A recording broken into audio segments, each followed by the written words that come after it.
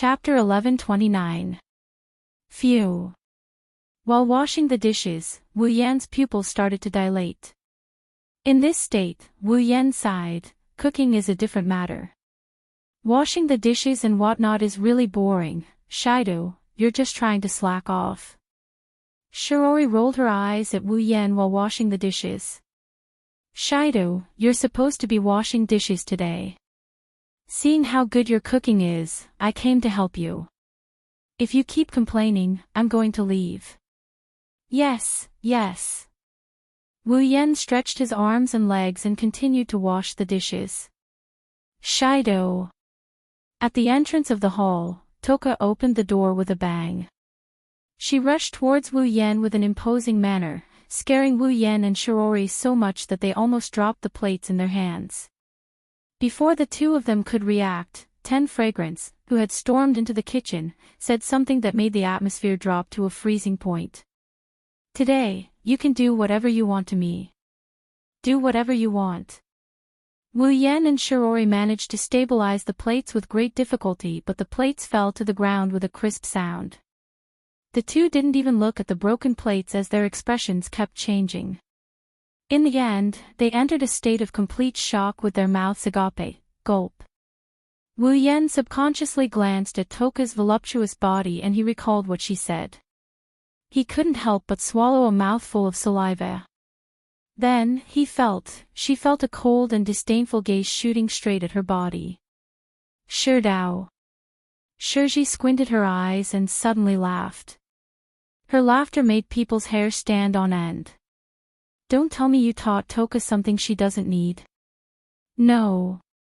No, no, no.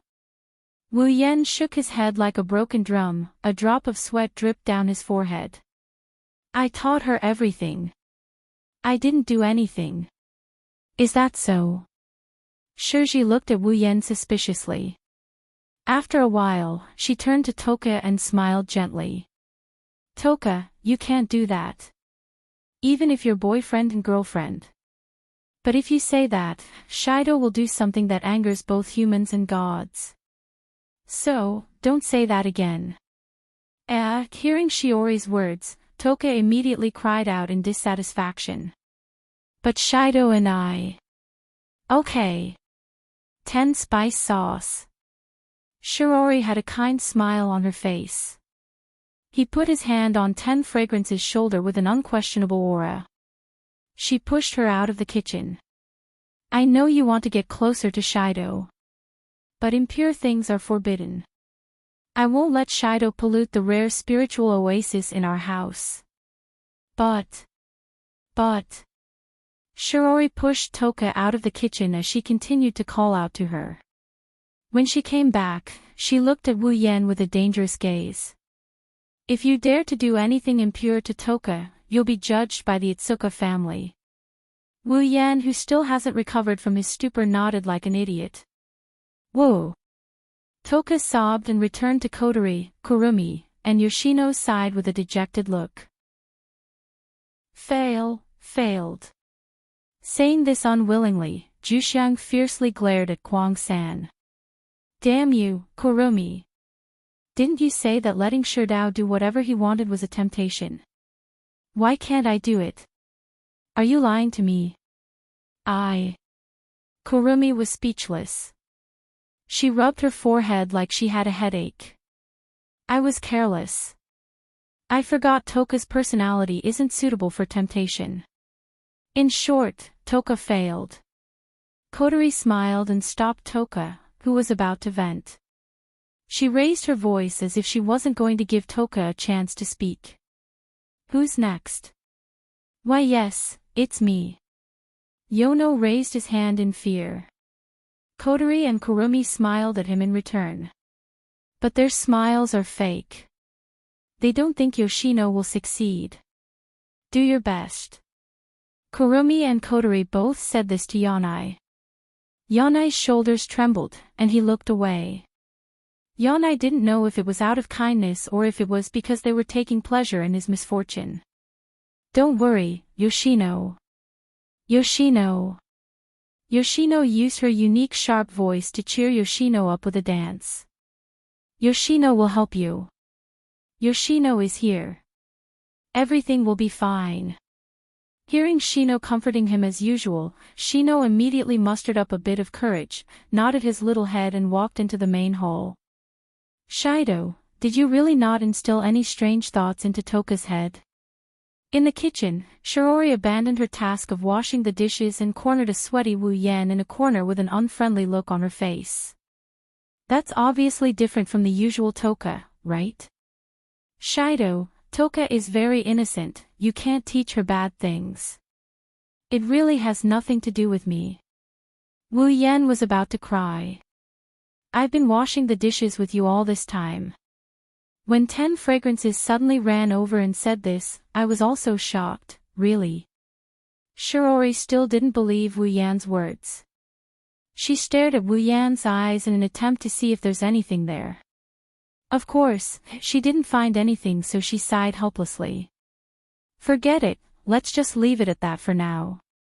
Shirori lowered her head and muttered. Seriously, I'll have to go look for 10 spice sauce later and correct her thinking. Ahaha. Wu Yan laughed dryly. The door to the hall was opened again. A shy little face appeared outside the door. There was a slight blush on her cheeks.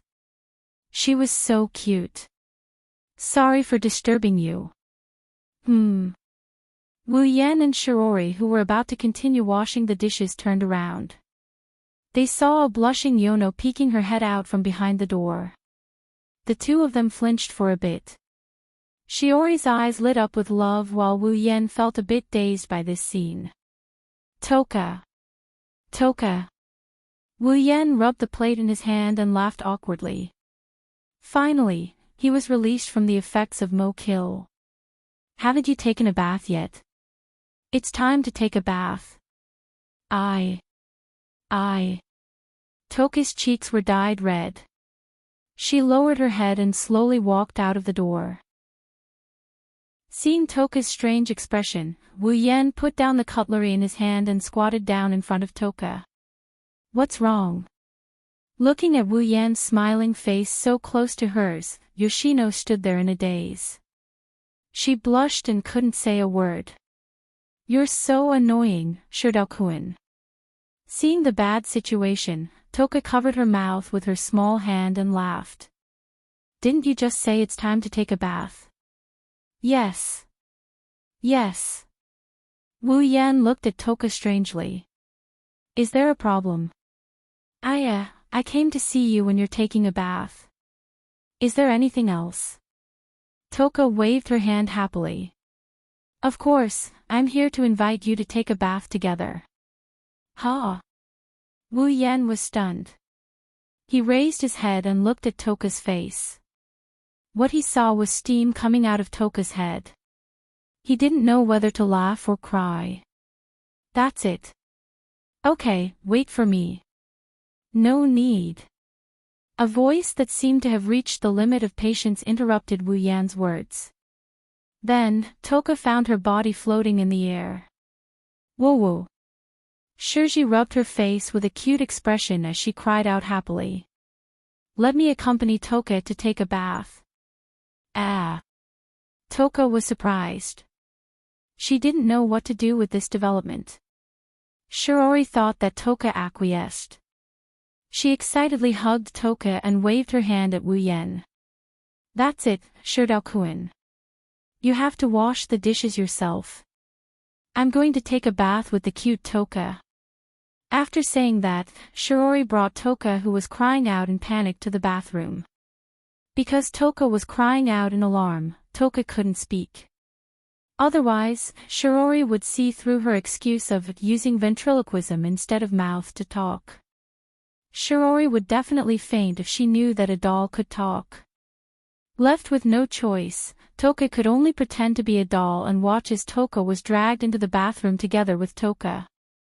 Wu Yan's lips twitched as he watched Shirori disappear from his sight with the 4 familiars in her arms. He scratched his head in confusion. Why does it feel weird? Chapter 1130. See Sister Shirori. What's wrong? Yoshino. can you please put me down?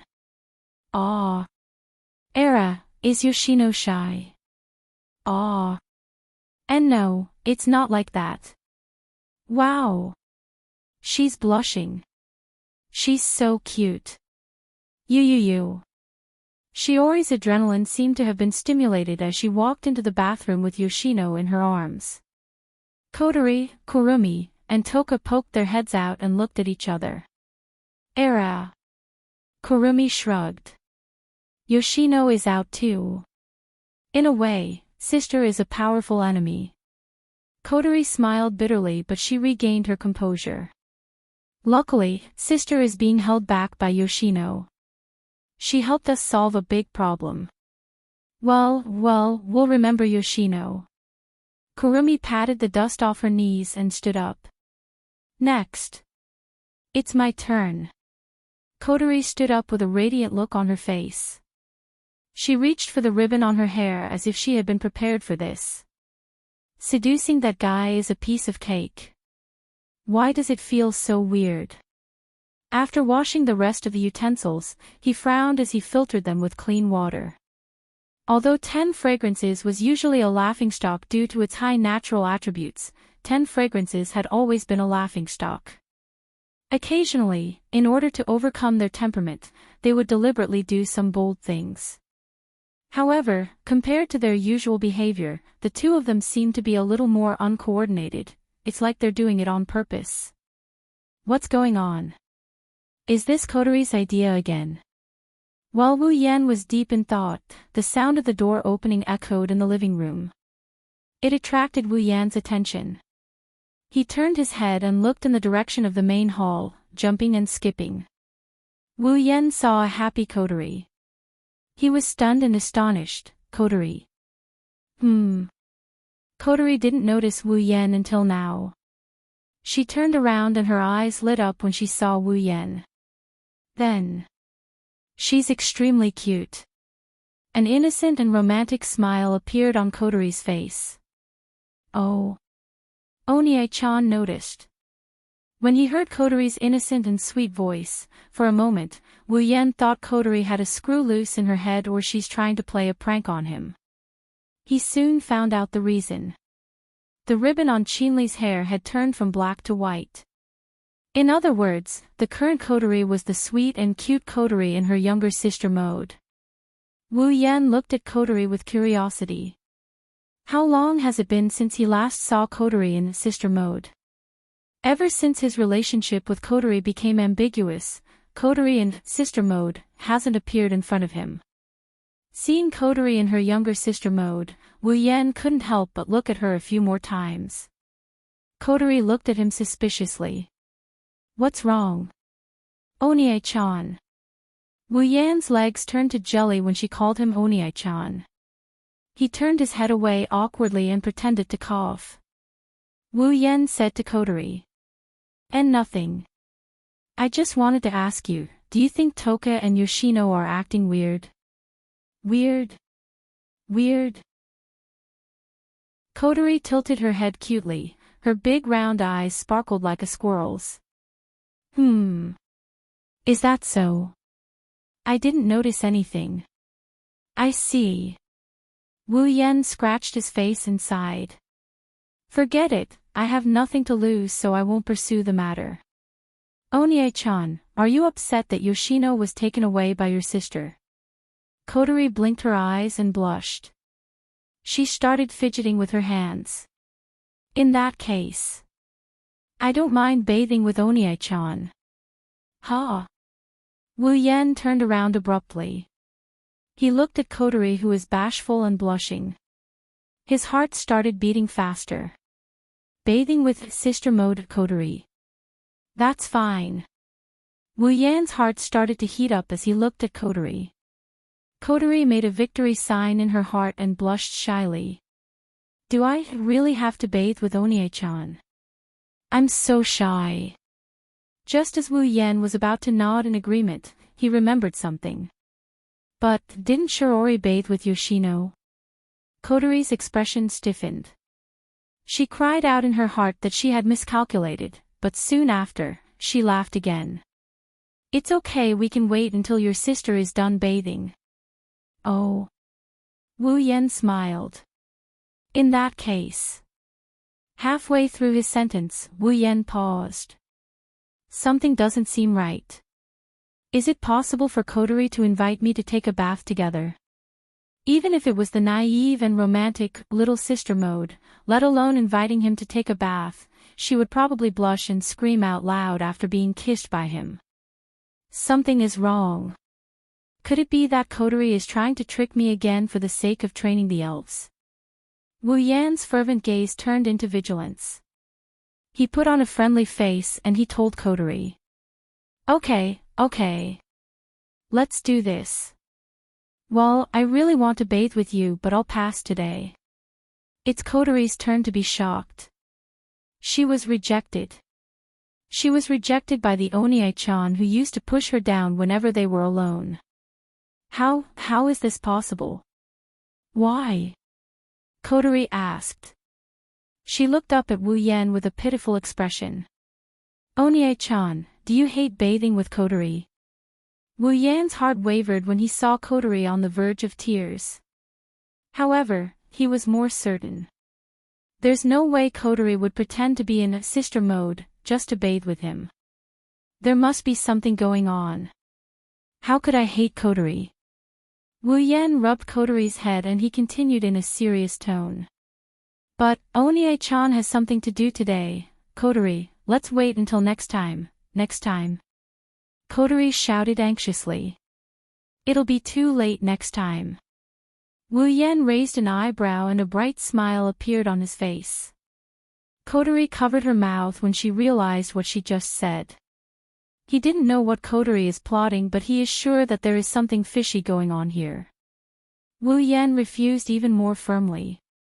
Anyway, thank you for your invitation. Next time, Big Brother will accompany you to take a bath. Wu Yan rubbed Kotori's head. He didn't want to give Kotori a chance to regret her decision.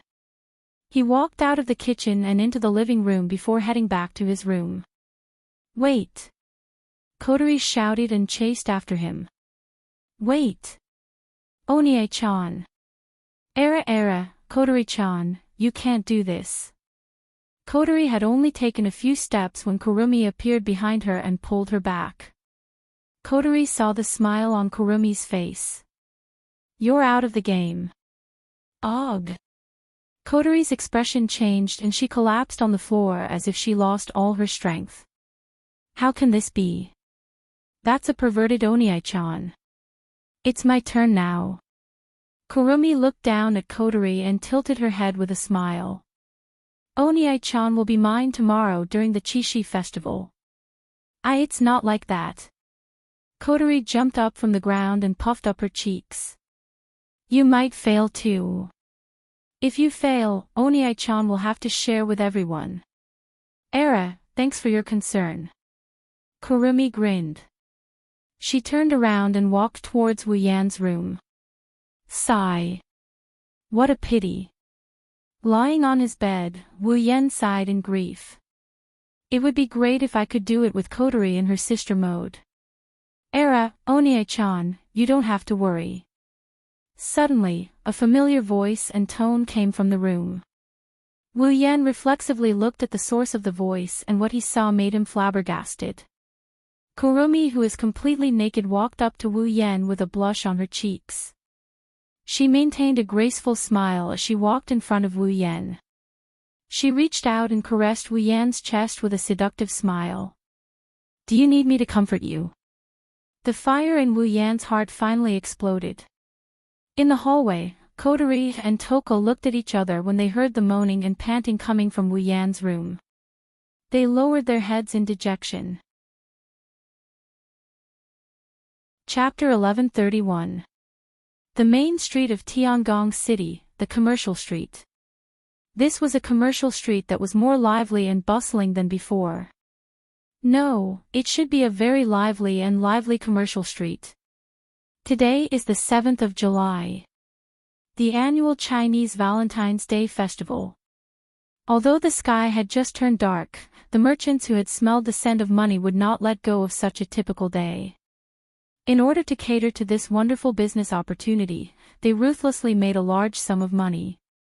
As soon as the sky turned dark, many people had already set off bursts of excitement on the commercial street.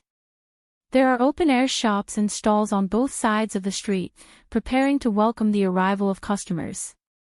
Not only do these shops and stalls specialize in octopus, fried noodles, and other indispensable snacks during the festival, masks, balloons, and other products are also displayed in a dazzling array. They are just waiting for customers to come and buy them all. It didn't take long for consumers to arrive one after another. The entire shopping street was packed to the brim. Some of the smaller people and children were mixed in the crowd. Not even their shadows could be seen. The people who are excited by the festival are shopping everywhere. They visit the stalls one by one. The prices of the products here are obviously the same as usual, some of them are even higher than usual. However, due to the festive atmosphere, people still go up and visit the stalls. After all, the festival only happens once a year, right? The couples, in particular, snuggled up to each other. Not only did they look intimate, but they were also more invested in the festival than others. They rarely thought about spending money, which made the shop owners very happy. Of course, the men who are responsible for paying the bill for their girlfriends are bleeding in their hearts. In any case, today is the Chinese Valentine's Day festival. It's bound to be lively. Wow, looking at the crowded commercial street, Shixiang is surprised. This is the first time Toka saw something like this. She couldn't help but gasp in surprise. She grabbed Wu Yan's hand in excitement. Shidao. Look, look. There are so many people. There are indeed a lot of people. Even Wu Yan is a little dazed. It's not that Wu Yan hasn't seen more people than this before, but it's a different story when they are all crowded in the same commercial street. Even the festival on Itagami Island in the Blood Frenzy world. Nor was there as many people as the Qixi festival. In addition, there were girls in all kinds of kimonos walking around in the crowd. It almost dazzled Wu Yan's eyes. Just a casual mention. The girls were also wearing kimonos. Kotori's kimono was pink, Kurumi's was black, and Toka's was purple. Ce was blue, and Shirji was white with spots. Apart from Kotori, the other four also used hairpins to tie up their long hair. Together with their exquisite and beautiful faces, they were breathtakingly beautiful. Now that the sky has just turned dark, there aren't many people. Shirori chuckled softly and said to Shirori, whose eyes were filled with light, when it's close to the fireworks, there will be a lot of people. Everyone, please keep an eye on each other and don't get separated, woo. Just as Shirori finished her words, Toka closed her eyes, twitched her nose, and ran out cheering. Wow! It smells so good. Tsuki-chan. Shirori exclaimed and quickly followed after her, making Wu Yan bitterly smile. Everyone, follow me, don't get separated. Compared to that, you should be more worried about your wallet. Kotori glanced at Wu Yan after Shirori left and said without hesitation. With Toka's appetite, I'm worried you won't be able to wash the dishes. Wu Yan's bitter smile deepened when he heard this. Since Toka, Yoshino, and Kurumi were elves, Ratatosker's food expenses had always come from Ratatosker. However, because of Shirori, Ratatosker couldn't pay too much for the food expenses. After all, Shirori is responsible for all the expenses of Toka's family. Kurumi and the others also have to pay Shirori for their food expenses. In other words, Shirori is the living expenses sent by Toka and the others' families. Living expenses, even if it's a lot, how much can it be? It's already a miracle that it can fill Toka's stomach. That's why they can't spend too much money on the festival. However, looking at Toka's excited expression, she probably won't stop because of the financial deficit. If Wu Yan doesn't fork out the money, who else can help her? Toka is also Wu Yan's girlfriend. Unless Wu Yan doesn't let Toka enjoy herself to the fullest, he must pay for all of Toka's food expenses. Since Toka has already paid for all of Toka's food, can the other girls be left out? The answer is no. Thinking up to this point, Wu Yan couldn't help but touch his wallet. He's worried that he might not have enough money. In this world, Wu Yan isn't a teacher, he's a student. Where can he get so much cash? But, at this point, there's no point in dwelling on it. Wu Yan could only sigh and let out a long sigh to get rid of the depression in his heart. If I can't do it, I'll go sell a few more gold coins. Then you better think about how you're going to explain how you got the money from selling gold coins. Kotori gloated at Wu Yan. As long as I don't let her find out, it'll be fine. Who do you think gave me this? Wu Yan grumbled. He grabbed Yoshino's hand as if he's escaping from something. Whatever, Yoshino, is there anything you want to do? Ah. Yoshino panicked, her face turned red. After a while, she weakly pointed at a stall. Takoyaki, do you want to eat takoyaki? Wu Yan glanced at the stall Yoshino pointed at and turned his attention to Kotori and Kurumi. What about you two? I'm a little hungry too. Kotori nodded. She looked at Toka, who was running around the stalls with food in her hands, and Shirori, who was following her around to prevent her from getting lost. She sighed. If we follow Toka, we won't be hungry. Wu Yan touched his pocket. Kurumi, who's been quietly standing behind Wu Yan, tugged at Wu Yan's clothes and pointed in a direction. How-sama, over there, what's wrong? Wu Yan, Kotori, and Yoshino looked in the direction Kurumi pointed. Their expressions changed. In front of Wu Yan, there's a girl who's wearing a white kimono with a purple belt around her waist.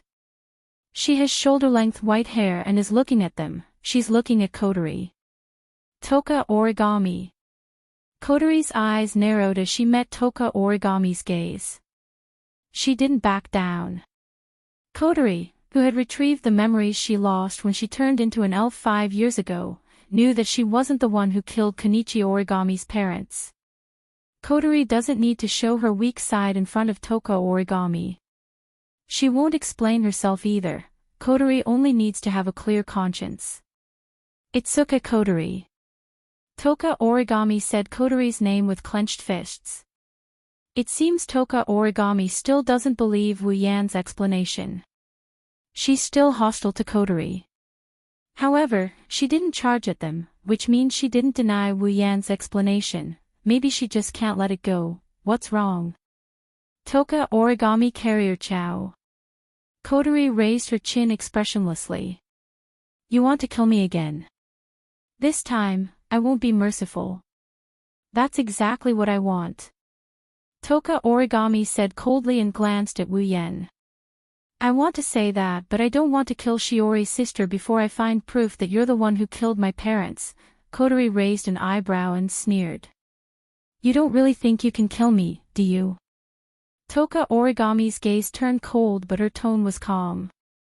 Maybe not before, but now, I don't think you have any fairy power. As soon as these words were spoken, the atmosphere became tense. Chapter 1132. Kotori and Tabichi Origami stared at each other in the crowd. Their eyes flickered with a sharp glint, causing the atmosphere to become tense. Shido. Onie-san. Sensing the tense atmosphere, Yoshino shrunk back in fear and leaned on Wu Yan. Yoshino kept stroking her head to comfort her. If this had happened in the original work, the flustered Yoshino would have been able to reverse the flow of the sealed spiritual power and cause it to go berserk.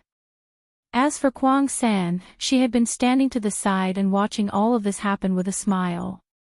She didn't intend to interfere or stop it. Only her wine-red eyes revealed an eager expression. It was as if she wanted to see the world in chaos, which made people not dare to compliment her. Kurumi looked at Wu Yan, who didn't say anything. She felt a bit surprised when she saw Wu Yan quietly watching the situation unfold. Hubby isn't going to stop them. Kwang-san licked her lips and smiled seductively. If this continues, they might end up fighting.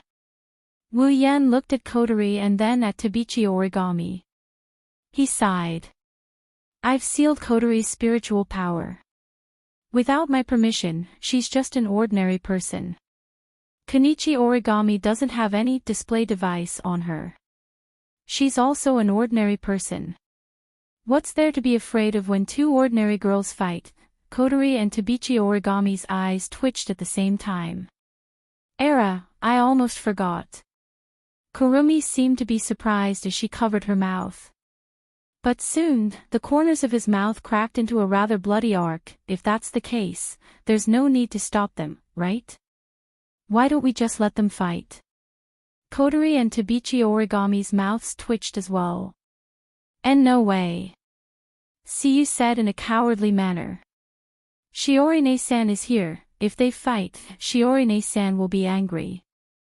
Kotori and Tabichi Origami couldn't stay calm anymore. Humph. Kotori waved her hand and pretended to be magnanimous. There are so many people here. It's not good to be seen or affected. Let's just forget about it. No. Wu Yan complained. You're just worried about ruining your cute little sister's image. I should be the one saying that. Kotori Origami calmly shifted her gaze away from Kotori. You're different from the elves who brought disaster to this world. AST is protecting the world. We can't let innocent people get involved in the battle. Is it appropriate for you to say that? Wu Yan complained again. You're just worried about losing favorability with Shirori, right? Kotori and Tabichi Origami lowered their heads in silence. Then, they looked at Wu Yan in tacit agreement. Their eyes were so cold that they could freeze a person to death. Wu Yan laughed dryly in the midst of his ridicule. She awkwardly shifted her gaze away. I'll go find Shirori. Leaving these words behind, Yuani Origami walked away without looking back. Kotori flinched and got angry. Who would let a crazy woman like you bother my sister? After that, Kotori wanted to chase after him, but before she could take a few steps, her collar was grabbed by a hand and pulled back. What are you doing? Kotori got even angrier. Just as she was about to scold him, the laughter of the person who was grabbing her collar made her choke on the spot. Era, Kotori-chan, don't tell me you want to leave just like that. Kurumi grabbed Kotori's collar with one hand and squinted her eyes. Don't forget our promise. Damn it. Kotori fiercely glared at Kurumi. She broke free from the hand that was grabbing her collar, walked to Yoshino, and held her hand. Yoshino. Come with me to find my sister.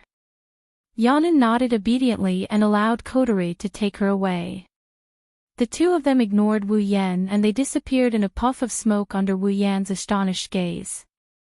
What the hell is going on? Wu Yan's mouth twitched when he realized what happened. He looked at Kurumi who was smiling. They just left us like that. Well. It can't be helped, it can't be helped.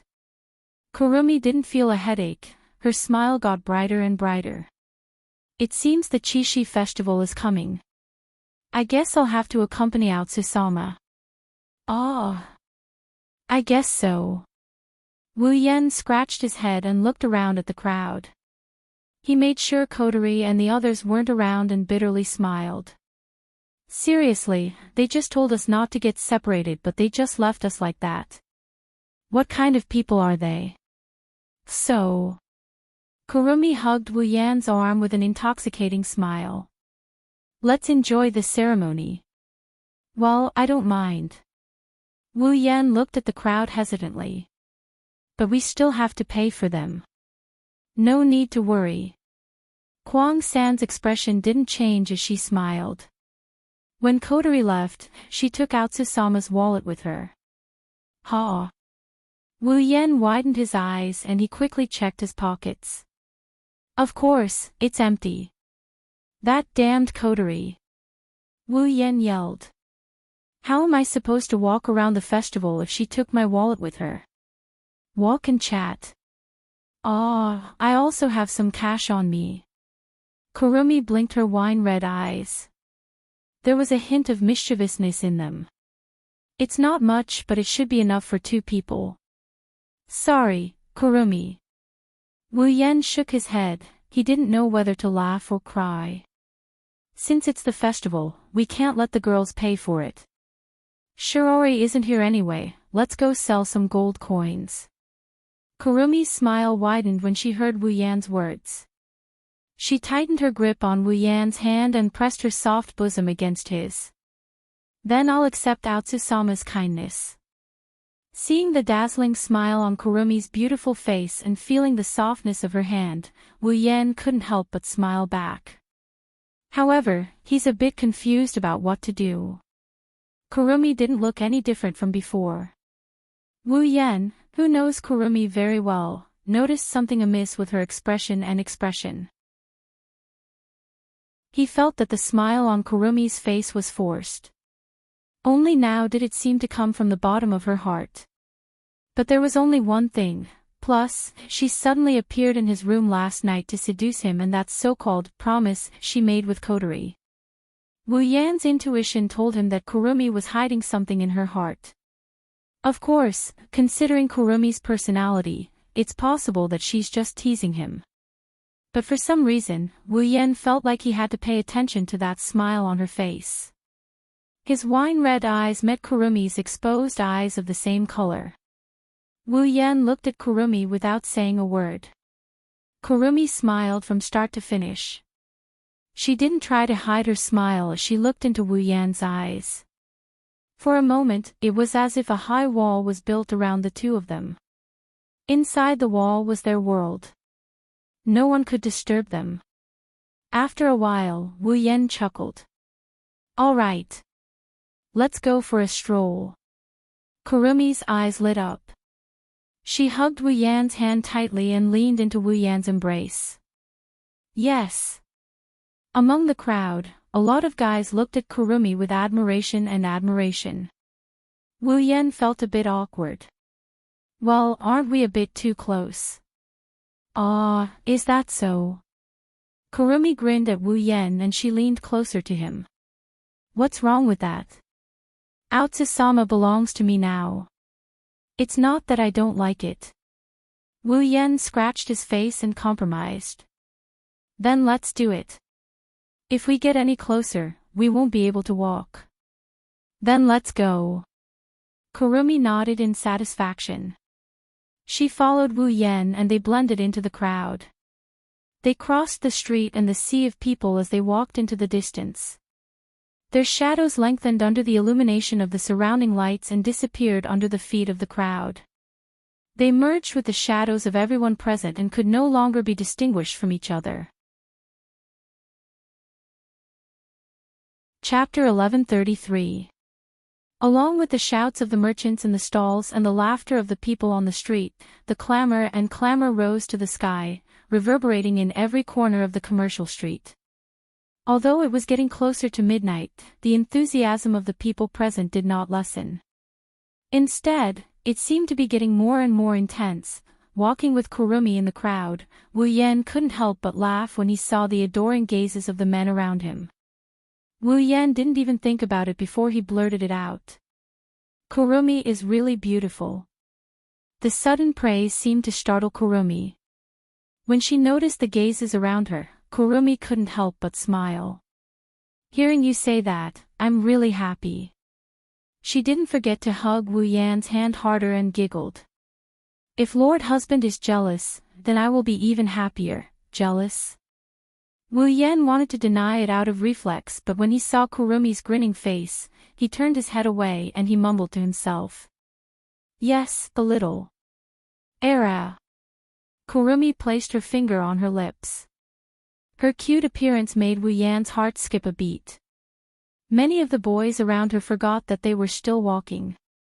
They bumped into each other, causing some of them to fall on their faces. Kurumi turned a blind eye to everything around her. She tilted her head and pointed at Wu Yan's lips with her finger.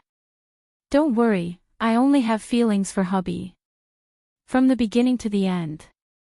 Wu Yan's footsteps paused. He turned around and looked into Kurumi's eyes. Then, what about Chuju, Mikoto, and Kotori? Kurumi's eyes flickered.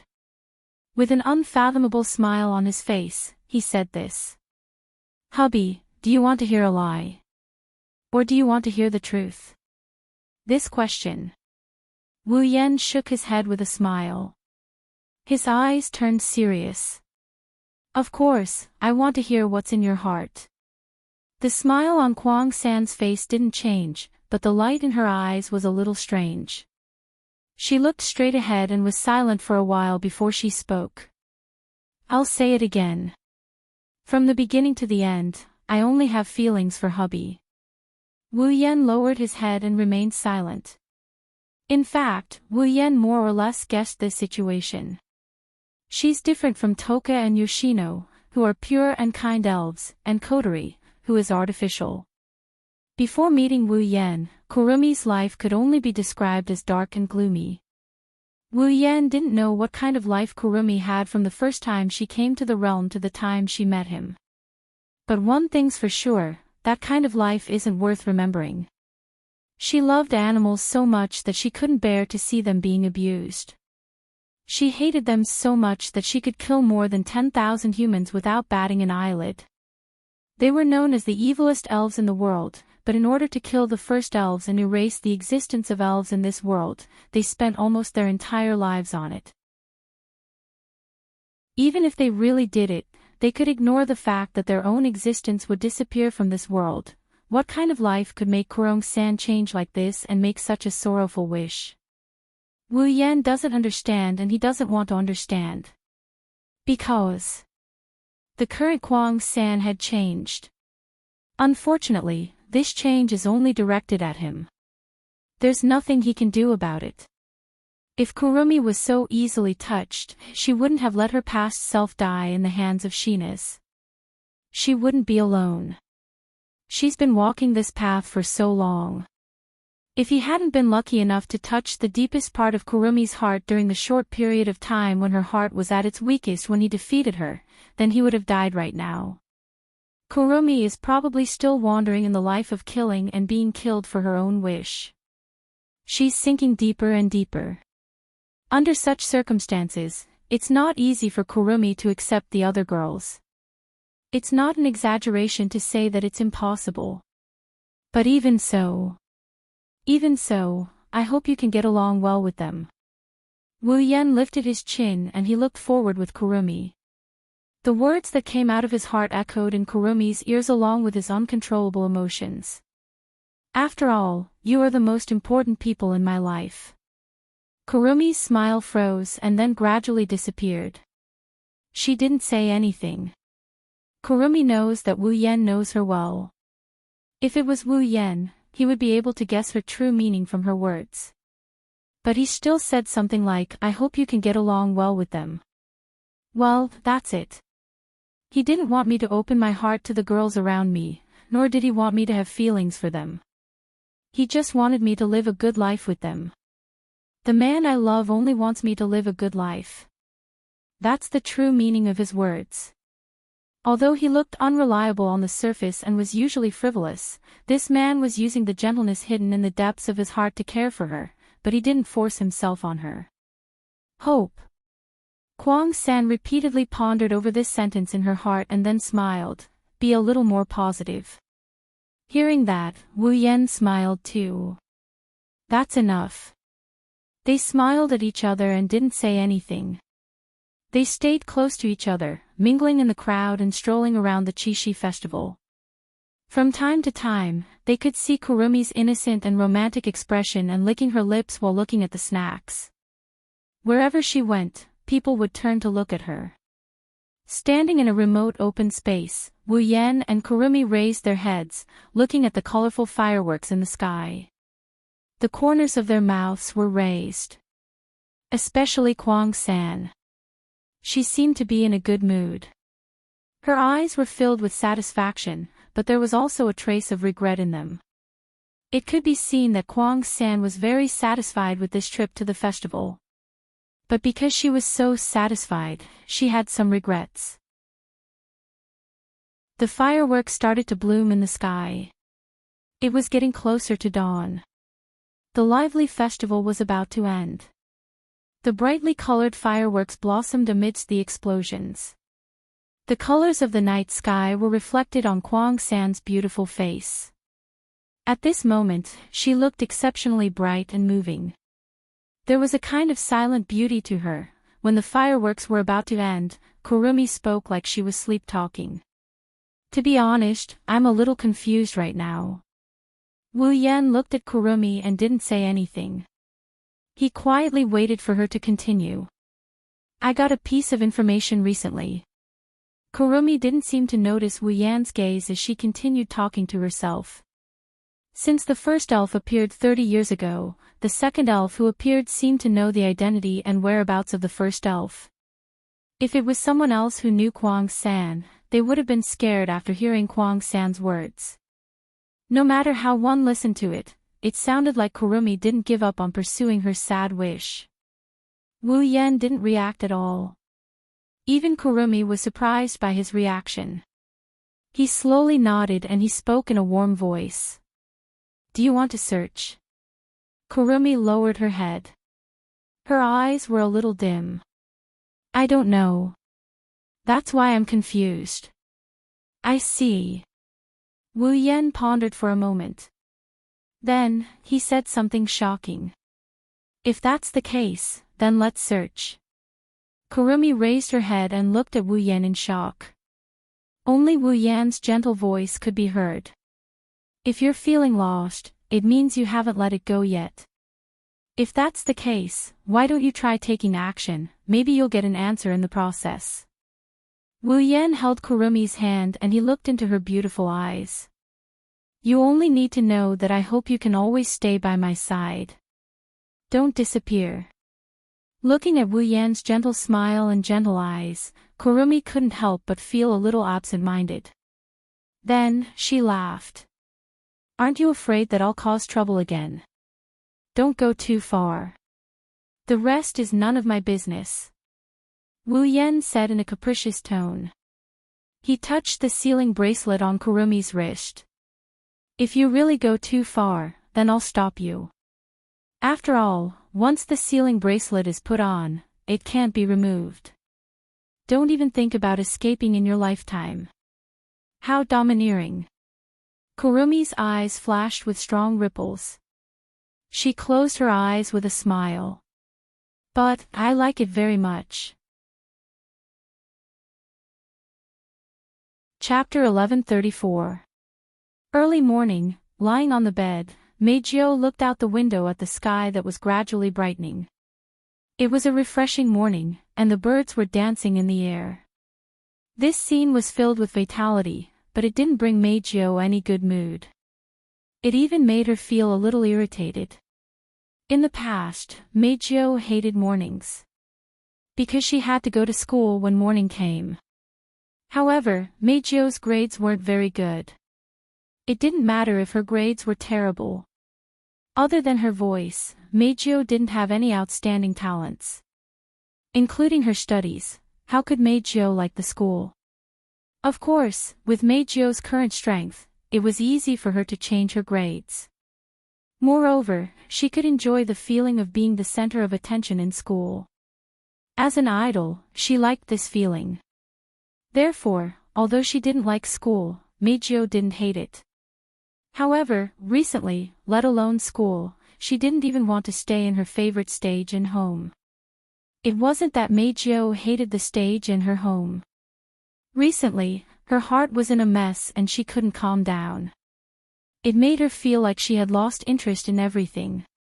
She didn't even have much of an appetite for food. She was depressed all day long.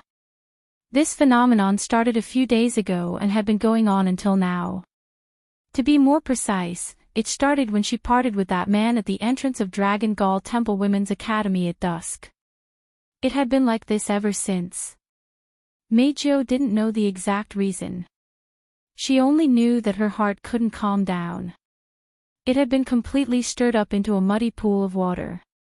It was so complicated that she couldn't understand it. It made her very frustrated. Ah! Meijio pulled up the blanket and covered her head tightly. She screamed in frustration. It's all that despicable man's fault. As expected, men are all dirty things. Whenever I meet that kind of creature, I can't breathe. That's why I'm so frustrated. Despicable, despicable, despicable. As though venting, Meijio's sweet and intoxicating voice reverberated in the blanket. It reached Meijio's ears. It made her even more frustrated. Sigh. I might as well not go to school. The moment she said that, Meijio flung the blanket away and crawled out of it.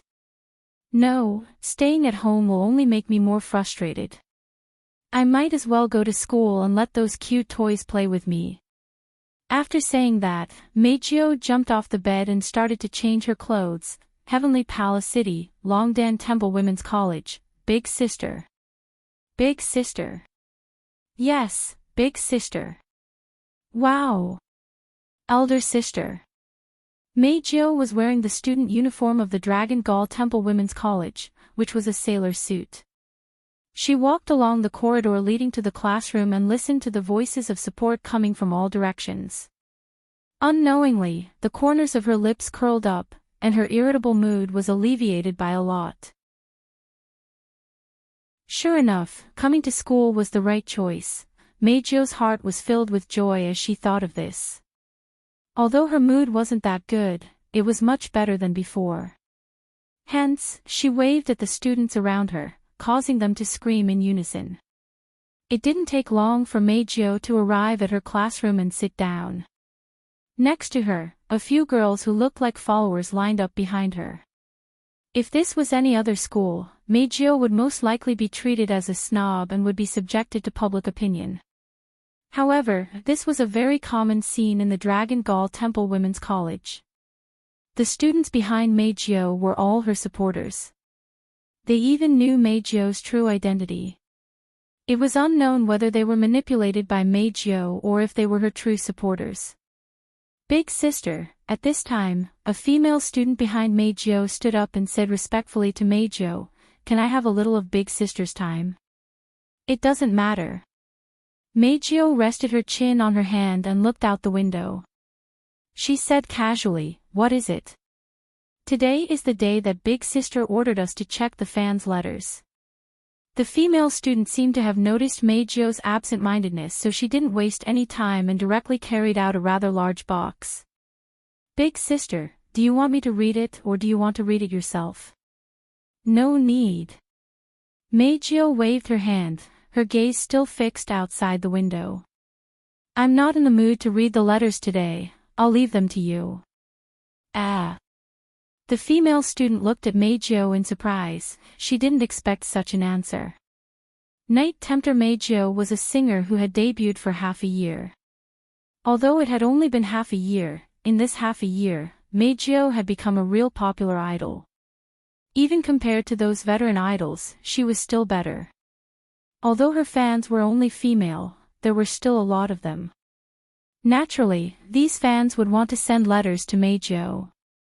It's understandable, Meijio didn't want to be bothered by fan mail every day, so she left all these fan mail to her subordinates. Then, she would take one day out every week to read these fan mail. She didn't stop once. This was the first time she said she wasn't in the mood to read the letters. How could people not be surprised? Elder Sister. At that moment, not knowing what Meijio was going to say, the female student was in a bit of a dilemma. "You really don't want to read it?" "I said I don't want to read it." If it was in the past, Meijio's tone would be natural and unhurried, and she would more or less be polite. However, under the influence of her irritation, the words that came out of Meijio's mouth weren't very polite, and it scared the female student. Seeing this, Meijio sighed and turned her head away in boredom. "Anyway, you can deal with the letters yourselves, yes?" The female student could only agree. She took the box full of letters and left. Almost at the same time, another female student walked up to Meijio. Big sister, there are some fans who hope that Big Sister can hold a concert. Do you mean? Meijio finally turned her head. The word concert caught her interest. Many people want to hold a concert. Yes, Big Sister. Seeing Meijio looking at her, the female student seemed to be very excited. Even her spirit was lifted. Big Sister, didn't you cancel the concert a few days ago? That's why the fans want Big Sister to hold another concert. A concert a few days ago. Cancelled. Meijio was stunned. A concert a few days ago. Was it the concert held when she met that man?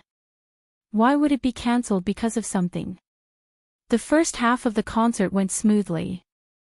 Later on, because of a fight with that man, the concert was ruined and she was taken away by him. Oh right, that man seemed to have asked someone to erase the fans' memories. Could it be because of this that the concert ended up being cancelled because of something? Meijio thought of that man's smiling face when she parted with him. She finally calmed down a little, but she became restless again. Forget it. Since that's the case, I'll hold another concert to change my mood. Let's do it. Meijio raised her head. Her bright silver eyes glanced at the female student. The concert will be held 3 days from now. You can go to the fan page and announce it.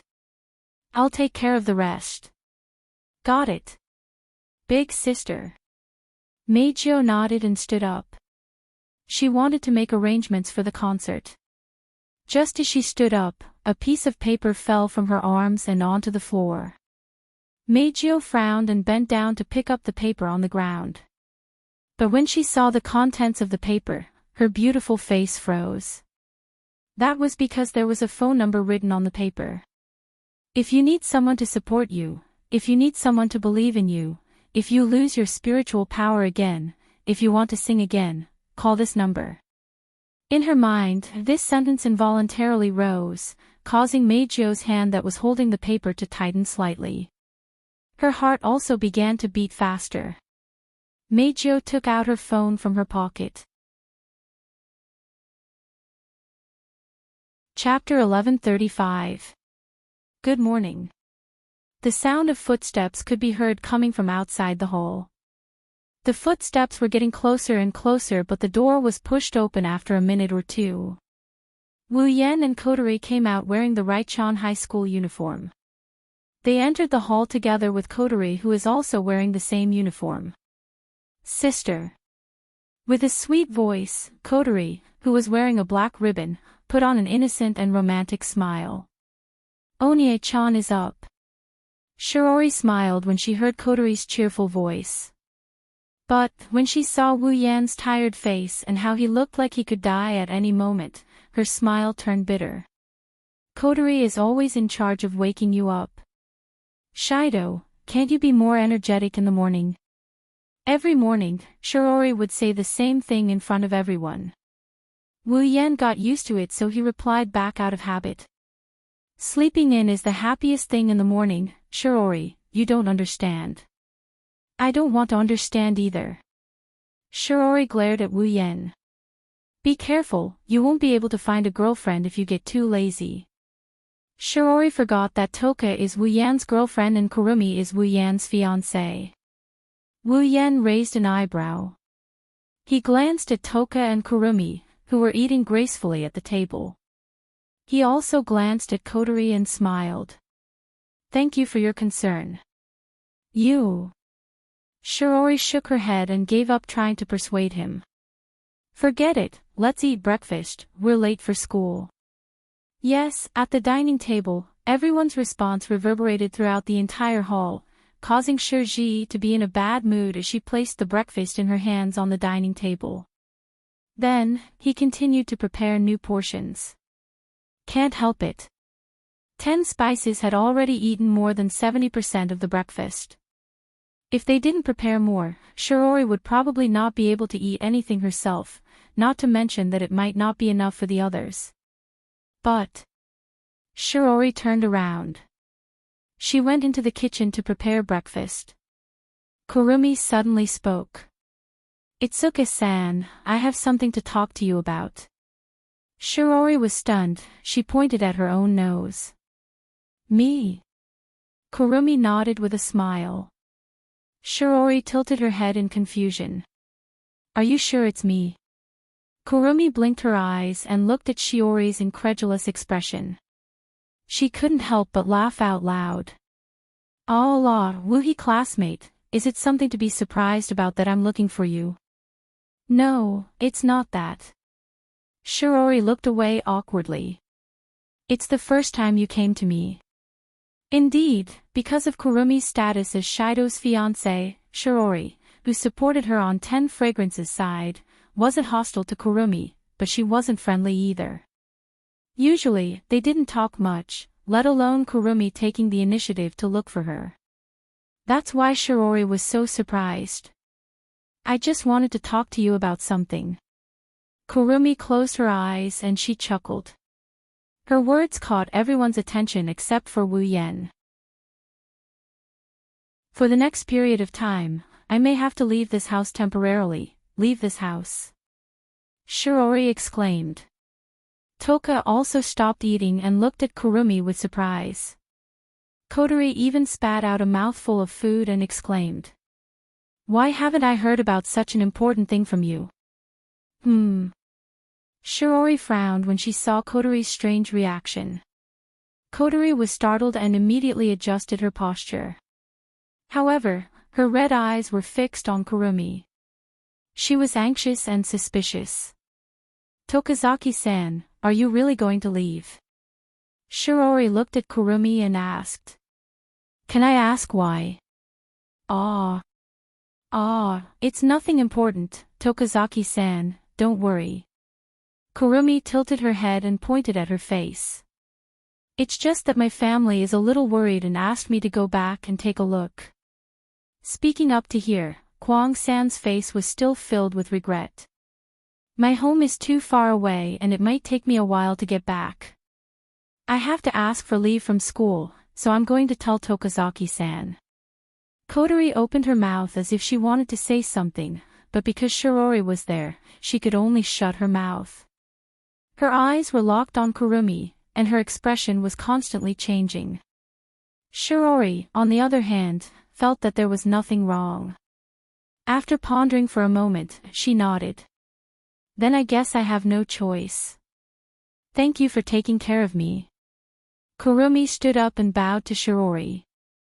Shirori didn't have much of a young lady's temperament, so she smiled awkwardly. In that case, let's prepare a big breakfast for Tokazaki-san. Allah. Kwang-san pursed her lips and smiled. Thank you for your hospitality, Tokazaki-san. You're welcome. Shirori waved her hand and went into the kitchen. What's going on?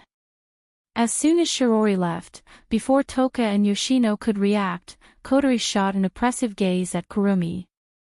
Leaving? Are you kidding me? I'm kidding. I'm not joking. Kurumi shook her head.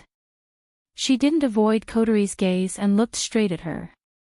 I do have something to do, so I need to leave for a while. Hearing Kurumi's words, Kotori's expression sank. Don't forget what Ratatoskr did to you. Kotori's voice turned hostile. Because you are an elf, your situation is special. Ratatoskr punished you by sending you into exile and monitoring you. If you do anything suspicious again, there is a high chance that you will be imprisoned for the rest of your life. Kurumi's expression didn't change in the slightest, but she didn't say anything. On the side, Toka and Yoshino were holding their breaths. Looking at the stalemate between Kurumi and Kotori, their eyes were full of anxiety and worry, but they were suppressed by the heavy atmosphere and didn't dare to speak. They could only stare there, not knowing what to do. Wu Yen looked at Kotori and he opened his mouth. Kotori, I allowed this to happen. You? Kotori looked at Wu Yen and frowned. Why? Because there are some things that Kurumi has to do herself. Wu Yen shook his head. Kotori, let Kurumi leave for a while. Kurumi is being monitored by Ratatoskr. Kotori said. I don't have the final say in Ratatoskr. No matter what, Kurumi has killed more than 10,000 humans, so to be honest, this isn't a wise choice. Something bad might happen. Let's talk about it when the time comes. Wu Yan answered and he met Kotori's gaze. Kotori, don't you trust Kurumi? Kotori's frown deepened. She glanced at Kurumi who was staring at her and sighed. It's not that I don't trust Kurumi. It's just that Kurumi is a dangerous person. If you want her to leave, you won't seal her power, right? How can you make others feel at ease? Even if I believe Kurumi, it's not like you don't know the side effects of her angel. Era, you don't have to worry about that. Kurumi's mouth curved into an evil grin. In order for me to use the Carving Emperor without any side effects, Lord Husband has gifted me a lot of time last night. Kwang San licked her lips as if she was recalling something.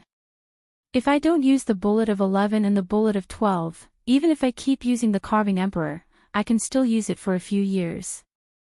I don't need to hunt other people to make up for the time. Therefore, during this period of time, I won't touch a single hair of those ordinary people. This time, Kotori was in a dilemma. Kotori looked at Kurumi who was grinning from ear to ear. Then, she looked at Wu Yan who nodded at her. She lowered her head and she started thinking.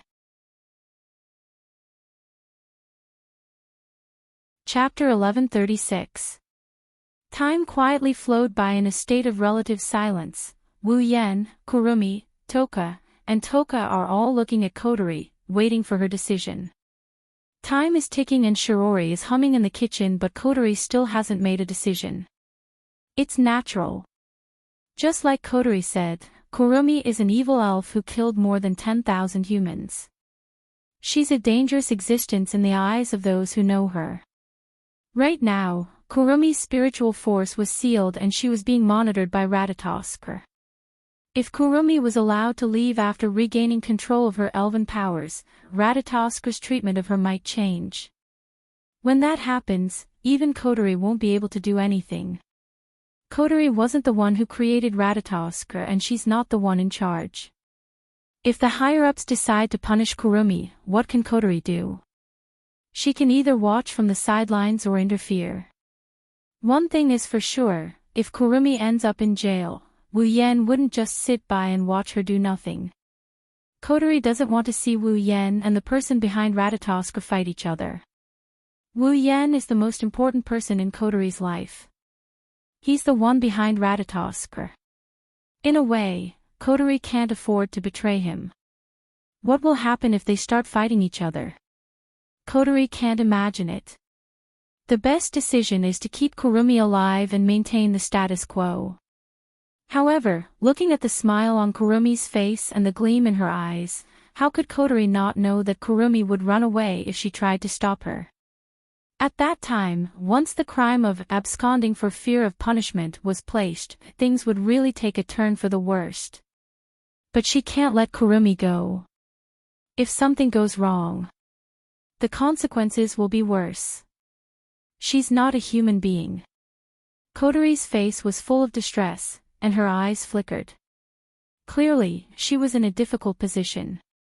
Perhaps because she couldn't stand the heavy silence, Ten Incense suddenly spoke. I don't know what's going on. Toka's handsome face met Kotori's. A resolute expression appeared on his face. But if it's me. If there's something I have to do but I can't do it, it'll be hard. Kotori was stunned. I think so too. Toka glanced at Kotori. She mustered up her courage. If you don't do it well, your mind will be messed up. Kwang San was slightly surprised when she heard the words of 10 incense and 4 ginseng, but the smile on her face had already widened a little. Wu Yan chuckled and he shrugged at Kotori. That's right. So, Kotori, let Kurumi go, you guys. Kotori rubbed her forehead with a bitter smile. Her hesitant look was gone. She stared at Kurumi and said, "Let me ask you, what are you going to do?" "Ah." Kurumi raised her eyebrows and pretended to ponder. She tilted her head and replied with a smile, "This is a secret." Kotori glared at Kurumi and snorted. "Let's change the question, you won't hurt others, right?" This question really stumped me. Kwang Sanji's red eyes flashed with suppressed bloody light. The corner of her mouth hooked up into an extremely dangerous arc. "Well, at least I won't cause trouble for others, but if I'm in a bad mood, I'll leave a permanent mark on those who make me unhappy. How can I let you go like this?" Kotori wanted to slap the table, but that would attract Shiori's attention. She suppressed her anger and glared at Wu Yen. "Is this your decision?" "This is Kurumi's decision." Wu Yen answered without hesitation.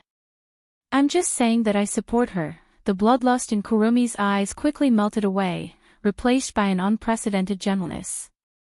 Kotori couldn't bear to watch any more and covered her forehead. She couldn't bear to watch any longer, so she turned her head away in despair. "Do whatever you want. I won't help you if something happens." "That's more than enough." Kurumi's delicate face relaxed a little.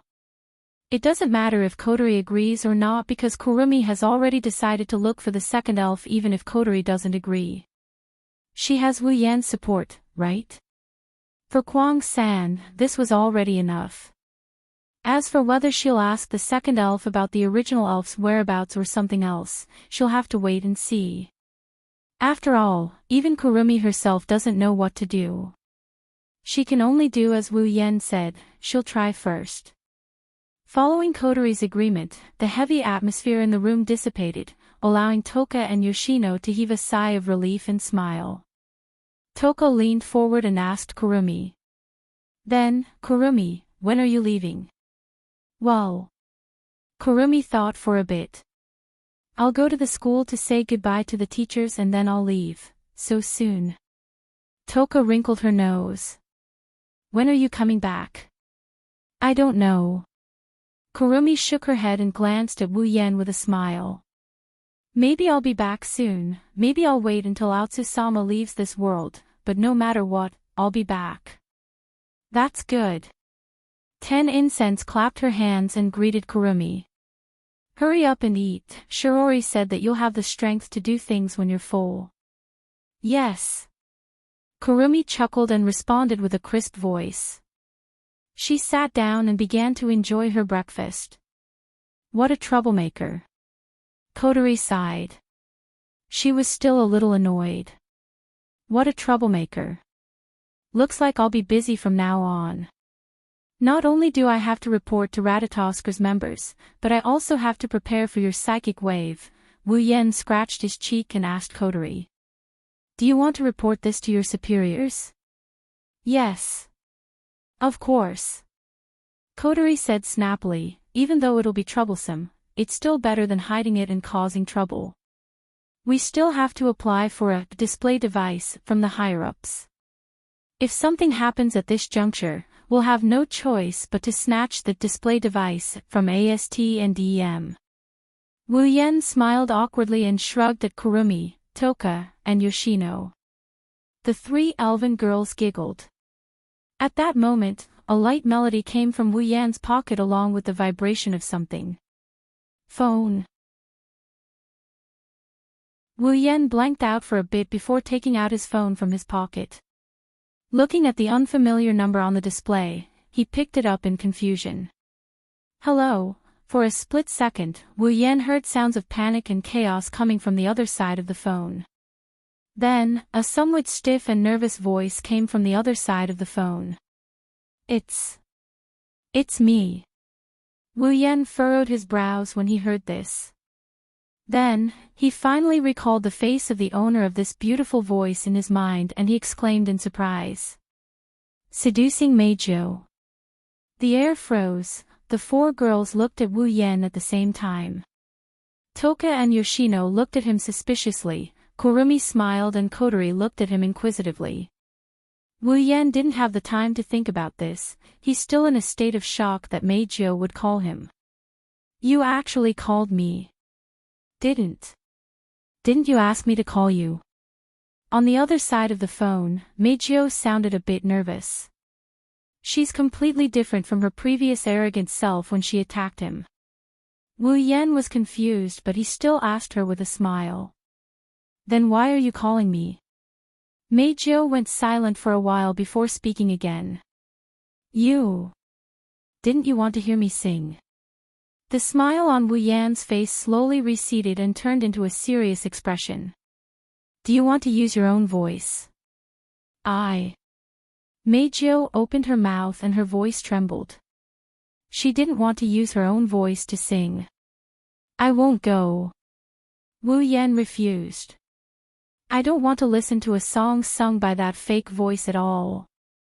Wu Yan hung up the phone without giving Meijio a chance to respond.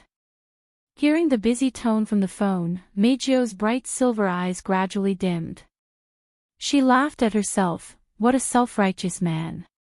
Without this voice, who would listen to me sing? Chapter 1137. One or two will only cause me trouble. Walking alone in the dark corridor, Kotori grumbled to herself with a bitter smile on her face. Kotori has changed out of her school uniform and replaced it with the crimson military uniform she wore in Ratatoskr. Upon closer inspection, one would notice that even though Kotori was wearing a dark red military uniform, she didn't drape her coat over her shoulders as usual. Instead, she was dressed very formally, and it wouldn't be an exaggeration to call it a formal attire. On top of that, the precious pearl that was always in his mouth was gone as well. Compared to her usual frivolous appearance, she looks a lot more formal. Kotori's appearance made one think of an unruly little princess with an erratic personality forcing herself to be polite in order to attend an important banquet. Right now, Kotori was giving off such an atmosphere. Of course, if you ignore the impatient and helpless expression on Kotori's face from time to time. Kotori's footsteps and mutterings could be heard clearly in the silent corridor. She could even hear her heartbeat. Kotori couldn't help but feel a little nervous when the three voices intertwined. This unprecedented nervousness wasn't because of the sound, but rather because of Kotori's current location. Ratatoskr's headquarters. That's where Kotori's superior works. And now, Kotori was going to meet her direct superior. There are two things. The application for the display device and the report on Kurumi's incident. Because of these two reasons, Kotori immediately applied for leave from school. She rushed here as fast as she can to solve the problem in one go. Kotori wasn't just complaining. She was truly annoyed. She applied for a large number of display devices for no reason, including the personal combat display device, the CR unit. How can her superior just give it to her without asking for the reason? After all, Ratatoskr only has a small number of members and almost none of them are qualified to equip the CR unit. Why would they apply for a large number of display devices for no reason? Without asking for the reason. There was no way Yasuke Electronics would make a display just because Kotori said so. Kotori had to give him a reasonable reason to obtain these devices. And Kurong-san's matter was also a troublesome matter. In order to prevent the person most important to her from opposing her benefactor, Kotori has to try her best to convince her superior to prevent the worst from happening. Plus, she had a chance to seduce Meijio. However, she was mercilessly rejected by her brother. If Shirori wasn't there, she would have been furious. Kotori wanted to give Wu Yan a good round of cannons. Even though Kotori's spiritual power is still in Wu Yan's hands. Seriously, nothing can stop me from worrying. Kotori rubbed her forehead and adjusted her state of mind. She walked to the end of the corridor and stopped in front of a door. Kotori took a deep breath and hesitated. Then, she knocked on the door unhurriedly. Kotori. Reporting for duty. His voice was not loud, but it echoed in the corridor. It was only after 4 or 5 seconds that it gradually calmed down. Almost at the same time, a voice sounded from the other side of the door. Come in. Hearing this, Kotori took another deep breath, pushed open the door and walked in. It wasn't a spacious office behind the door, but an ordinary study room. The four walls of the study were filled with bookshelves filled with books. Behind a desk in the innermost part of the study, an old man in his 50s with white hair and a long beard was sitting on a swivel chair. He crossed his arms and supported his chin with the back of his hand. He gazed at Kotori, who walked into the room with a peaceful smile on his face like an amiable old man. As soon as Kotori saw the elderly man, her expression turned solemn and her eyes revealed a look of respect. This old man is the founder of Ratatosk, Elliot Baldwin. Baldwin. Woodman. He's also Kotori's benefactor. Woodman Sama. Kotori stopped 2 to 3 meters away from the desk and bowed deeply. Seeing Kotori's respectful look, Woodman's smile widened, and he looked more and more peaceful. Long time no see, Commander Wuha. I'm relieved to see you in such good spirits. Thank you for your concern, Lord. Kotori nodded. She seemed to really respect Woodman. Woodman was gratified, but at the same time, he felt a little helpless. It's not time for the annual round table conference yet, right? Commander Wuha. Woodman straightened his back when he saw Kotori standing in front of him. The round table conference hasn't started yet and you're already here. If I'm not mistaken, you're here to apply for the display device, right? Kotori held her breath and nodded. That's part of the reason. There's another thing I need to report. Then let's talk about the display device. Woodman smiled and picked up an application form signed by Itsuka Kotori from the table. There was a lot of information written on it. If other people were to see the information recorded on it, they would definitely be shocked. That was because what was recorded on the application form were all display devices that had a wide range of uses and extraordinary performance. Other than the display devices for other purposes, just the display devices for personal combat, the SCR units alone numbered in the tens of thousands. Furthermore, all of them were the latest and most powerful. When I first received this application form, even I was shocked. Woodman smiled bitterly. If all the display devices on this application form are really manufactured, then Cascade Electronics Company might even go bankrupt. I can't believe that this application form was personally submitted by you, Commander Five River. Woodman paused for a moment before he added in a playful tone. Don't tell me this is a prank from you, Commander Wuha. Even Kotori, who respected Woodman greatly, couldn't help but smile bitterly. If Woodman said it was a prank, one can only imagine how ridiculous the display device Kotori applied for is. These display devices would all be used to equip the base in the Giant Beasts Forest. The CR unit would also be used by the 20,000 Sisters. It was equivalent to creating an organization bigger than the AST. How could Woodman not be surprised, or even shocked? Kotori had already predicted the reaction she would get from submitting this application form. Woodman was probably the only one who saw this application form. If the rest of the higher-ups saw it, Kotori would be drowned in saliva by now. But it couldn't be helped. This batch of display devices had to be obtained. Therefore, even though Kotori knew her words might cause a huge commotion, she still replied seriously with a tense expression. Commander Woodman, it's true. The smile on Woodman's face slowly disappeared. Looking at Kotori's serious expression, he frowned deeply. Commander Wuha, you should know how unrealistic your request is, right?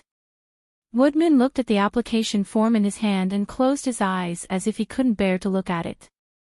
Even if Cascade Electronics has the ability to create the display device above, the budget spent on it is definitely an extremely huge amount. If it is really implemented, Cascade Electronics will definitely be emptied and will only exist in name. Woodman looked straight at Kotori.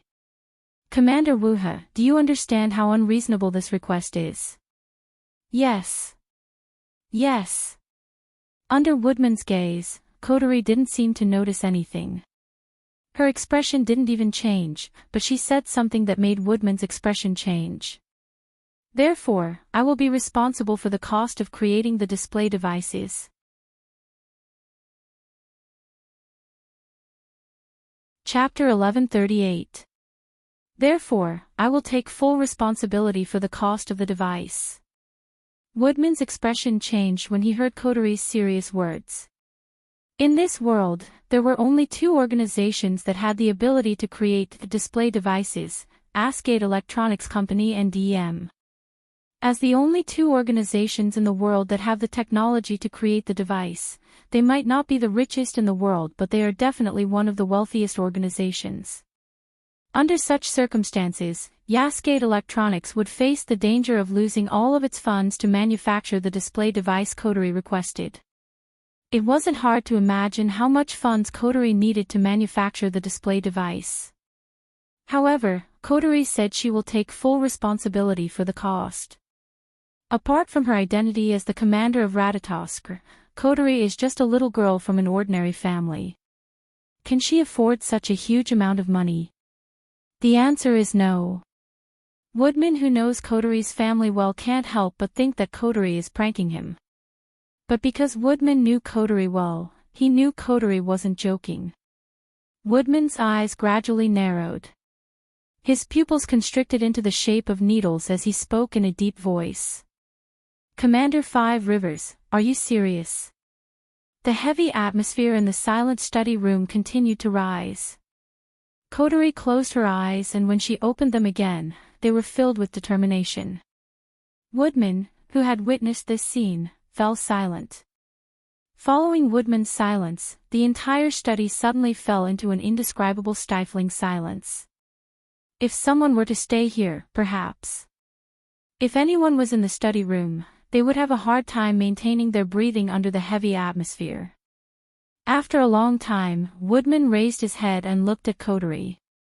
May I ask, where do you plan to get the money? Coterie lowered her head and pondered for a moment before answering.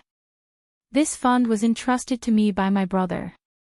He asked me to use it at this time. That's right, the money Coterie wanted to use to create the device was given to her by Wu Yan himself. Wu Yan predicted that in the end, the matter of requesting the display device from the higher-ups of Ratatosk would escalate to a financial issue. After all, the quality and quantity of the display devices they needed were simply too high, too many. Even the Escapades Electronics Company might not be able to afford it. Moreover, Coterie didn't apply for the device for Ratatosk. It was a personal request. Therefore, Escapades Electronics wouldn't spend such a huge amount of money to create a display device for Coterie's request. The display device wasn't something that could be given away casually. If they didn't use it well, it might become the source of a disaster. Even with Coterie's trust, the higher-ups were willing to give away the device. However, if they didn't solve the basic problem of funding, they wouldn't be able to negotiate. Therefore, the next morning after returning to the date world, Wu Yan gave Coterie a space ring filled with gold coins. The value of gold in this world was very high. Wu Yan can casually take out any one of these gold coins and exchange it for a large sum of money. If he were to take out all the gold coins in the ring of gold, then the sum of all the wealth in the world wouldn't even amount to 1/10,000th of the gold coins in the ring of gold. Wu Yan only needed to take out a drop in the ocean of gold from the ring of gold and he could use it to create these devices. This would make the base in the giant beast forest more secure and the 20,000 Misaka sisters more powerful. Why wouldn't he do it?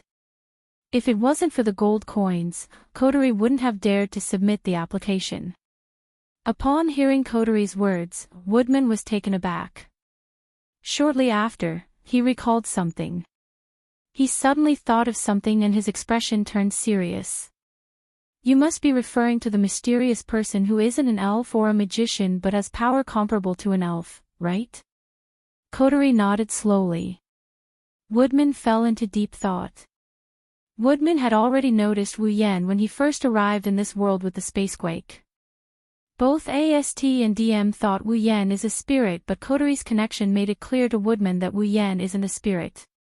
Of course, Woodman didn't know Wu Yan's true identity. Kotori didn't report the fact that Wu Yan is a vampire to the higher-ups. Before becoming Wu Yan's summon, Kotori didn't even know where Wu Yan came from. How could she report that? Thus, in the eyes of Woodman and the other Ratatosk members, Wu Yan is shrouded in mystery. There's nothing about him that isn't a mystery. Now, this enigmatic existence took out a large amount of money to create a large number of display devices. Fifth River Commander. Woodman looked at Kotori with a meaningful gaze. Don't tell me the display devices you applied for is what your brother needs. Kotori narrowed her eyes for a moment before she relaxed and answered truthfully. Yes, Lord Woodman. Just as you guessed, it was my brother who requested the display devices. Woodman pursed his lips, and a look of dissatisfaction appeared in his eyes. Fifth River Commander, the display devices aren't something that can be given away. If someone uses them for evil purposes, do you know what will happen to this world that's already facing a disaster? Lord Woodman, I understand your concern.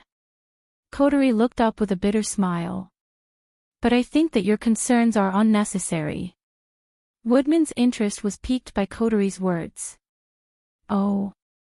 Why? The reason is simple. Kotori took a deep breath. Her red eyes flashed. If my brother wants to destroy this world, no one can stop him. He doesn't need the display devices at all. Woodman's expression changed drastically as overwhelming waves surged in his heart.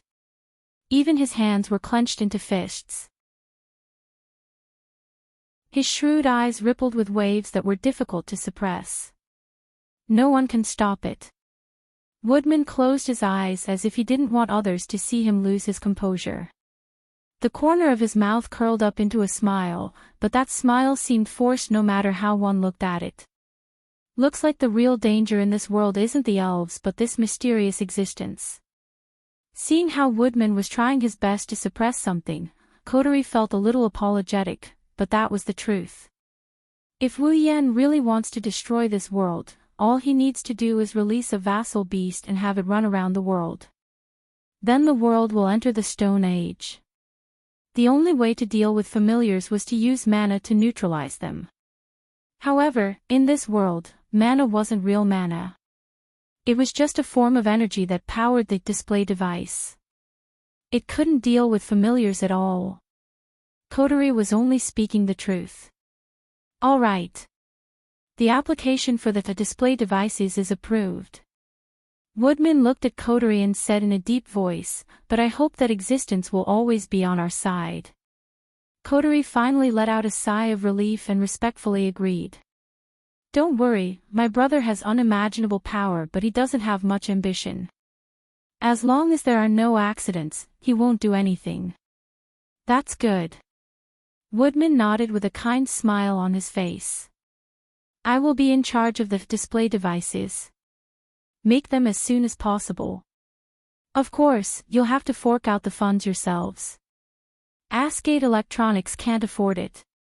Yes. Kotori bowed and hesitated for a moment. One more thing, Tokisaki Kurumi has left the Itsuka family. Tokisaki Kurumi left. Woodman furrowed his brows and said with uncertainty. Is it your brother's idea again? Yes. A little. This. Woodman smiled bitterly. He's pretty much certain that the most dangerous existence in this world is Wu Yan. They have a way to deal with the elves but they don't have a way to deal with Wu Yan.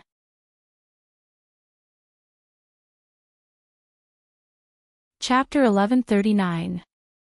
In Heavenly Palace City, there is a building that is far taller than all the other buildings.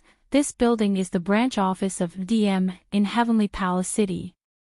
Because Heavenly Palace City is the place where space tremors happen the most frequently in recent years, it is also the place where elves appear the most frequently. Therefore, DM has already set up a branch office in Heavenly Palace City in order to effectively capture or kill elves. As the only two organizations in the world that can create display devices, DM is the same as AST. They advocate killing elves to bring peace to the world. Or rather, it is precisely because DM advocates killing elves that AST has the same goal. After all, whether it is AST or the military police of other countries, the display devices are all provided by DM. Although in terms of technology, DEM was a bit weaker than Yaskid Electronics Company, in terms of reputation, DEM surpassed Yaskid Electronics Company by quite a bit. At least, on the surface, almost everyone who knows about the existence of display devices knows about DM. However, there are not many people who know about the existence of Escapades Electronics. Of course, DM and Escapades Electronics both know about each other's existence. Just like how there are good people and bad people in every world, in this world, these two organizations that have the ability to create display devices are also archenemies. Escapades Electronics Company advocated peaceful means of communication. In order to save elves, the threat of space tremors to the world will be eliminated without a trace. DM advocates using force to suppress and destroy elves to bring peace to the world.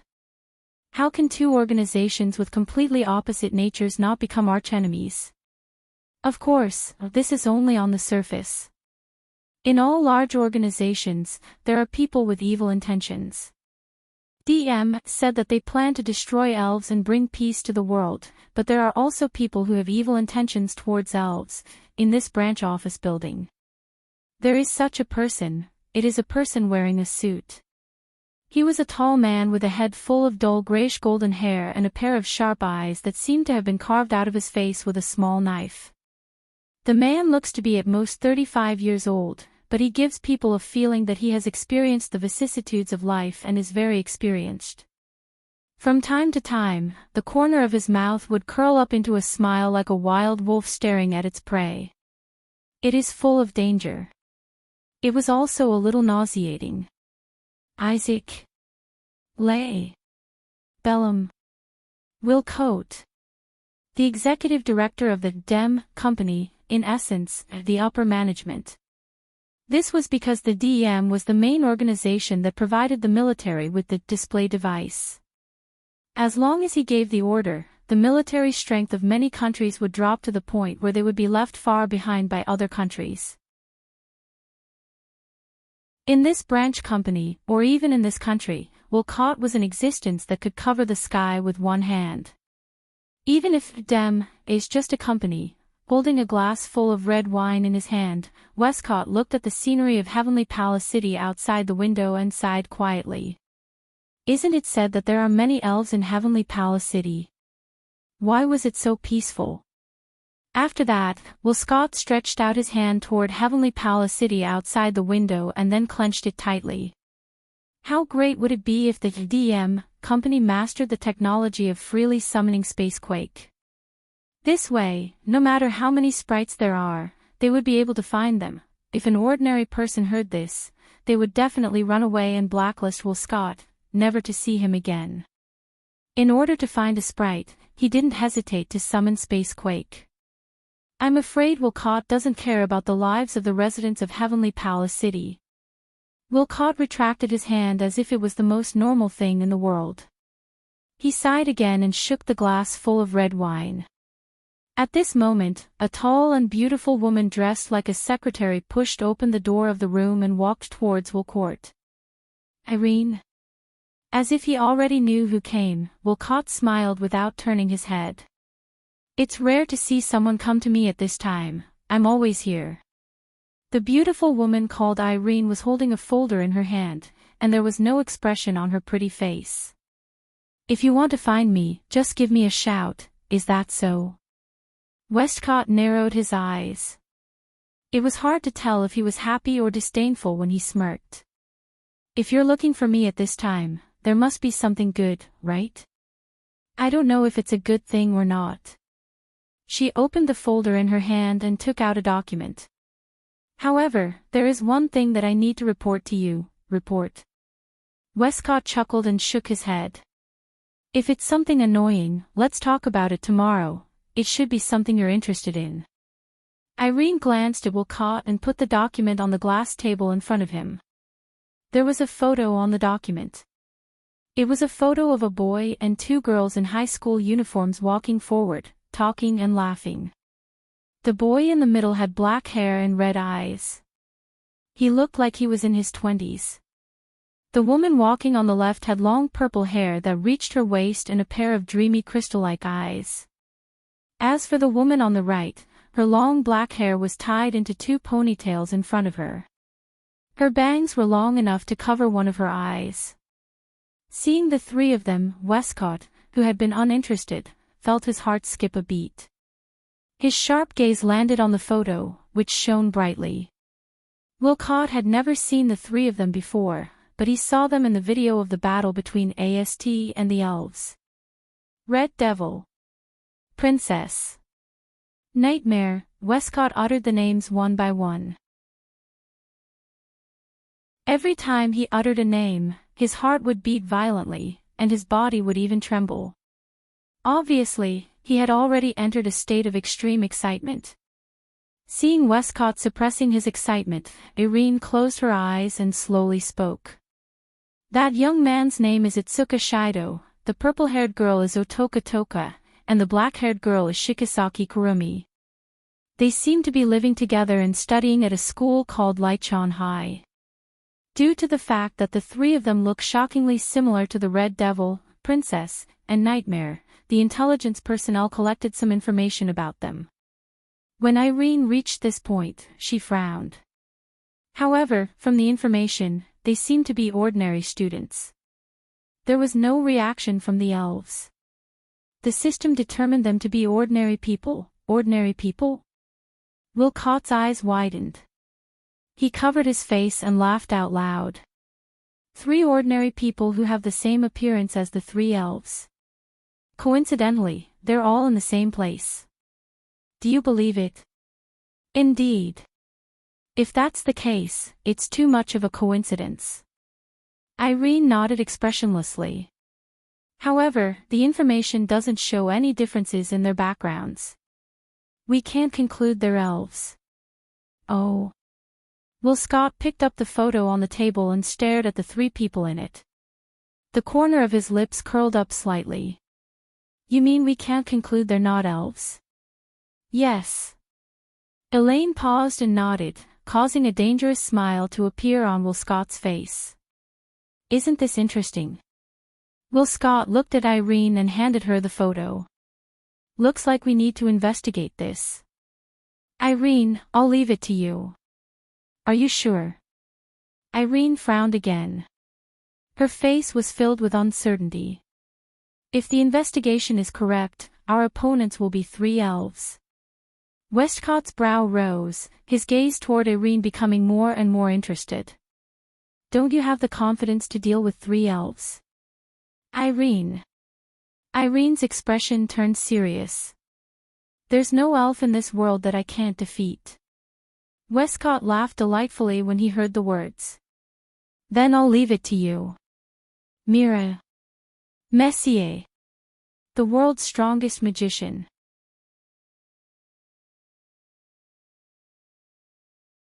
Chapter 1140. Tiangong City, Lichon High School, Teacher's Office. Tokasaki classmate, are you sure you want to take such a long leave? A petite teacher, who had the face of a high school student or even a junior high school student, said regretfully to Kurumi, who was standing in front of her and exuding an elegant aura. We're going to have a trip soon.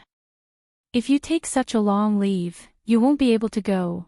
Kurumi was slightly startled, then her face was full of regret. Is that so? That's a pity. If possible, Kurumi really wanted to go on a trip with Wu Yan. It's really unfortunate that she chose to leave at this time. Kwang-san forced a smile in his heart. But, my family is already urging me, so, then, there's no other way. The child-faced teacher lowered her head. She looked like a primary school student who was about to cry after being bullied. Even Kurumi couldn't help but doubt in her heart at this time. In front of her, is the teacher with the child-faced big boobs really almost 30 years old? Then, Tokisaki classmate, I hope you can come back soon. The teacher tilted her head and smiled. Even if you can't go on the trip, there will be a large-scale cultural festival held by 10 high schools in Tiangong City. It's an annual event. Tokisaki classmate, if you miss this, it will be a real regret. Tiangang Festival. Kurumi blinked her eyes and a charming smile appeared on her face. That's really exciting, I'll solve my problem as soon as possible. That's good. Okamoto nodded with satisfaction. Coming out of the teacher's office, Kurumi slowly put away the smile on her face and sighed as if she was tired. Next, Kurumi will go to find the whereabouts of the second elf and temporarily leave here for a while, thinking that she was about to leave here. Kurumi's heart was more or less worried. It's not that she didn't want to come to Lai-chan High School.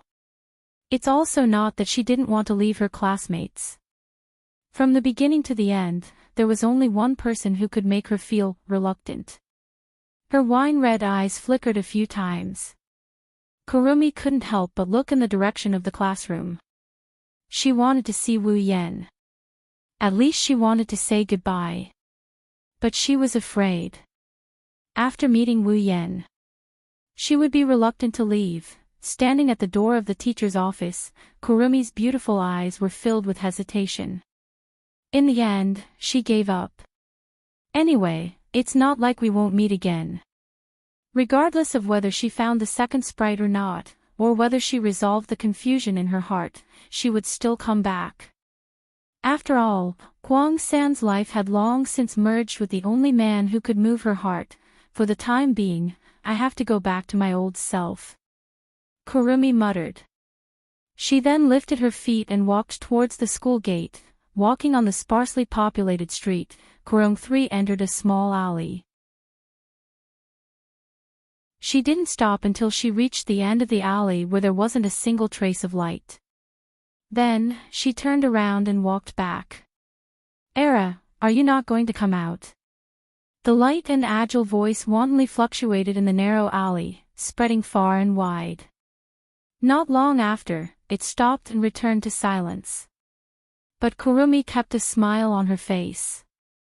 She stared straight ahead as if someone was standing right in front of her. In fact, that's the truth. Not far in front of Kurumi, there's a figure standing there. No, figure isn't the right word. To be more precise, it's a blurry image. If Kotori was here, she would recognize it. Because it's the shadow that gave Kotori the spirit crystal 5 years ago, turning her into a sprite.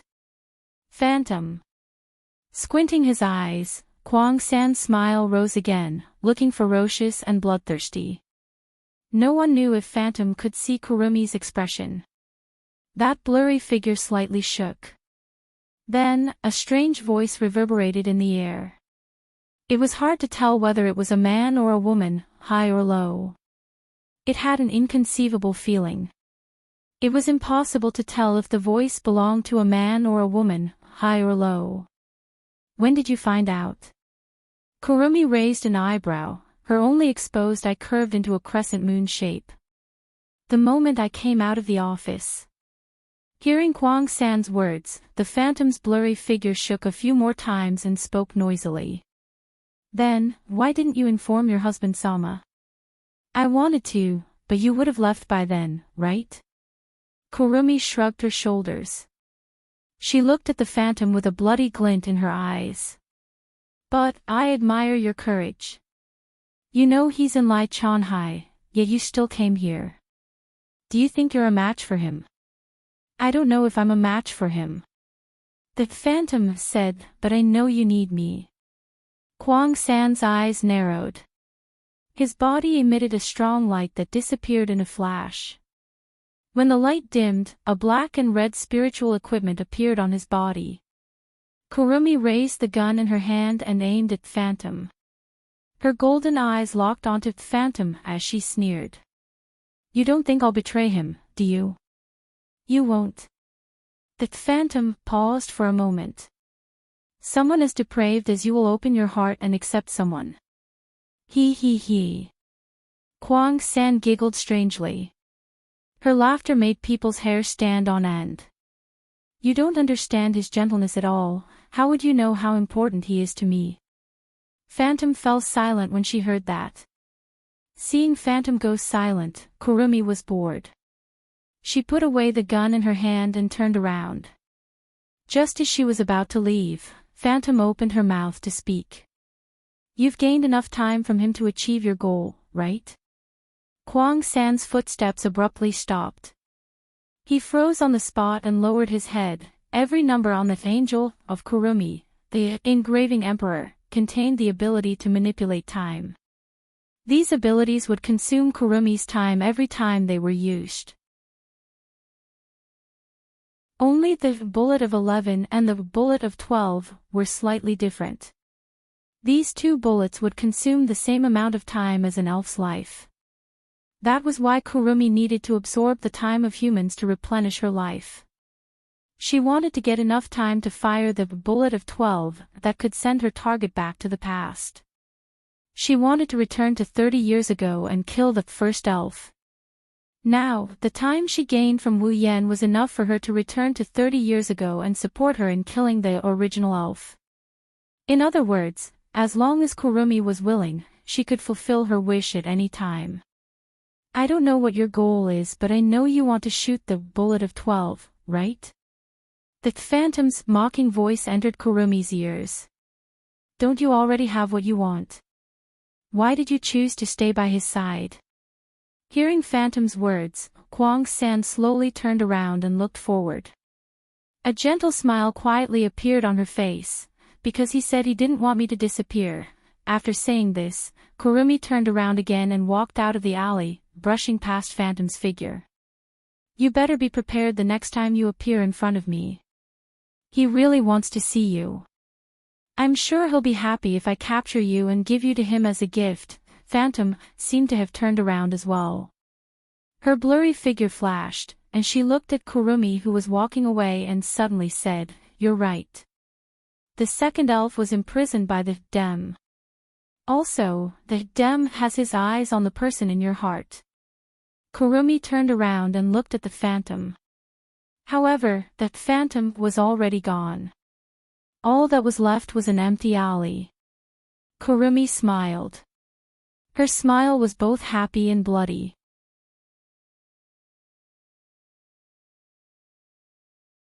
Chapter 1141.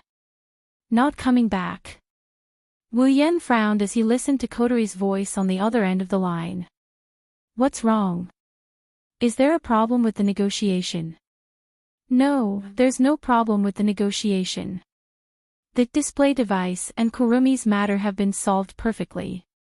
They've already agreed to make the display device we need. They've also turned a blind eye to Kurumi's matter. It's going very smoothly. That's good to hear. Wu Yan felt a weight lifted off his shoulders. The main reason he returned to the Date Battle world was to obtain the display device that he planned to use to strengthen the Misaka sisters' CR unit. If he couldn't complete this task, it would be a real headache.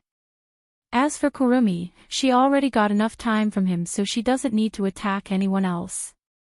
She shouldn't be able to cause any trouble, so Wu Yan isn't too worried about that. Since everything is going well, why aren't you coming back? Wu Yan tilted his head in confusion. Don't tell me there's something troublesome and you want to take it all on yourself. It's a pity. Although I did plan to do so in the beginning, it was too late. But he didn't give me a chance. Kotori sighed with a hint of displeasure. It's just that it's almost time for the annual Round Table Conference to be held again. Instead of rushing back in a hurry, why don't we just finish the Round Table Conference here before going back? The so-called Round Table Conference was, in fact, a group formed by the high-ranking officers who founded Ratatosk. The chairman of the Round Table Conference was Woodman. Kotori was also a member of the Round Table Conference and was appointed as the commander of Ratatosk. As for the rest of the council members, some of them were higher-ups of Cascade Electronics. Some are supporters who share the same goal as the Round Table Conference. Their true identity is only known to the other members of the Round Table Conference. However, to say that they had the same aspirations was nothing more than words. Koteri's displeasure could be heard from her tone. Some of the people in the Round Table Conference. In fact, she really hated it. This proves that some of the people in the Round Table Conference have bad intentions. However, on the surface, they were indeed supporting Ratatosker's operation. In Ratatosker, whether it was the display device needed for the elves or the operating funds, Ratatosker didn't have much money. Koteri, as the commander of Ratatosker, couldn't ignore the Round Table even if she hated this kind of person. Furthermore, while there were some who harbored evil intentions in the Round Table Conference, there were also some who truly advocated for saving the elves. No matter what, Koteri has to participate in the annual Round Table Conference. Wu Yan admired his sister. She was only a 15-year-old girl, yet she was able to become a council member and the commander of Ratatosker at such a young age. In a way, Koteri was even better than Shokuho Misaki. At the very least, Shokuho Misaki's wisdom is mostly due to her ability to control others' minds. Koteri, on the other hand, relied on her own ability to walk down this path, so how could she not be admired? I understand. I'll use the excuse that you're going to stay at your friend's house for a few days. Wu Yan nodded. In a few days, it's time to go on a study trip. Shirori is also worried about leaving you and Yoshino at home. Let Yoshino stay in Fraxinus for a few days. I'll tell Shirori that you brought Yoshino to your classmate's house. Let's do that. Koteri nodded in agreement. Then, she remembered something and said. I've put Shinzuki in charge of Ratatosker. Contact him if you need anything. Shinzuki? Wu Yan scratched his cheeks. Can he do it? Don't worry. Don't look at him like that. When he gets serious, he will give you a scare. Koteri said. Wu Yan couldn't help but shrug. She sounded like she's up to no good. Wu Yan had a few question marks in his head. He shrugged helplessly. Alright, I'll contact him if I need anything, don't worry. We still have Shinzuki, Yatsuki, and Ling Yin. Koteri pursed her lips. Even if something goes wrong, it'll be because of you. Ahaha. Wu Yan chuckled awkwardly. I'll take it that you're being arrogant. If there's nothing else, I'm hanging up. I'm not joking. You need to be careful. Koteri's tone turned serious. The higher-ups here have begun to take notice of you. Some of them even think that you are more dangerous than the elves. If you cause any trouble, and those guys who only know how to talk big and are extremely afraid of death find out, it will be very troublesome. Is that so? Wu Yan raised an eyebrow and his lips curled into a grin. Well, you don't have to worry about that. When have you ever seen me suffer? That's right. That's why I'm worried. Koteri smiled bitterly. Anyways, you need to be careful. I feel like something's going to happen. I know. Wu Yan shook his head. I'll be careful. Just take care of yourself. Alright. Koteri wasn't sure if Wu Yan took her advice seriously, so she shook her head. That's it then. If something urgent happens, just call this number. This is the emergency line. You're allowed to pick it up even during the roundtable conference. Alright, that's it then. Leaving these words, he hung up the call. Looking at the phone in his hand, he narrowed his eyes as if deep in thought. Something's going to happen. Not sure if he thought of something good or not, Wu Yan had a playful look in his eyes. Something is going to happen. Shrugging his shoulders, he turned around and walked into the classroom. The moment he entered the classroom, a voice filled with excitement rang out. Shido! Toka sprinted towards Wu Yan and she started waving her arms and legs while yelling at Wu Yan. Sensei said she's going to assign rooms for a study trip. Shido, let's be a team. 10 Fragrance's crisp voice caused the classroom, which was still in a noisy state a second ago, to quiet down. Then, a series of meaningful gazes swept over one after another. The smile on Wu Yan's face froze as he listened to the whispers around him. A drop of cold sweat dripped down from his forehead as he quickly rejected her with a righteous tone. No. 10 Fragrances puffed up her cheeks in dissatisfaction. Why? This. Wu Yan wiped the cold sweat off his forehead and smiled. Look, if you're in the same room as me, what about Shiori? She'll want to be in the same room as you. I see. Toka nodded in realization. Then, she heard a calm voice. Don't worry. Tashiichi Origami stood up from her seat and hugged Shiori, who was beside her. I'll be in the same group as Shiori. Sigh, this time, it was Shiori's turn to have a drop of sweat on his forehead. Shiori's face turned pale when she thought of the tragedy that happened when she went shopping with Tashiichi Origami. I can't be alone with Origami. As such a thought flashed through her mind, Shirji called out to him. Then Toka, you can come too. It's decided then. Before Toka and Tashiichi Origami could say anything, Wu Yan made the decision. At this moment, teacher Xiaozhu, who was standing on the podium, seemed to have thought of something and took out a piece of paper. Oh right, I almost forgot to tell everyone. The destination of this trip has changed. Ha! All of a sudden, the entire class's bewildered voices overlapped perfectly, reverberating in the air. There were only a few days left before the trip. If the destination was changed now, wouldn't all the preparation be wasted? Shori-sensei smiled as if she expected this. Don't worry, the destination is Homie Island. It's very close, so we don't need to prepare much. Hearing this, the classroom became noisy once again. No one noticed that Wu Yan, who was standing at the back of the classroom, had a small grin on his face.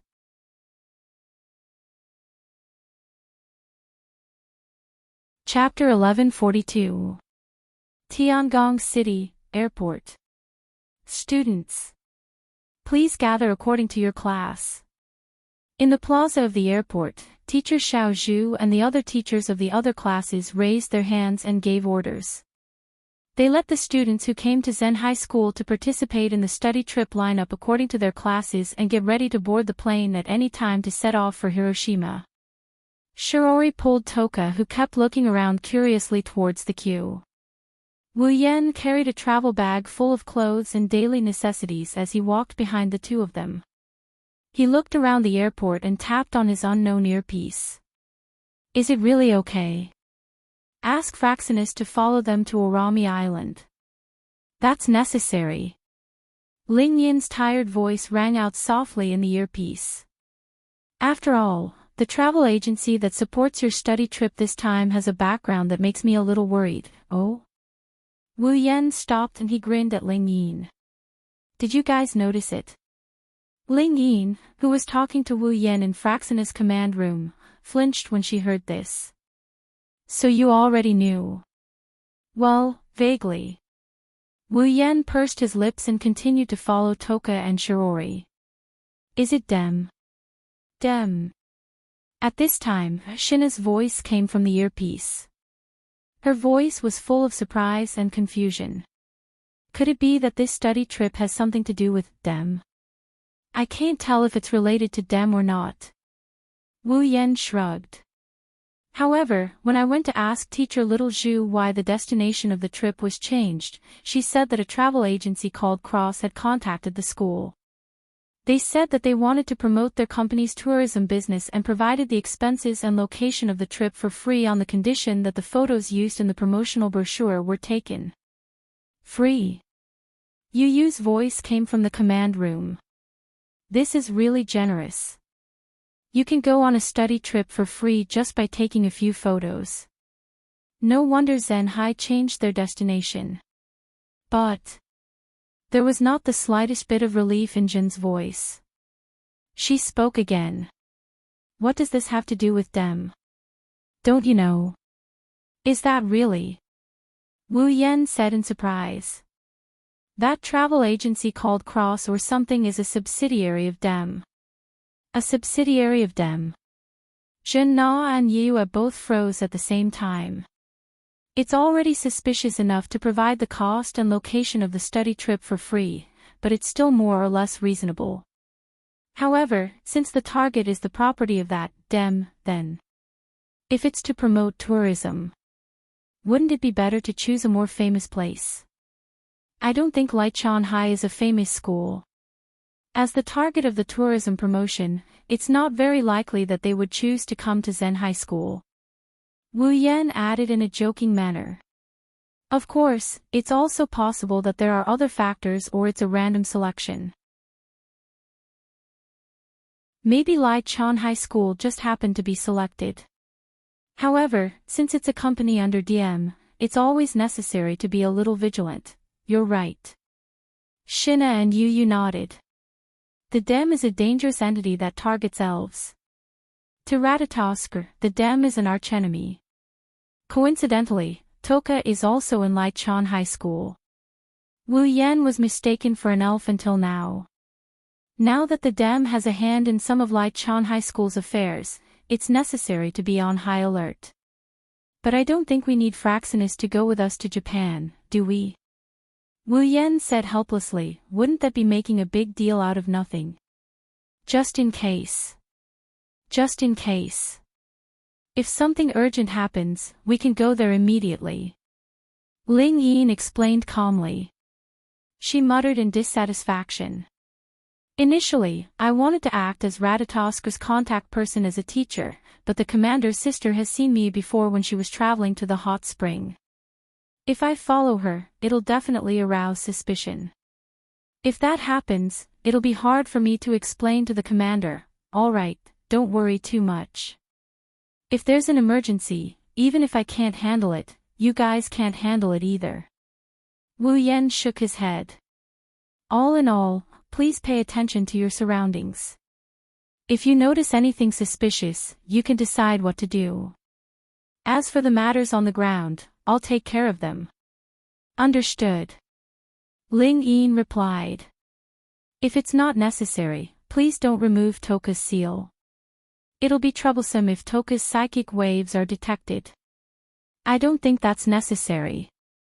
Wu Yan scratched his cheeks in an uncertain manner. I'll take care of it. Shina, Yu, wait for orders in Fraxinus. Yes, sir. Shina and Yu answered in a strong voice. Wu Yan nodded in satisfaction. Then, he remembered something. Oh right, didn't Kotori say that Shinzuki is in charge of Ratatoskr? Why didn't I hear his voice? He's lying on the commander's seat right now.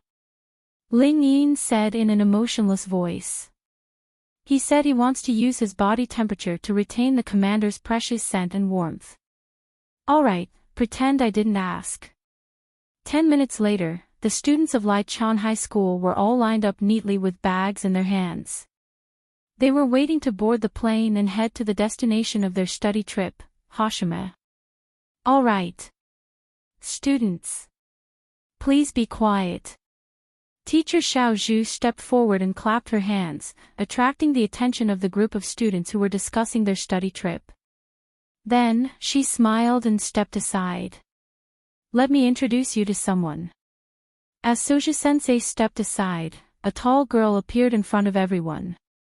She has light blonde hair that fluttered in the wind. The rest of her hair was tied up behind her head. She's wearing a reporter's outfit with a camera hanging around her neck. Her facial features are different from Asians. Her skin is snow white as if she came from a foreign country. She exudes an aura that doesn't fit in but doesn't give off a sense of distance. Only the sharper ones like Toka and Tokichi Origami noticed that this girl has a unique aura. Wu Yan's wine-red eyes flashed with a peculiar glint when he saw the girl. He looked at her with a playful and contemptuous gaze. This is the photographer sent by the travel agency. Soju-sensei introduced the photographer to the students. Since this study trip is sponsored by the cross-travel agency for free, in order to provide help to the travel agency, the photographer will record and shoot the process of your trip. Therefore, if you are photographed, please cooperate and don't cause any trouble, just call me Irene. The photographer named Elaine smiled and bowed politely. I look forward to your guidance on this trip. Thank you for your guidance. The group of students responded one after another. Good, good. Soju-sensei nodded happily. It's about time to board the plane. Remember to bring your belongings. Don't leave them behind. Yes. Irene touched the camera in her hand when she saw the students talking about their belongings. She glanced at the students and stopped at two people. Toka was chatting happily with Shiori. She looked at Wu Yan, who was looking at her with a faint smile. Irene's pupils constricted, and then she looked away as if nothing had happened. A trace of vigilance rose in her heart. Could it be that the person who looked like their devil knew his identity? No, I shouldn't have met him before. She turned to look at Wu Yan again. That half-smile he had on his face was nowhere to be seen. Instead, there is an ordinary male student with a helpless smile on his face, chatting with Shiori and Toka about something. Seeing this, even Irene couldn't help but feel doubtful. Just now, was that just an illusion? Is that guy really the Red Devil?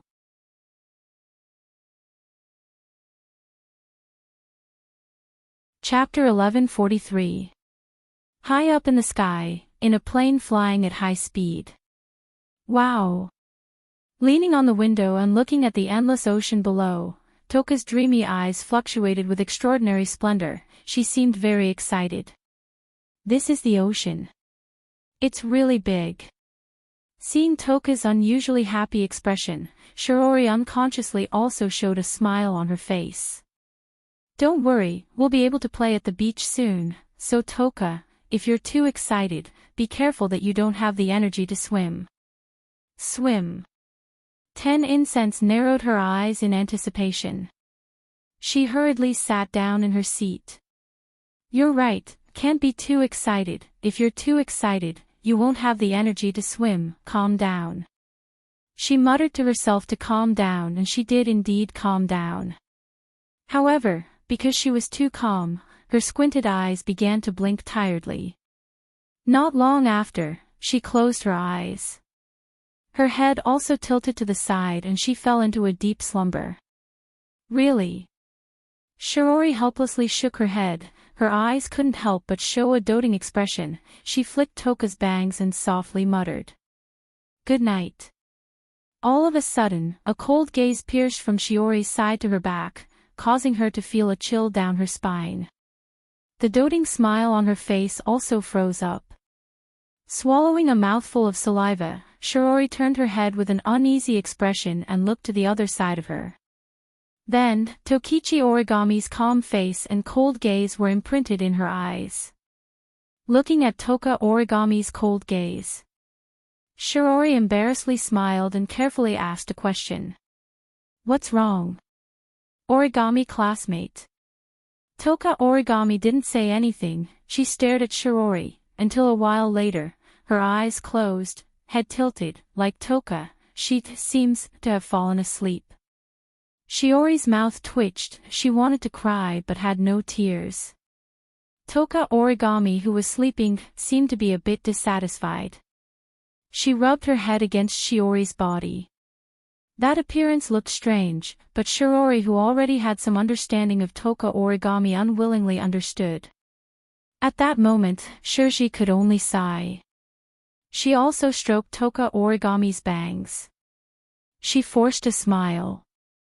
Good night. Yuichi Origami's expression finally looked better. Not far behind Toka, Tobarama Origami, and Shiori. Irene raised the camera in her hand, adjusted the focus, and aimed it at Toka and the other two. To be more precise, it was aimed at the sleeping 10 Incense. After a few clicks, the photos were taken one after another. After pressing the shutter countless times, Irene put down the camera in her hand and stared at the sleeping Toka with a frown.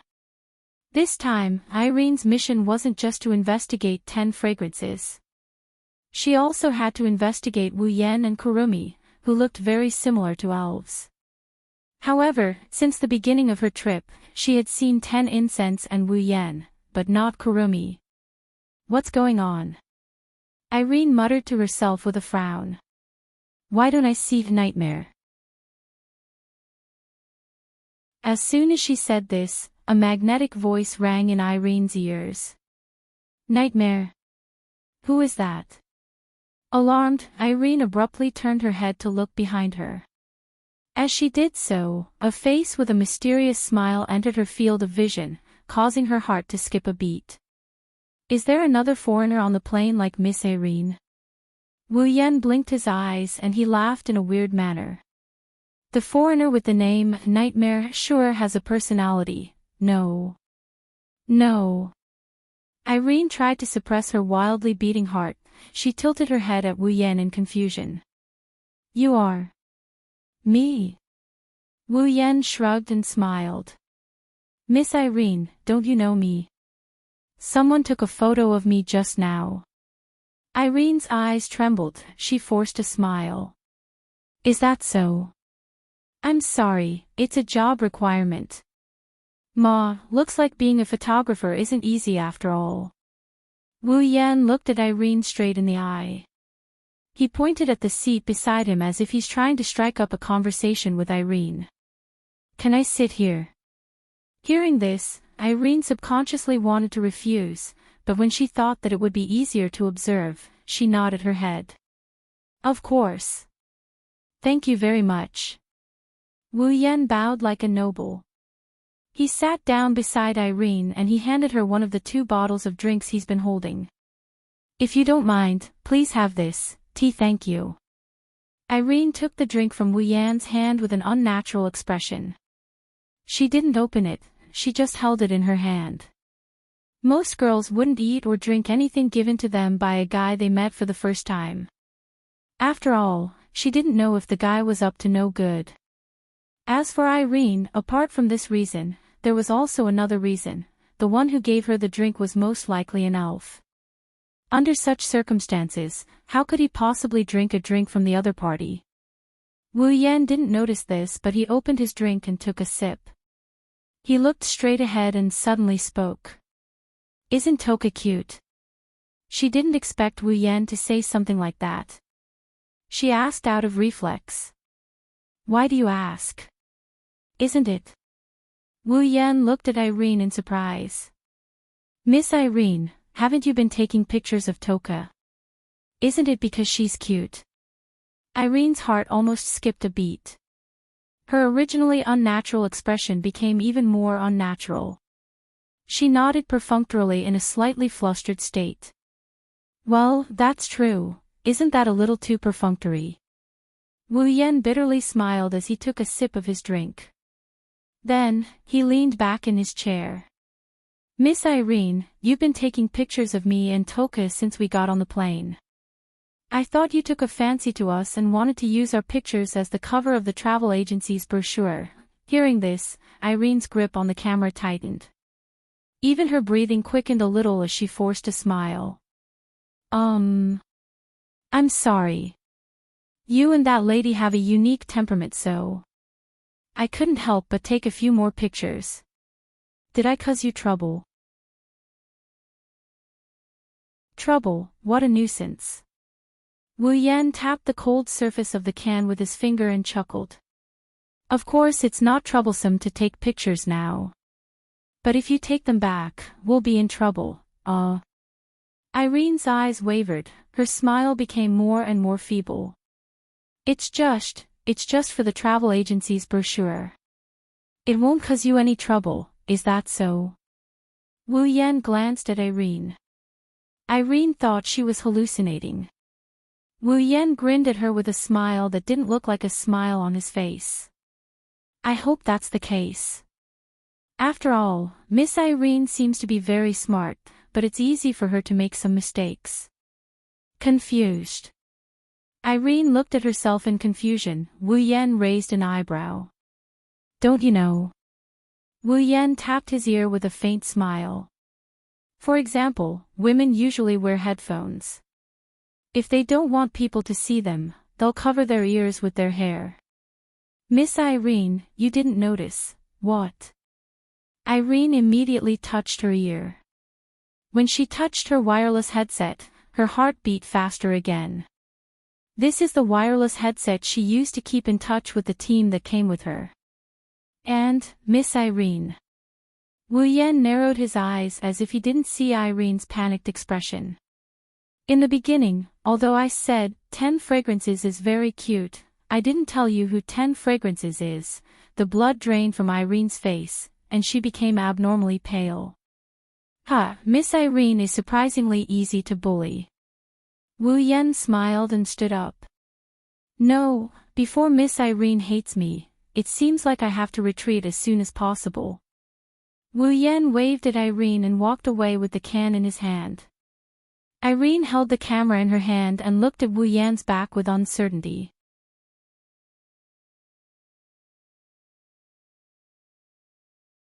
Chapter 1144. Between the Aizu archipelago and the Ogasawara archipelago, there is an island with a total area of about 70 square kilometers. Huame Island. 30 years ago, there was a period of time when spacequakes happened very frequently. Even this place was affected by spacequakes. A large part of the northern part of the island was hollowed out. From the middle of the island to the outside, it became an empty island sea. It looked very desolate.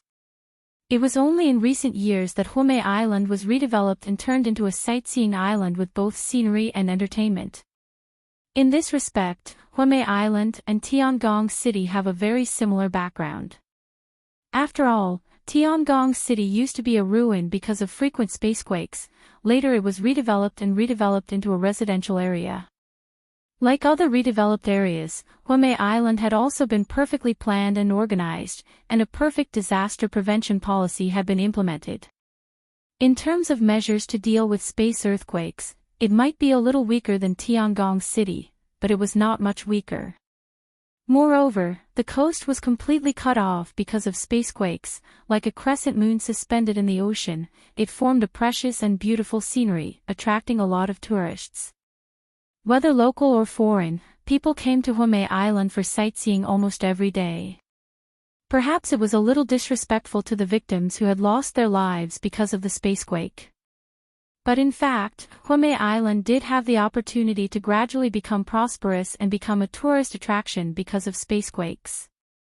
And the free study trip sponsored by Cross Travel Agency is the destination of this island. The plane carrying the students and teachers of Lichon High School gradually landed on the crescent-shaped island. It didn't stop until it arrived at an airport. Not long after, the preparations to get off the plane were quickly completed. One by one, students in uniforms and teachers in casual clothes got off the plane and stood in the airport. They looked around. There was a bit of excitement on their faces. Taking a deep breath of the slightly cold air, Wu Yan couldn't help but praise while carrying a travel bag. Such fresh air, it smells cool even to the throat. It's the best place to travel in the summer. Indeed. Shirori also took a breath of the air. There was a faint surprise on her face. Originally, because the destination was too close, I didn't have much expectation. I didn't think it would be such a good place. Coming to this study trip was the right choice. Why do you all look so happy? Toka wrinkled her nose and sniffed the air with all her might. There's no smell at all. There's also a very, very strange smell. That's probably the smell of the sea. Wu Yan laughed and rubbed Toka's head. Don't smell fresh air like food, you idiot. I'm not an idiot. Toka retorted. Estrella is an idiot. Estrella. Shirori was taken aback. She asked in confusion. Who is Estrella? Estrella is. She is an idiot. Seeing as Toka is about to explain to Shirori, Wu Yan interrupted her. He pushed the two of them and they walked towards the rest of the party. It's time to gather. Hurry up. I know, don't push me, HKA. Ha HKA. Don't be so calculative. Let's go quickly, seriously. While the three of them were pushing and shoving each other, Irene got off the plane. She looked at Wu Yan and Toka as she pressed down on one of her ears. At the same time, in the sky above Huame Island, the clouds that were gathered together suddenly flowed to the sides as if they were cut open by something. The soft cotton clouds flowed in the direction of the flow and drew a rather large frame, proving that there was something over there. As a matter of fact, there are indeed some things there. It's a humongous object. In a space that was invisible to the naked eye, a giant airship that was dark red in color and shaped like a cobra's head was floating above the clouds. Against the dense air pressure, it parted the clouds and slowly moved forward. The name of this airship was Albald, and it was one of the few large airships manufactured by the DEM company. In order to support Irene and help her capture the elves at any time, Westcott didn't hesitate to send out this airship and let it listen to Irene's orders. Once Irene confirmed that the target was the elves, then this Albert would launch a fierce attack on Ormi Island.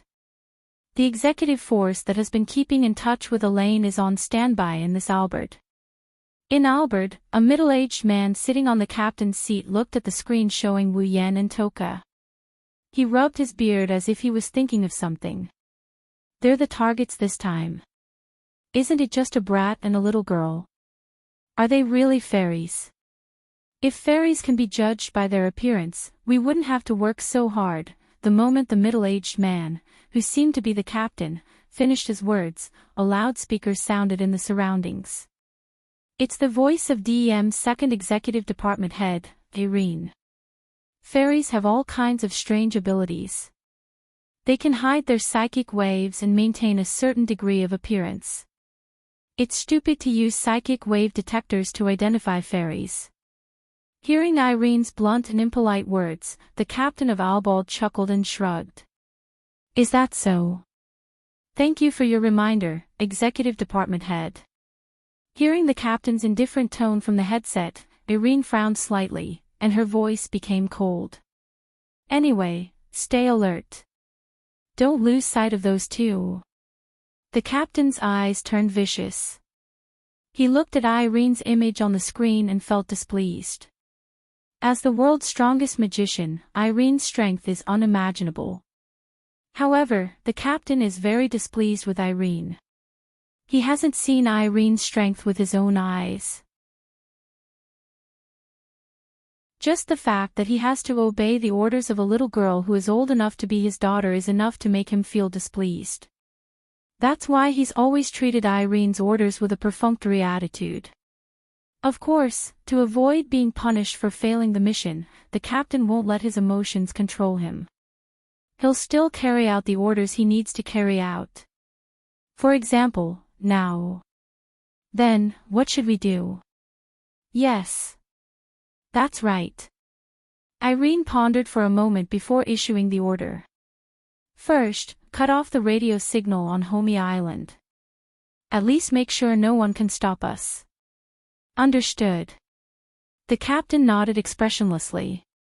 He waved at the crew below. Activate the hindrance domain. Cut off the radio signal. Yes, sir. A series of overlapping responses echoed in the air. Then, below the captain's seat, a group of Albert's crew members began to operate the computer. After a while, a thin layer of fog-like barrier shrouded the entire island. It was hidden in the void, and no one could see it. Island's overall area is 70 square kilometers. It's able to activate the domain on the entire island. The scale alone is incomparable to AST. With this hindrance domain, other than Irene's special communication device, all communication between the island and outside will be cut off. In other words, no matter what happens on the island, AST won't be able to detect anything even if there's a space quake. Homie Island will become a place where the DEM can do whatever they want. The hindrance domain has been activated. The radio signal has been cut off. The captain reported word by word and casually suggested. Do we need to send out the Bandersnatch? Hearing this, Irene fell silent for a moment before speaking in a deep voice. Have all the Bandersnatch on standby on Homey Island. What? The captain, who was just casually saying it, couldn't help but be shocked. All the Bandersnatch. Don't doubt your ears. Irene looked up at Wu Yan's receding figure. Her lips curled into an ugly smile. If I don't do this, I won't feel at ease.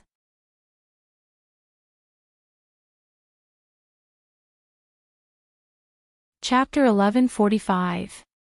Fraxinus is in the sky above Komei Island. Captain. Captain. Standing on the edge of the command platform, Jeannot kept shouting into the communication device in front of him.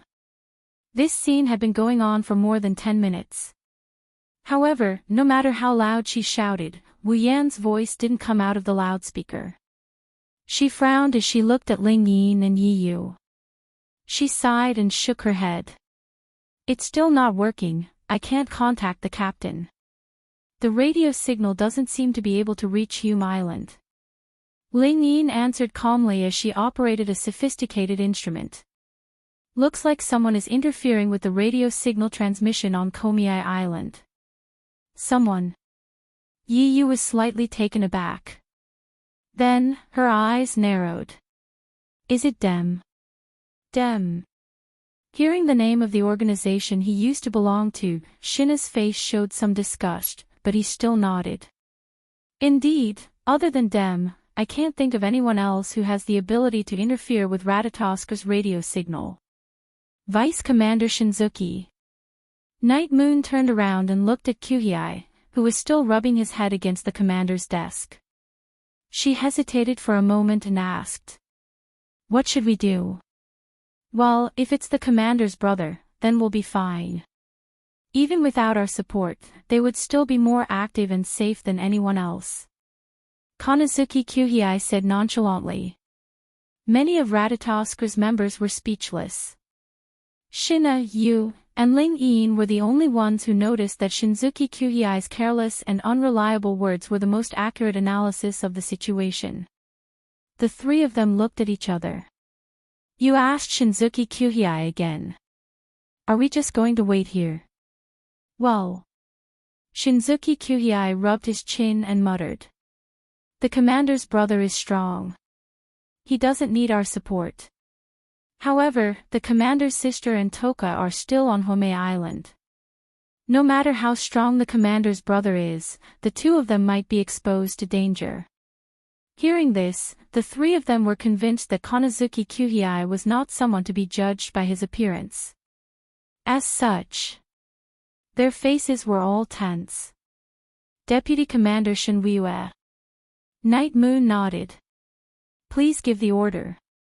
Hearing this, Shinwue stood up respectfully and waved his hand.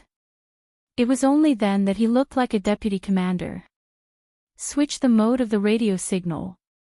Try to bypass the signal blockage. Compress all the radio waves into one line. Target, Itoshido's wireless circuit. Yes. Miss Koyu. After giving the order, Konosuke Kuhei returned to his casual self. He said to Shinna, just in case, please go to Hiroshima Island and secretly protect Toka and the commander's sister. That's exactly what I want. Gina smiled and jumped off the platform, running outside. Aw. Konosuke Kuhei groaned in disgust after Shinna left. He slumped on the platform and rubbed his face against Kotori's seat. Originally, I wanted to directly remove the invisible camouflage and let the Dem notice us. Then, we would have a big battle. This way, when the commander comes back, he will definitely punish me severely. How happy would that be? The members of Ratatosker who were impressed by Konosuke Kuhei's quick and decisive orders were now sweating profusely. They no longer expected anything from Konosuke Kuhei.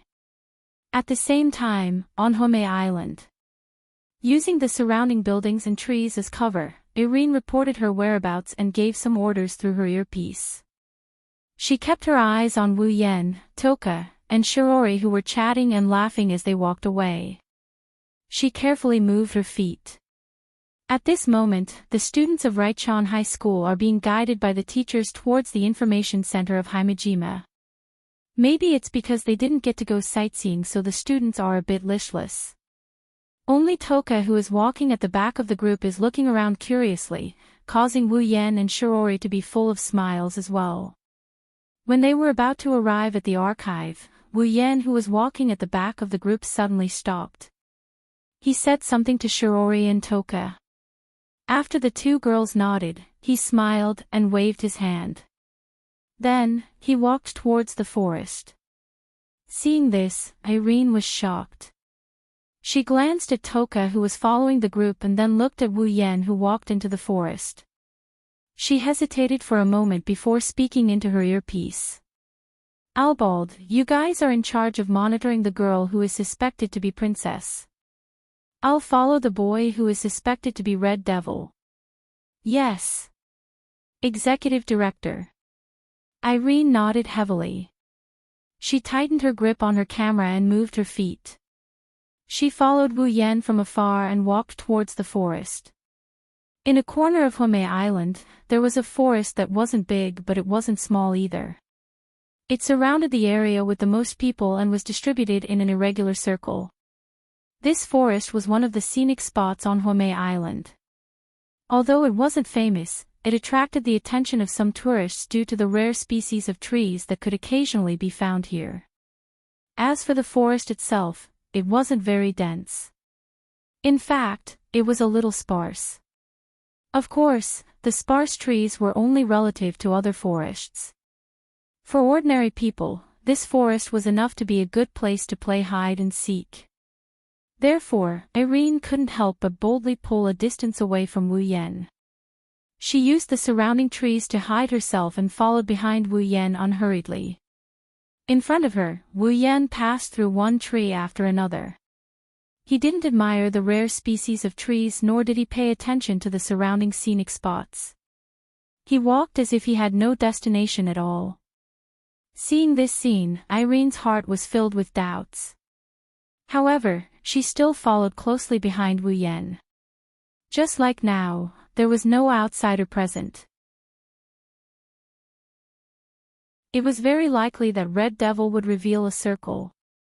At that time, Irene would be able to confirm that Wu Yan was an elf. Just as Irene was thinking about this, Wu Yan suddenly stopped in front of her. The voice that disturbed Irene's mood on the plain echoed in the empty forest. I don't know how long it will take me to walk like this.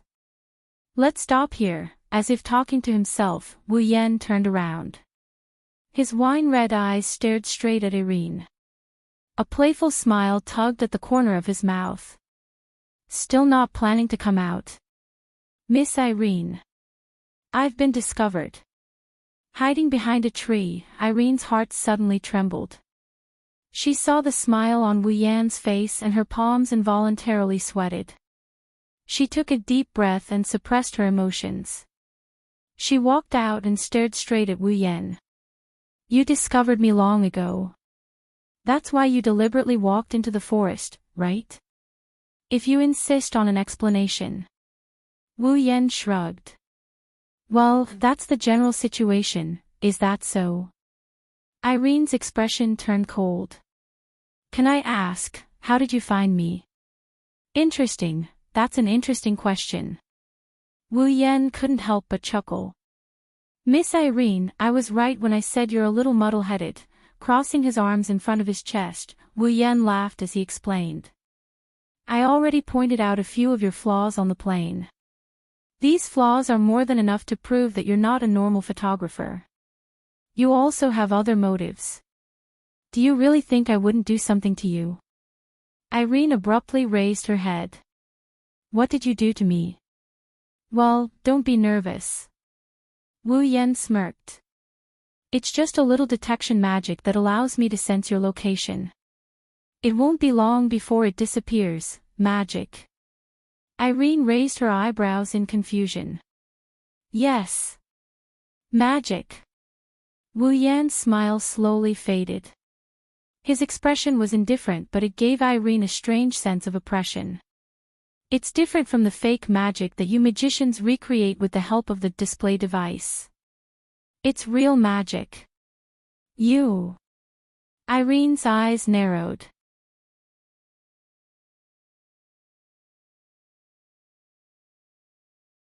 Chapter 1146. His voice echoed in her ears. She felt like she fell into an ice cave. Her body temperature dropped at an unimaginable speed. She even felt a chill in her heart.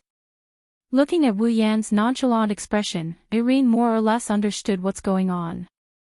His identity had been exposed from the very beginning. The man in front of her not only has magical powers, but he also knows her identity. Otherwise, why would he say something like magician that belongs to the combat personnel who control the CR unit? Perhaps he had already been exposed to them. Even secret information such as the executive director of the DM might be known by them. Thinking of this, Irene felt that her investigation along the way was like a clown's, and her face suddenly turned ugly. You really are the elf. The Red Devil. The Red Devil. Wu Yan frowned and scratched his face. Is that my identification name? Who gave me such an ugly name? Seeing Wu Yan's nonchalant attitude, Irene's ugly face faded away. It was replaced by a cold and emotionless face. You just have to answer me. Are you an elf or not? Oh. Wu Yan raised his eyebrows and smirked. At this point in time. Even if I don't admit I'm an elf, you won't believe me, right? Wu Yan shrugged. Just think of me as an elf. If that's the case, all of you who have been pursuing fairies should be very happy. Hearing this, Irene once again confirmed her guess. It seems like you already know my true identity. Irene threw the camera in her hand to the ground and narrowed her eyes. If that's the case, please give up on your futile resistance and come with me. Is this the first thing you say after coming to the conclusion that I'm an elf? Wu Yan shook his head in disappointment. I was expecting you to say some unexpected lines, Miss Elaine. How boring. So, you're not going to cooperate. Irene's eyes also turned cold. She was different from her behavior at the beginning. Now, she was emitting a sharp aura. Even the air around her became a lot thicker. Are you finally serious? Wu Yan had an amused expression when he sensed the change. He even praised her for it.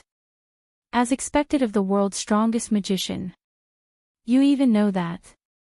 Irene's cold expression turned gloomy. How much do you know? I know. I know everything I can. Irene said in a half-joking, half-serious tone. Wu Yan pretended to be deep in thought before he laughed out loud. For example, your identity, Miss Irene, or that annoying guy from Westcott, even Ike knows about it. Irene gritted her teeth and took a few steps back. Forget it. As for why you know so much, I'll interrogate you when we get back to the company. That's not a bad idea. Wu Yan closed his eyes as if he's thinking about something. He opened his eyes after a while. He opened his eyes and smiled. How about this, Miss Irene? Let's play a game. A game? Irene blinked. Yes. A game. Wu Yan opened his arms as if to show his sincerity. He looked at Irene with an open mouth. The rules of the game are like this. If you can beat me, I'll go with you to meet Will Scott. Alice's eyes narrowed and she asked in a deep voice, then what if I lose? Lose? Well, I lost. Wu Yan rubbed his chin and he looked up at the sky with a grin. There seems to be one of your DM's airships up there. You sure know everything, huh? Irene looked at Wu Yan with an expressionless face. And then? Even if it's a DM, there shouldn't be many airships of this size. You'll feel bad if it's destroyed, right? You. Irene held her breath. Could it be? Have you guessed it? Wu Yan grinned mischievously. He pointed at the sky with his finger. If you lose, I'll be responsible for sending that scrap metal to the recycling station. Irene stared at the grinning Wu Yan, and for some reason, her heart started beating faster. For the first time in her life, she was afraid. No matter how strong the man was, he had everything under his control. It was as if he could predict the future. She couldn't help but fear him. Sensing this fear, Irene clenched her fists. Then, what about the game?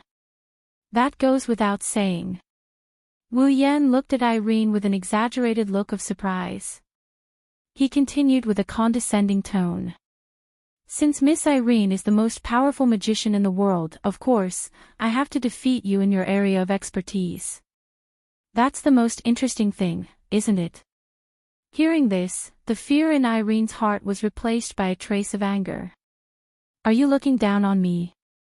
Why would I? Wu Yan narrowed his eyes and looked at Irene mockingly. It's just that Miss Irene seems to think that no one in this world can defeat you. That's why I want to use my real strength to wake you up. So that you can recognize your own ignorance and insignificance. The anger in Irene's heart was easily ignited. Bzzz. Specks of golden light suddenly converged from all directions and condensed on Irene's body, completely covering her body inside. In a situation where even the air is trembling, the light that enveloped Irene's body is beginning to twist and stretch. When the light dissipated, Irene looked completely different from before. The clothes on his body were replaced by a tight-fitting and smooth uniform. His limbs were wrapped in mechanical armor, with parts scattered all over his body. On his back were mechanical wings that looked like wings, and on his back were two sword-shaped equipment that were slender and oversized. The display device for personal combat, the CR unit. It was because of this equipment that an individual could obtain power that far exceeded that of an ordinary person, and become a special race that was limited to this world, a magician. In the past, AST relied on such equipment to fight against the elves. However, unlike AST's equipment, Irene's CR unit was not only white in color, but its design was even more unique. It's definitely not an ordinary CR unit. Oh, you're angry. Wu Yan teased Irene as he sized up the CR unit on her body. This CR unit seems to be a lot stronger than the AST set. Don't compare my Pendragon to the AST that's more common. Irene pulled out the sword-shaped equipment on her back. A laser beam shot out and pointed at Wu Yan. My Pendragon is a CR unit specially made by them.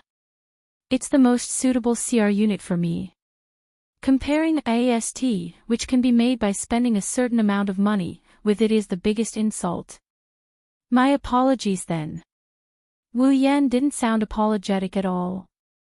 He stomped on the ground and he leaped into the air. He shot into the sky and he shot towards the horizon. Trying to escape. She tightened her grip on her lightsaber and the wings on her back released a burst of thrust. Under Irene's control, she chased after Wu Yan and flew into the sky as well. Like two meteors, the two of them drew a smooth trajectory, one in front and one behind. They shot up into the boundless sky like chasing the stars and the moon. Only when they reached the clouds did the two of them reveal their figures. They floated above the clouds, facing each other from a distance. Looking at Irene, who is aiming her laser sword at him, Wu Yan laughed. He waved his hand and Neotono no Shana came out of the gate of Babylon and landed on his palm. He then pointed it downwards at an angle. Let's start our game.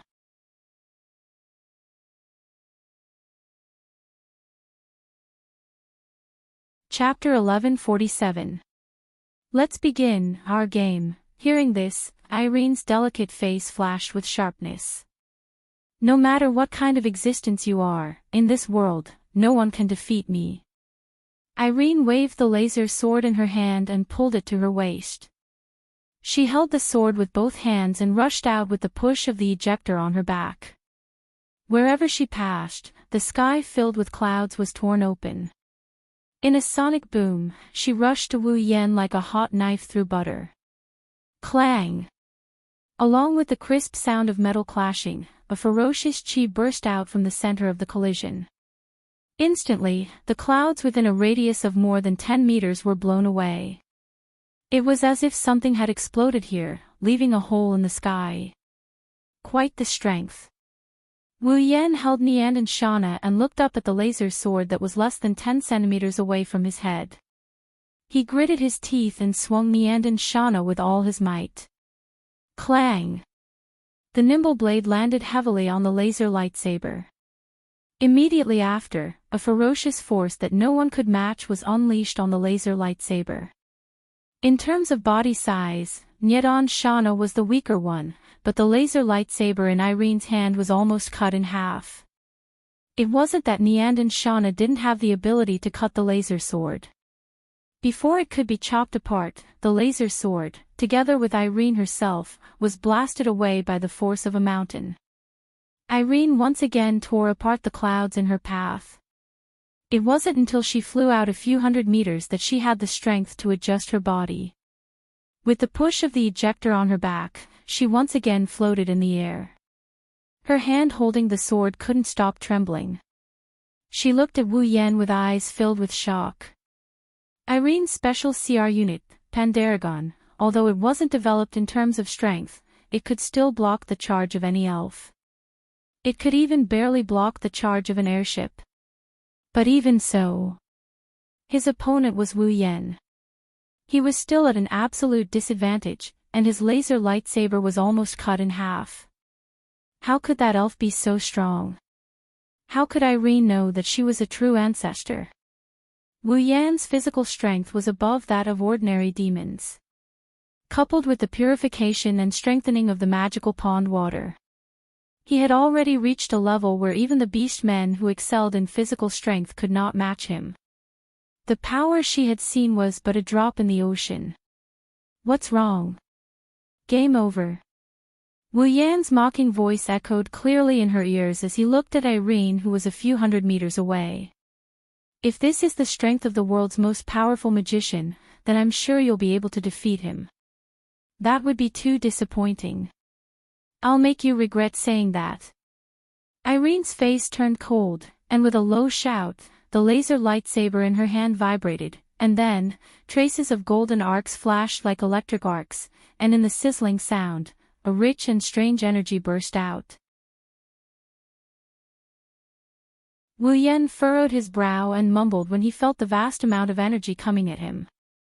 That's magic power. That's right, the energy flashing on Irene's laser lightsaber was the unique energy source used to power the display device, in this world, magic power. Ha! With a shout, Irene held the laser lightsaber in her hand, and her whole body was wrapped in the airflow that erupted from the ejector. With an oppressive wind, she suddenly flew out and stabbed fiercely at Wu Yan. She didn't learn to be obedient. This thought flashed through Wu Yan's mind, and then he slowly raised the Anin Temple Shauna in his hand and blocked the path of the laser lightsaber. The next moment, the laser lightsaber and the Anin Temple Shauna suddenly collided. Bang! In the midst of the explosion, the clouds in the sky dissipated inch by inch, blown away one by one. Ding! The tip of the laser lightsaber suddenly touched the blade of the Anin Temple Shauna, and a violent shockwave swept out in all directions, and Irene's attack was still ineffective. But Wu Yan's expression changed slightly. That was because the golden electric arcs flashing on the laser lightsaber suddenly burst out and collided with the Anin Temple Shauna. There was not much force behind it, but there was an indescribable repulsive force, and it knocked the Anin Temple Shauna to the side. A faint smile appeared on Irene's face, but she did not hold back at all. She pulled the laser lightsaber back again, and in 1/100th of a second, she stabbed fiercely at the same position of the Neen Temple Shauna that was slanting downwards. Ding! A crisp sound rang out, and the Neen Temple Shauna that was already slanting downwards suddenly expanded. Ding ding ding ding! In an instant, the laser lightsaber in Irene's hand turned into raindrops that blotted out the sky, and struck the Neen Temple Shauna at least 100 times in a single second. Then, with a rather crisp sound, the Neen Temple Shauna in Wu Yan's hand was knocked out of his hand, and it flew out. Irene's eyes flashed fiercely. It's over. Like a declaration, Irene waved the laser lightsaber in her hand, and slashed it towards Wu Yan's chest. Irene had no doubt that this attack of hers could end the battle. An elf without an angel would be at least a few times more powerful, and without an angel, even the AST people would be able to defeat an elf. Moreover, the opponent seemed to have been careless all this time, and had not even changed his spiritual equipment. If he was attacked, he would be no different from a normal person being attacked. Victory was in Irene's hands. Unfortunately, Wu Yan was not an elf, and Neen Temple Shauna was not an angel. Wu Yan did not need spiritual equipment, because he had an immortal body. Wu Yan did not need an angel, because his own strength was 10,000 times more powerful than an angel. Ding! The expected tearing sound did not come as expected. Irene's determined strike was exchanged for an extremely soft and crisp sound. The laser lightsaber did not hit Wu Yan's body, but was gently pinched by 2 fingers. Impossible! Irene's cold expression after equipping the Pandaragon began to fluctuate violently, and in the end, it turned into thick shock. Yes. Looking up, his wine-red eyes met Irene's incredulous gaze. Wu Yan grinned, and said slowly under Irene's gaze. It's over. With that, Wu Yan raised his other hand, and a monstrous cold air accompanied by a burst of white mist burst out, turning into an icicle, and with a sharp sound of tearing through the air, it pierced towards Irene's chest. The deadly sense of crisis touched Irene's nerves, awakening her from her shock. Looking at the icicle that was shooting towards her chest like a meteor, Irene's expression changed drastically. She didn't have time to think and shouted out softly. Tori, Domain of Will. Activate. A circle of dazzling green light spread out from Irene's body, and then compressed fiercely, forming a transparent green hexagon the size of a wash basin in front of her chest. The icicle did not slow down, and in an instant, it pierced the small shield. Boom! Amidst the loud noise, a circle of invisible ripples suddenly surged out, and blew across the sky, until all the clouds in the distance were blown away, and the shock wave dissipated. Irene clenched her teeth, the Tori in front of her rippled violently, and the icicle was like a spinning drill bit, and at the same time, it pierced the Tori in front of her, causing the Tori in front of her to ripple violently. Seeing this scene, half of Irene's heart has already turned cold. Her Tori in front of her is the strongest magician in the world. Even with this, she still can't block the attack of the elf who lost her angel. This elf, this man, who the hell is he? You really know how to put up a meaningless resistance, the world's strongest magician. Seeing the stalemate between the icicle and the Tori in front of him, Wu Yan pursed his lips, and with a clench of his hand, a huge icicle at least twice as thick as the icicle in front of him is formed in his hand. Well then, let me thoroughly crush your laughable arrogance. Asterisk swoosh. Asterisk Irene's face turned deathly pale.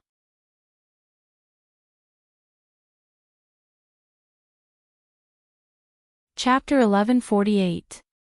After a brief exchange, Wu Yan had a rough idea of how strong Irene's Pandaragon was. Peak of rank 8. A true peak of rank 8.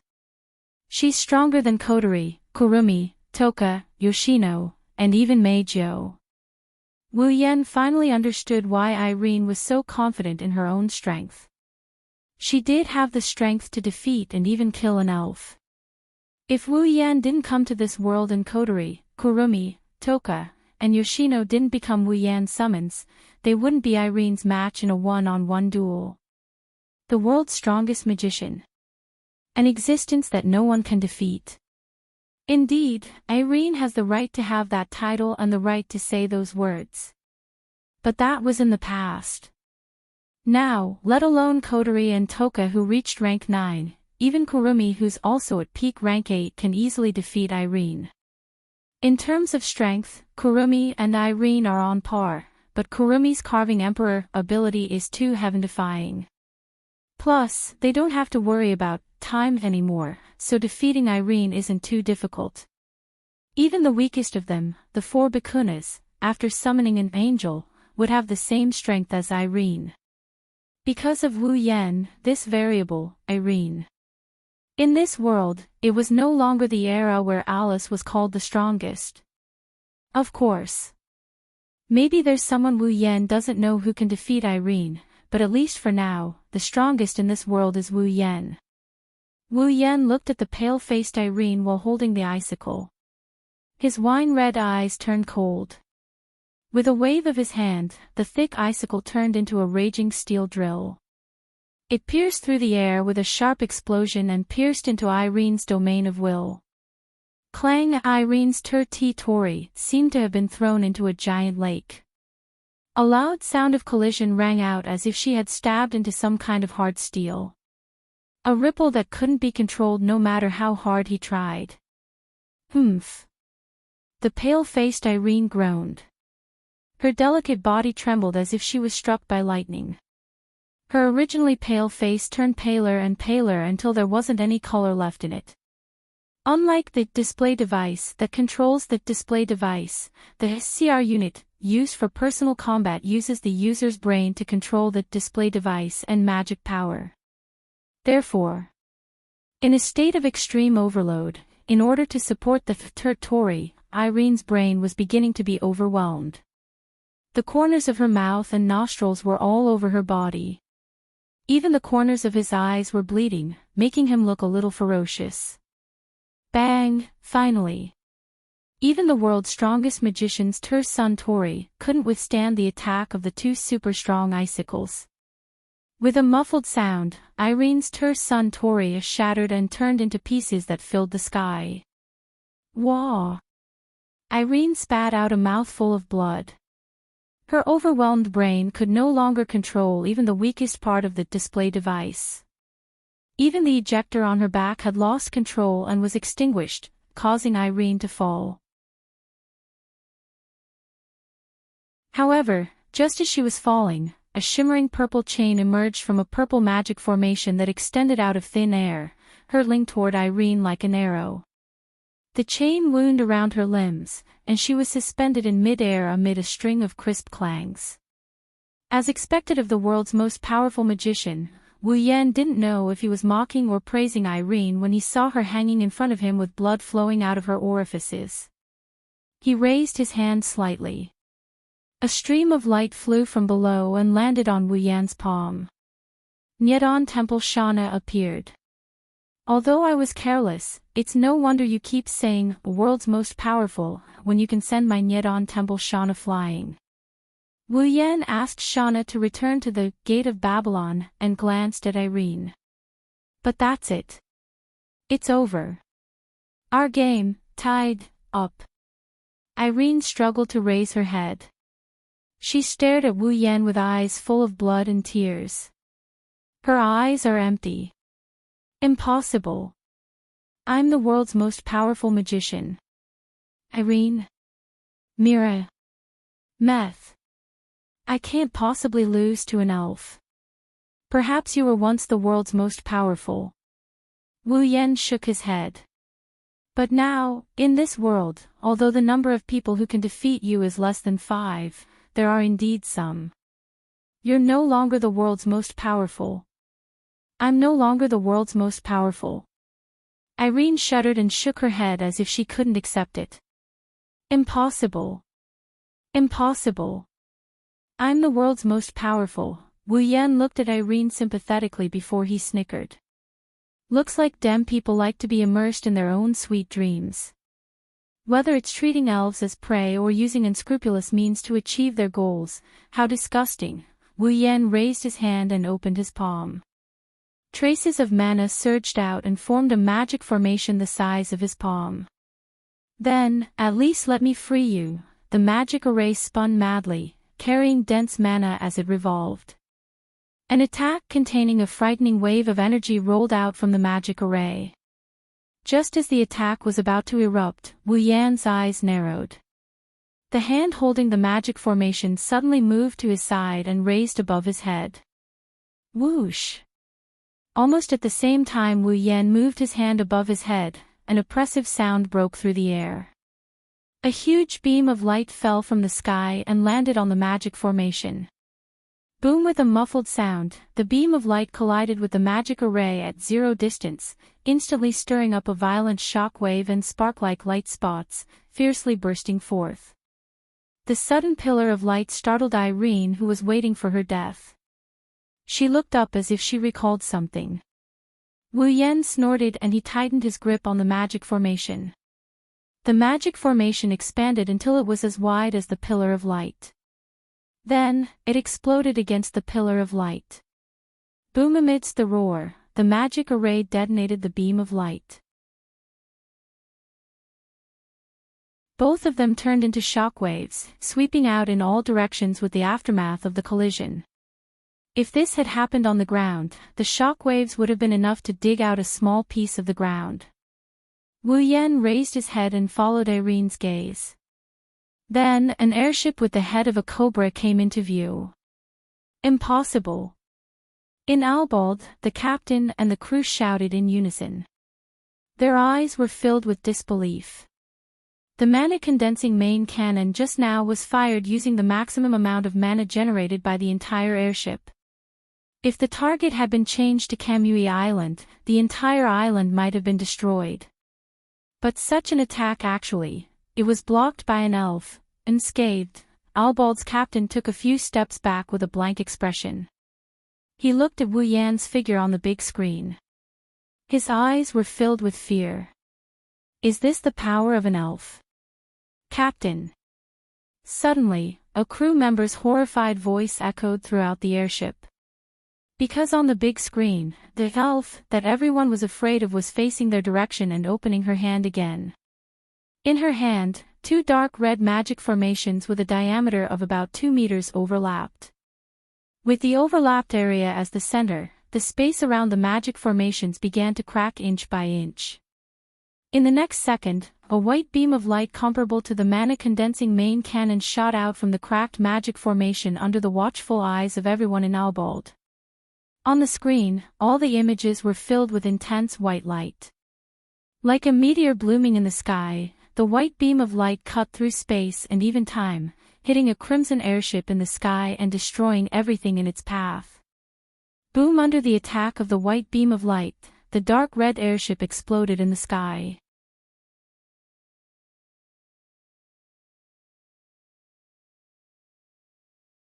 Chapter 1149. Dazzling light enveloped the entire place. The white light shot straight into the clouds and into the boundless sky. By the time the white light disappeared, Albald had already exploded. Amidst the flames and dust, it turned into fragments that filled the sky and slowly fell to the ground. If anyone was paying attention to these falling fragments, they would clearly see that during the process of falling, the crimson cobra head-shaped fragments of the airship trembled for a moment, then turned into feathers that emitted a soft white glow. Witnessing the entire process of Albald's death, Irene's pupils shrunk to the size of a needle before continuing to shrink. Looking at Wu Yan, who retrieved the dark red overlapping magic formation as if he did something insignificant, Irene fell into a daze. He destroyed the airship with just one hit. Hearing Irene's dry voice, Wu Yan glanced at her and curled his lips. The Sigh of the Dragon King, launched from the St. George's Sanctuary, had the power to kill a dragon, let alone destroy an airship. That's good too. I don't have to look for it myself. Wu Yan shrugged and chuckled. Then I'll accept the game's reward, you. Irene's breathing quickened, her body began to struggle. Her brain finally regained the ability to control the CR unit again. Under Irene's control, the Pandaragon's wing propellers shot up, creating waves of turbulence. Unfortunately, it's not an ordinary chain that binds Irene. It's the lock of discipline. With Irene's ability, she wouldn't be able to break free even if she was at her peak, let alone in her half-crippled state. With the push of the ejector on her back, her body was shaking violently, even the discipline lock was shaking.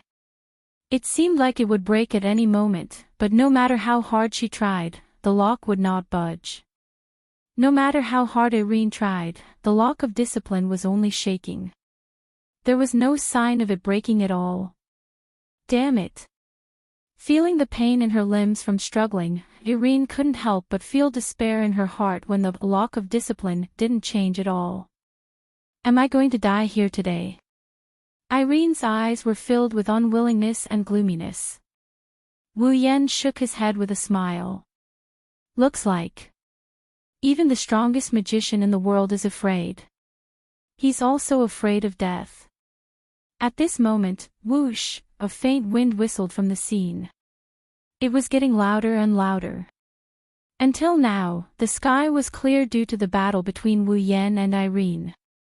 As the wind grew louder and louder, a thick layer of clouds floated in the sky.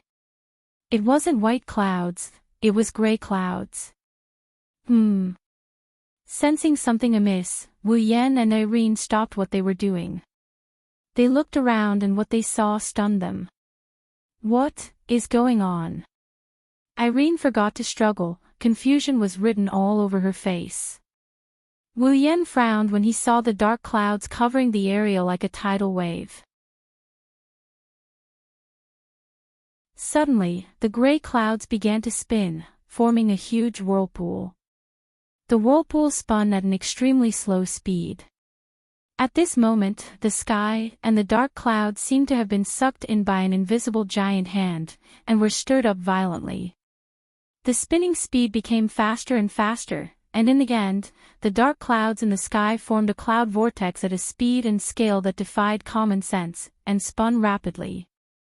Then, the surrounding scenery began to change at an alarming speed. The clear sky turned into dark clouds, it was like the gloominess before a storm. The calm and tranquil world suddenly turned into a typhoon with strong winds. The calm water surface turned into turbulent waves that crashed in all directions.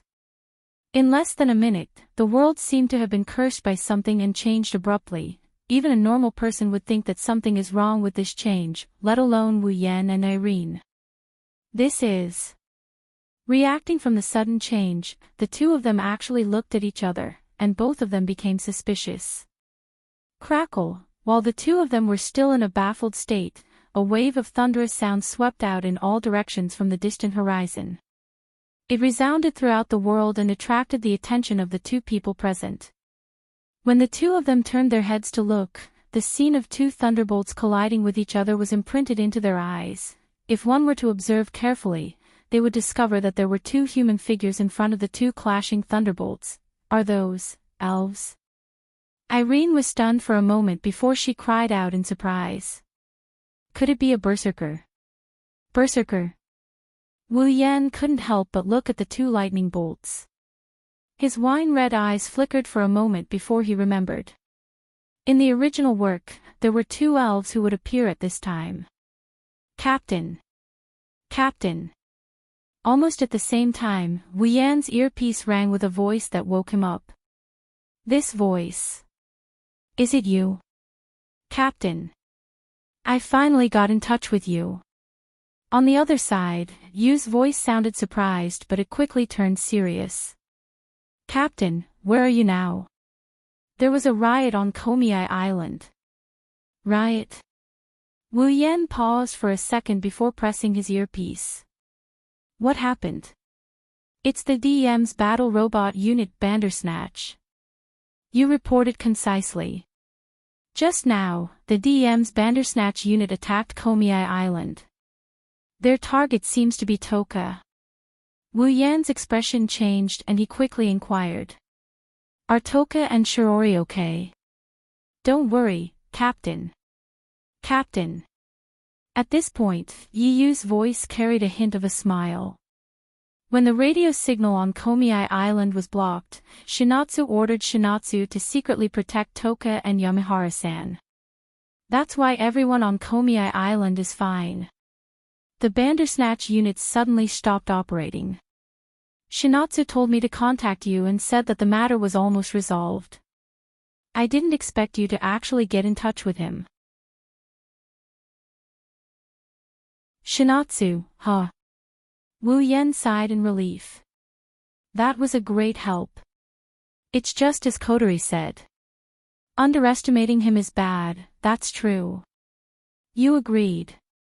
But why did the operation of the Bandersnatch unit and the interference radio signal stop? Wu Yen chuckled as he looked at the spot where Albadel was standing. It's probably because I destroyed the main body. It's nothing. Wu Yen shook his head and looked at the two clashing lightning bolts. Something happened on my side as well. I need some time to deal with it. Before that, keep an eye on Toka, Shirori, and Komiai Island. Let Shinatsu deal with it. Understood, Captain. Nodding, Wu Yen ended the call. He turned around and looked at Irene, who was staring at him in a daze. He raised his hand once more. I'm sorry. Mana surged out of his palm and swirled, forming a mana vortex. I don't have time to deal with you. Irene's expression changed drastically. She clenched her teeth. Wu Yen smiled wickedly. Let's play another game. Wu Yen grinned as he held the mana vortex in his hand. The game is about your life and death. Wu Yen narrowed his eyes, ignoring Irene's reaction. If you can survive this attack, I'll accompany you to see Wolcote the next time we meet. As soon as he finished speaking, the magic vortex that resembled spinning flames suddenly flashed violently. Boom! The ferocious magic power struck Irene's body and engulfed her in thick smoke. Not long after, Irene fell from the smoke like a kite with a broken string. She fell into the vast sea below. Wu Yan looked at the two lightning bolts colliding with each other in the storm. He turned around and he disappeared from where he stood.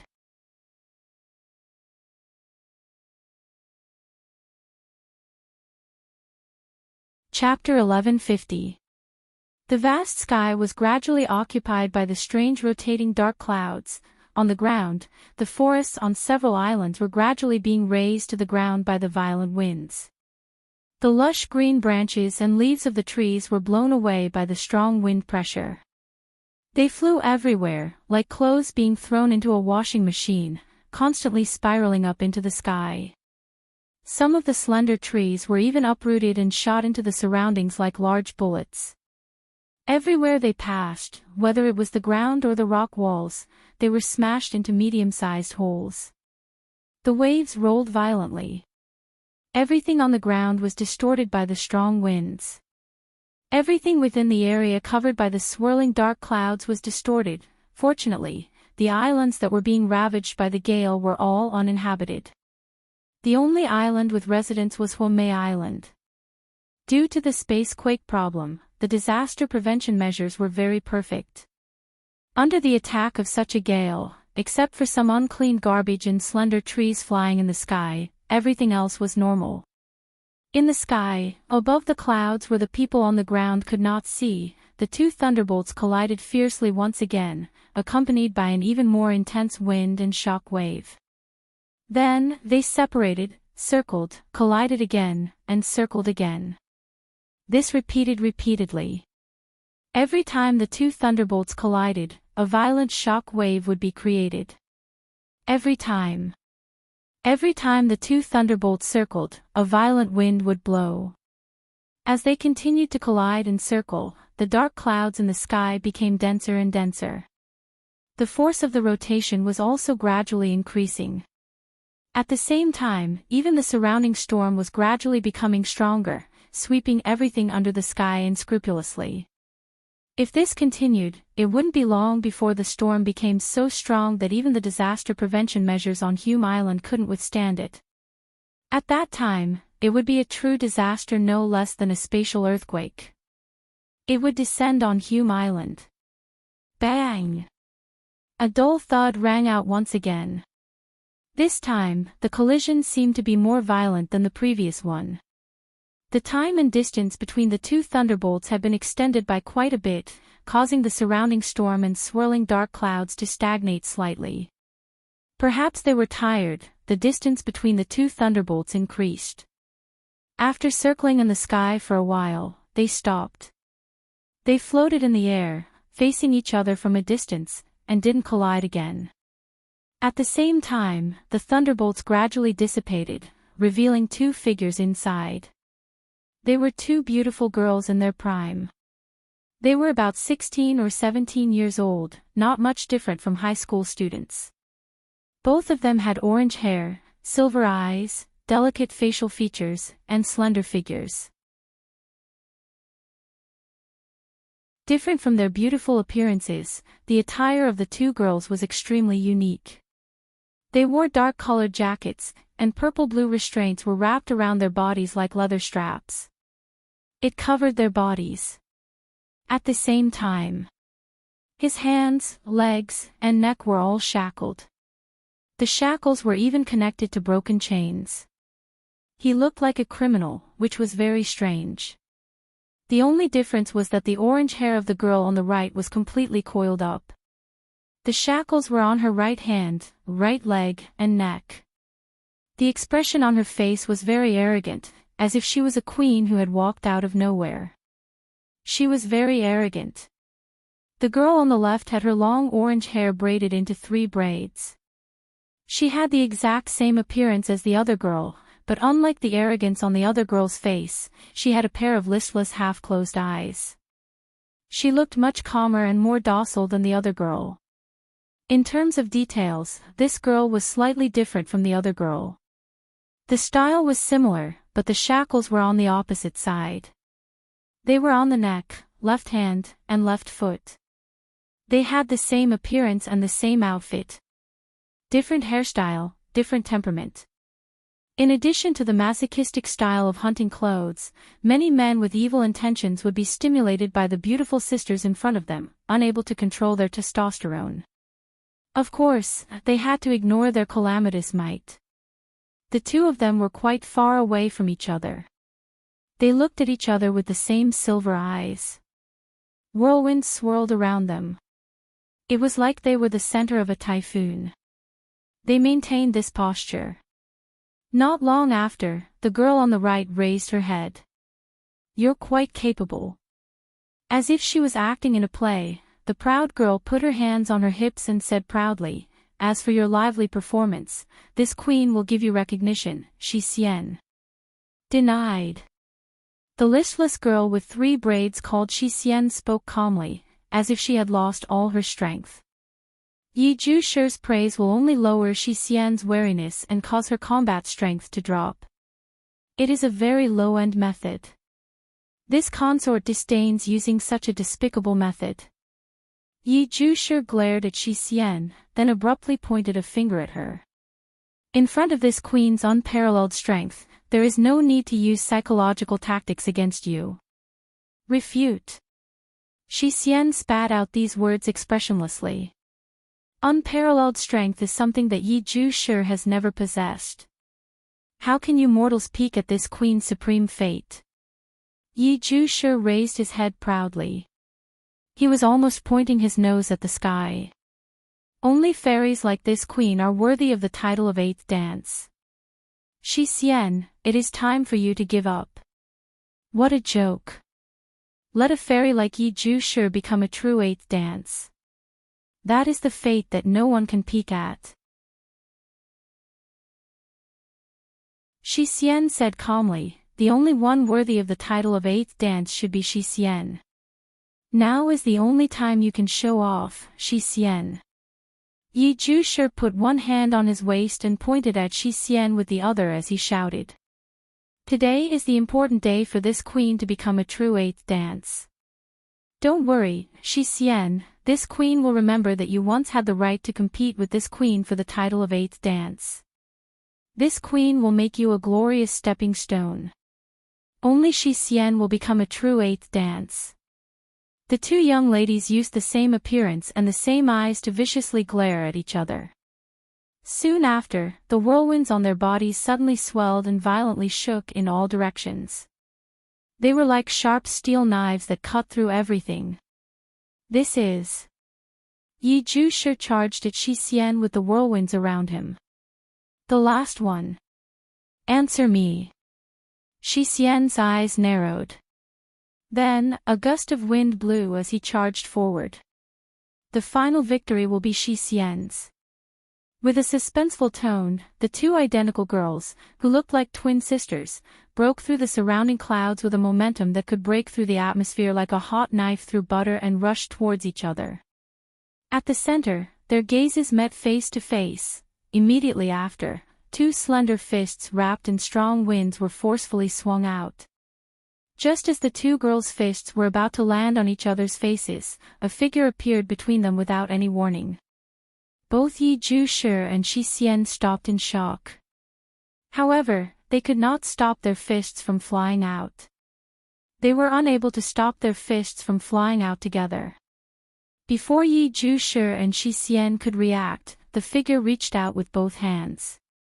Majestic mana currents surged around his hands, dispersing the whirlwinds in the two girls' hands. Then, with one in each hand, the figure grabbed onto Yi Zhu and Shi Xian's fists with a crisp pop. Both Yi Zhu and Shi Xian opened their mouths in shock. Although both of them had held back in that punch just now, it was still enough to shatter a piece of rock wall. Yet, it was so easily stopped by the two of them at the same time. While the two young ladies were still in shock, the whirlwind on their bodies continued to swirl, whistling as it scraped against the figure's body, causing him to frown. With a sigh, the demonic energy in his hands that were grabbing the two young ladies' fists surged, creating a violent impact. Scatter! As he growled, the surging mana collided with the whirlwinds around Yi Jia and Shi Xian. With a muffled boom, the mana was blasted away, turning into a gust of wind that scattered in all directions. At the same time, Yi Jia and Shi Xian also felt a gentle yet powerful pushing force on their bodies, pushing them heavily. Amidst the cries of surprise, the two girls who looked exactly the same flew out and slid on the clouds for a distance. It wasn't until they slid a few dozen meters away that the two girls managed to stabilize themselves. They looked ahead with a shocked expression on their faces. They looked at the figure that suppressed the two girls.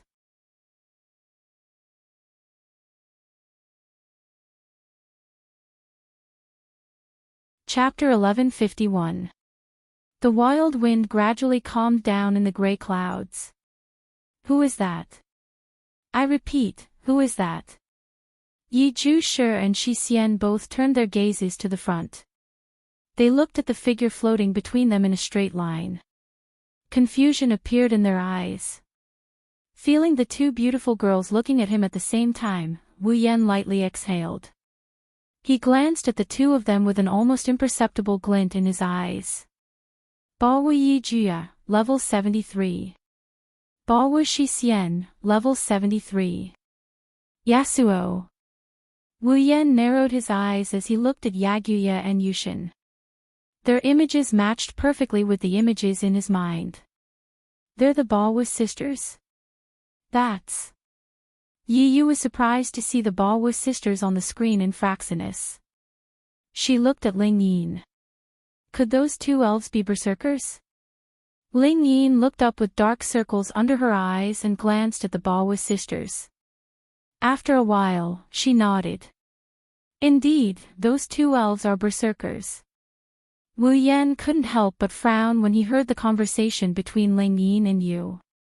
Looks like everyone knows the sisters. Well, we don't know each other. Yi Yu shrugged. Well, we don't know each other. I'm sure there are very few people who don't know about elves. Oh. Wu Yan glanced at the sisters who were sizing him up. How should I explain this? Night Moon pondered for a moment and then said, In every region of the world where spacequakes have occurred, the reaction of these two elves in the reality has been detected. Every region of the world. This time, Wu Yan is surprised. So you're saying that the sisters have caused spacequakes in every region of the world? That's not it. Yi Yu denied.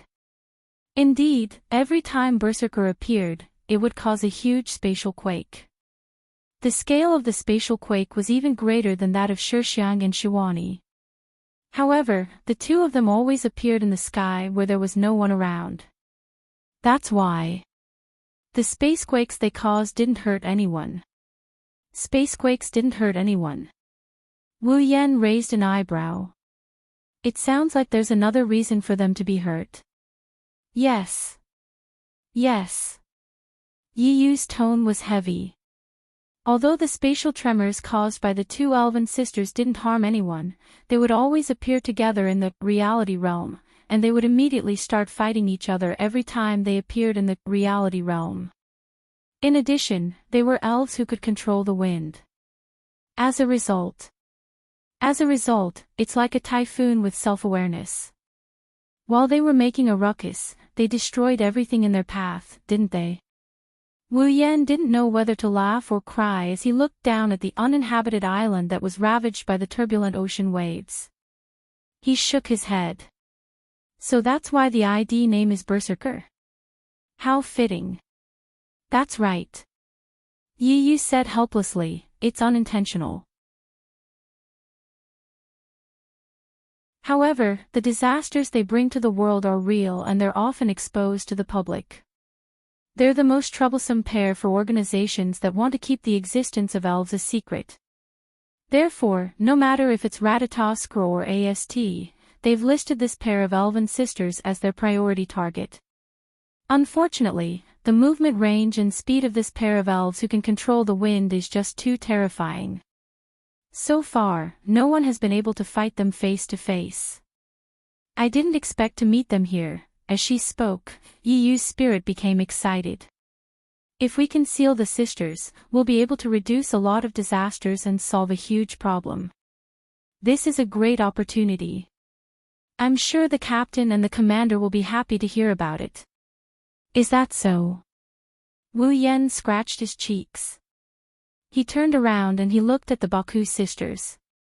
That's right. Let me see how capable these two willful sisters are. Captain. Yi Yu was speechless. She wants you to use peaceful means to interact with them. Don't fight like last time when you met the seducer Meizhou. Oh. Wu Yan had a mischievous grin on his face. Well, I'll try my best. The Balwa sisters who were waiting for Wu Yan to make a move were getting impatient.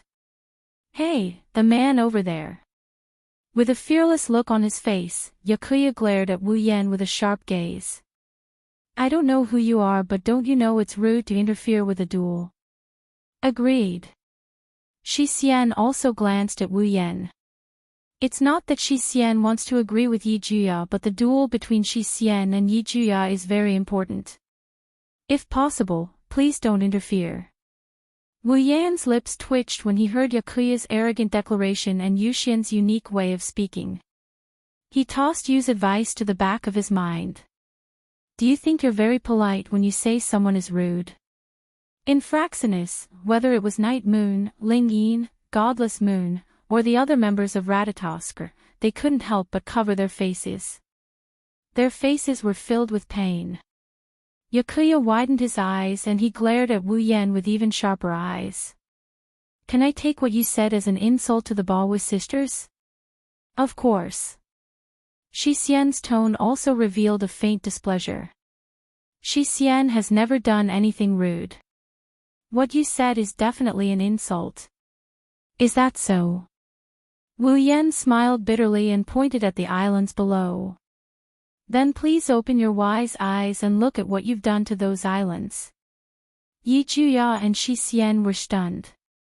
They looked down and saw the uninhabited islands. They looked at each other and looked at Wu Yan. Isn't it just a few uninhabited islands? Is there a problem? Yes. Shi Xian would like to know the answer too.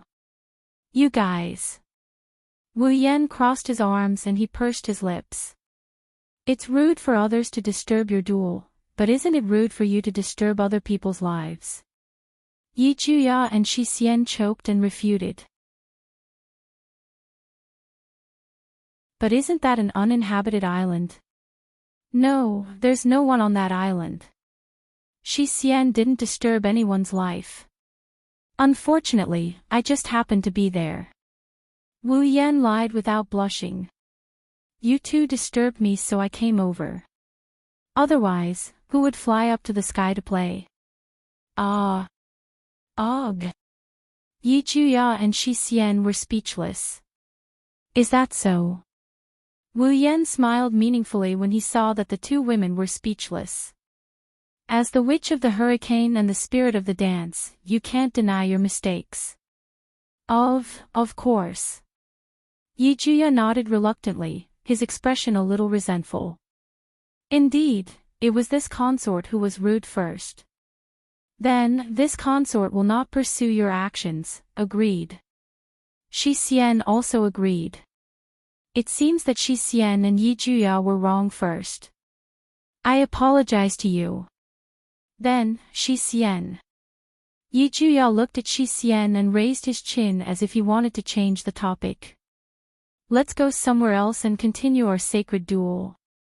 Agreed. Shi Xian narrowed her eyes and met Yi Juya's gaze. Wait, I'm not done yet. Wu Yan rubbed his forehead and sighed. Why do you insist on a duel? Ho ho, are you interested in our duel? Yi Juya puffed out his chest. However, you are just an outsider. Even if we were rude first, we cannot let you interfere with our sacred duel. Please don't interfere with our duel. Shi Xian looked at Wu Yan and said calmly. Shi Xian and Yi Juya's duel is necessary. It must be carried out. Then why don't you let me interfere? Wu Yan said kindly. Since it's a duel, there should be a judge, right? Why don't you tell me? Maybe I can give you an idea. Yes. This. Both Ye Jushi and Shi Xian hesitated for a moment before nodding their heads.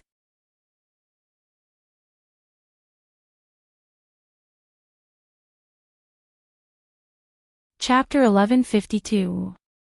Unknowingly, the dark clouds in the sky that seemed to have been stirred up by something slowly returned to their original state. They gradually dissipated, revealing the originally clear and incomparably blue sky. The sea gradually calmed down. The wind was calm and the waves were calm. Warm sunlight poured down and covered the messy and uninhabited islands. If it weren't for the remnants of the storm on the islands, everything that happened just now would have been treated as a dream. In the boundless sky, 3 figures were floating in the air.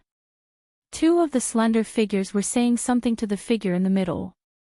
From time to time, they would compliment each other. Their tacit understanding couldn't be any better.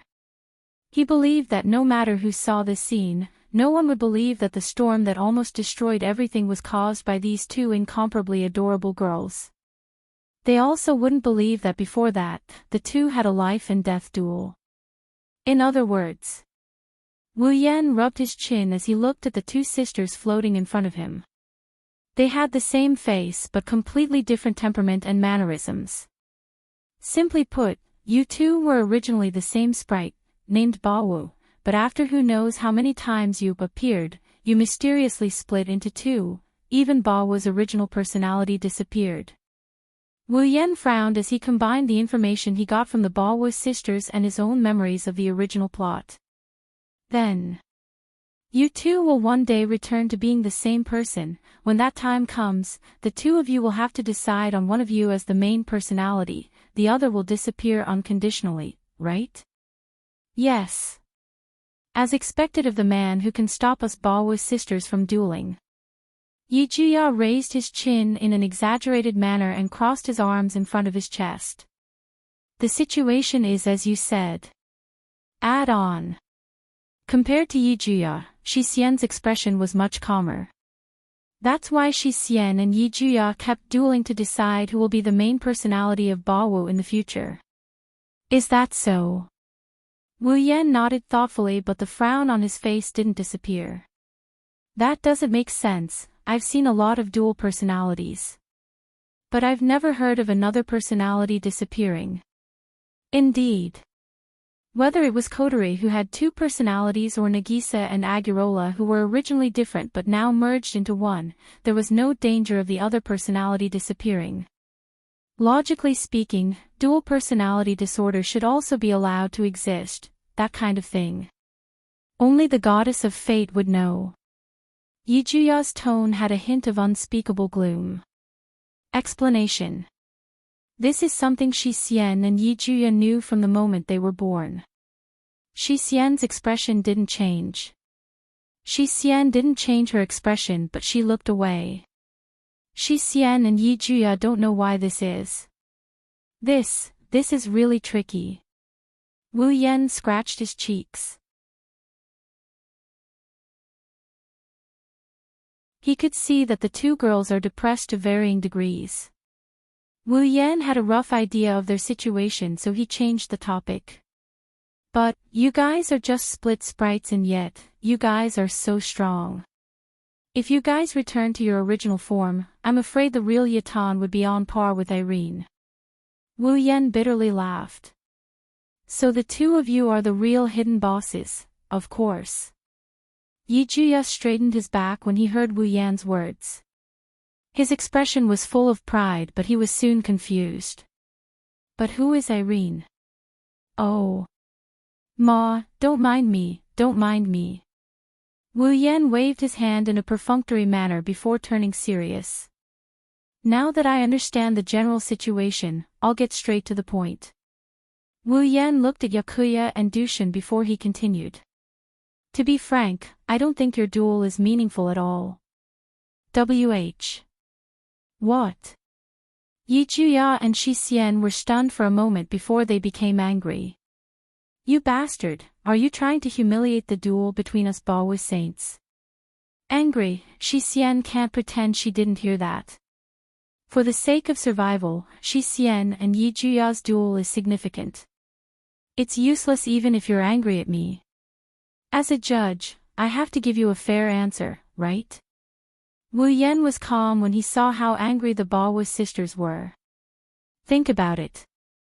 You were originally one entity, but when you split, you became two independent existences. But at the root of it all, you're still the same person. You're equal in power, and your spiritual equipment is the same. Even if Angel was split into two and became your trump card. Tell me, do you think it's possible to win if you continue fighting like this? Yaguya and Shi Xian, whose faces were filled with anger, were stunned.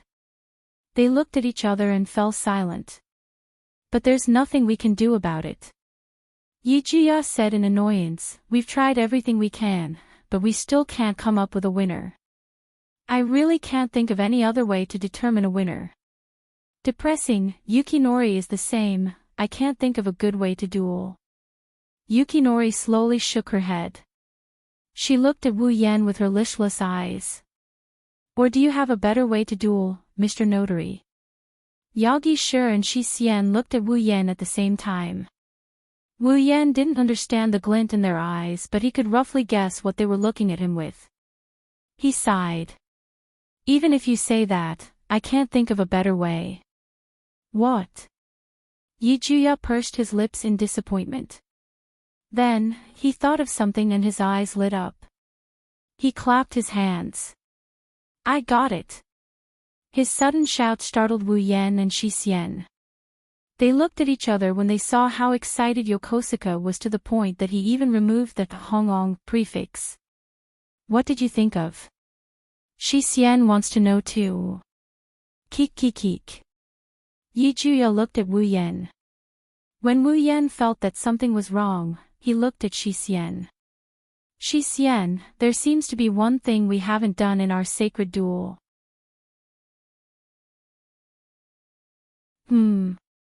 Shi Xian tilted her head and asked. Ask? What is that? Yakuya smirked. He pointed at Wu Yan as if he was making a declaration. He spoke with a loud and clear voice, emphasizing each and every word. Our duel has yet to determine a winner, and that is charm. Charm. Both Shi Xian and Wu Yan were stunned. Their expressions turned strange. Yi Juya, you're not thinking of seducing me with Shi Xian, are you? Oh. As expected of the notary of our duel. Yi Juya said excitedly. What do you think? This is a good duel, right? Response, I see. Yu Xian nodded. She looked at Wu Yan. Indeed, this is a duel we haven't done before. It's perfect for the final duel. That's right. Wu Yan was stunned when he saw the two sisters talking to each other. Then, he laughed. What are you laughing at?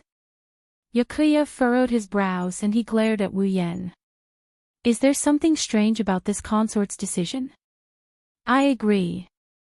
I don't know why, but I have a bad feeling about it. Shi Xian frowned and said to Wu Yan, Mr. Notary, please give me some pointers. Nope, nope. Wu Yan laughed while waving his hands at the two girls.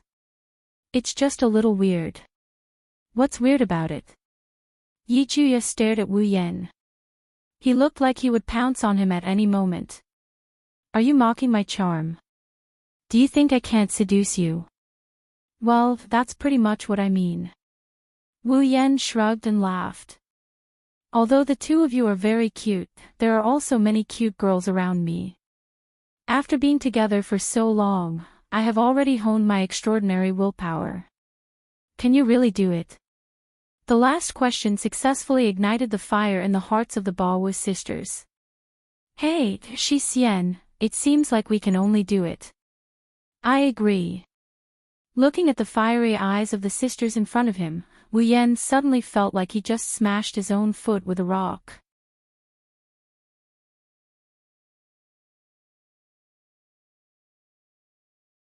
Chapter 1153. Guamei Island, Archive. The sky was pitch black, and the howling winds were visible to the naked eye. Like sharp blades, they sliced through the surroundings, blowing all the lighter objects on the ground into the air. Outside the window, the trees slanted more and more under the strong wind. Even though there was a wall between them, the sharp sound of the wind could still be heard clearly by every student who came to Zen High School. Some of the more timid students turned pale and trembled all over. There is nothing they can do about it. Originally, they had planned to travel here happily. Who would have thought that the change in the weather would be so abnormal? Just a second ago, he was still rushing towards the archive, but in less than a minute, the clear sky suddenly turned dark, the calm ocean suddenly became turbulent, and the strong winds suddenly blew, and in a short moment, it became a strong storm that could even blow people away. By the time the students of Chan High School followed the instructions of the teachers and arrived at the archive, the outside world had completely turned into a world of storms. Looks like it won't stop for a while, Shiori sighed as she looked at the thick glass windows that kept shaking under the strong wind, and the creaking sound that could break at any time. This weather. It won't last until the end of the trip, right? That would be really bad. You. Toka's face is full of regret, but more than that, she is worried. Shido. It should be fine, right? Shiori paused for a moment before recalling the incident where Wu Yan left the team on their way to the data center. Worry surfaced on her face as well. It should be fine, right? Whoa. Hearing Shiori's words, which didn't sound like an affirmative sentence, Toka couldn't help but become more worried. Her purple eyes looked at the strong wind outside the window. She gritted her teeth and rushed towards the door. I'll go find Shido. Wait! Shiori exclaimed. She grabbed Toka's hand. In this weather, even if you go find Shido, you won't be able to walk properly, you might even be blown away, it's useless. But... Toka's worry turned into anxiety. Even her heart is full of anxiety. Ah. At this moment, a voice filled with surprise and joy reverberated above the archive. It attracted everyone's attention. Look! It's Sunny. All the students and teachers hurriedly gathered in the direction of the window and looked up at the sky. They didn't know when the dark clouds had scattered, but the blue sky had revealed itself. The distant sea gradually calmed down, and the wind also stopped. It stopped, it stopped. It really stopped. That's great. I thought this trip was going to be scrapped.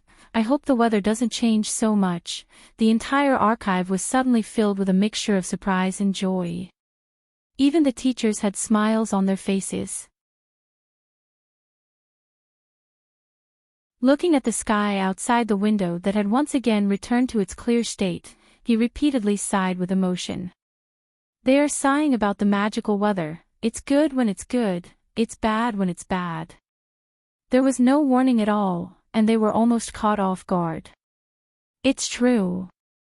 It's sunny. Toka pressed her face against the window. With a touch of joy on his face, he turned around and ran through the densely packed Lichon High School students toward the entrance of the information center. Toka. Shirori also hurriedly followed behind Toka and ran to the door. The group of students and teachers didn't seem to want to stay in the lifeless library anymore. They all ran out one by one. Just as 10 Fragrances, who was running at the front, was about to open the door of the archive and rush out, the door that was less than 3 or 4 meters away from 10 Fragrances suddenly opened by itself, giving 10 Fragrances a fright. Then, the person Toka was looking for appeared at the door, Shido. Toka's face is happy. Just as she was about to rush over, her body stiffened. She can't move anymore. No, it's not just Toka, even Shirori and the other students and teachers behind her are frozen on the spot, looking at Wu Yan standing at the door. They are silent. Even though there was a big typhoon just now, Wu Yan didn't have any injuries on his body. Even his hair and clothes are in perfect condition, not a single bit messed up. He looked exactly the same as when he left the group. Come to think of it, the typhoon just now didn't affect him at all. This scene made Toka and Shirori, who were worried about Wu Yan, let out a sigh of relief. But after letting out a sigh of relief, the two of them frowned at the same time. Their gazes turned sharp in an instant. Because, next to the unscathed Wu Yan, there are 2 people, the 2 of them looked exactly the same. They had orange hair and silvery eyes. They were very beautiful girls. Of course, if it's just 2 extra girls, it's not a problem for Toka and the others to act like this. The problem is, these 2 very beautiful girls are wearing revealing restraints, their necks, hands and feet are all shackled. That's not the most important problem. After all, there are people who like to dress up and have special interests. But when these 2 girls are standing close to the man in the middle, constantly squeezing into his arms, they can't be ignored. Shido. Hugging Wu Yan's right arm, the girl with a proud smile on her face squeezed into Wu Yan's arms and said, "I've already lowered myself, shouldn't you be grateful and give your all to me?" Refute. As soon as the girl on the right finished speaking, the listless girl hugging Wu Yan's left arm immediately spoke up.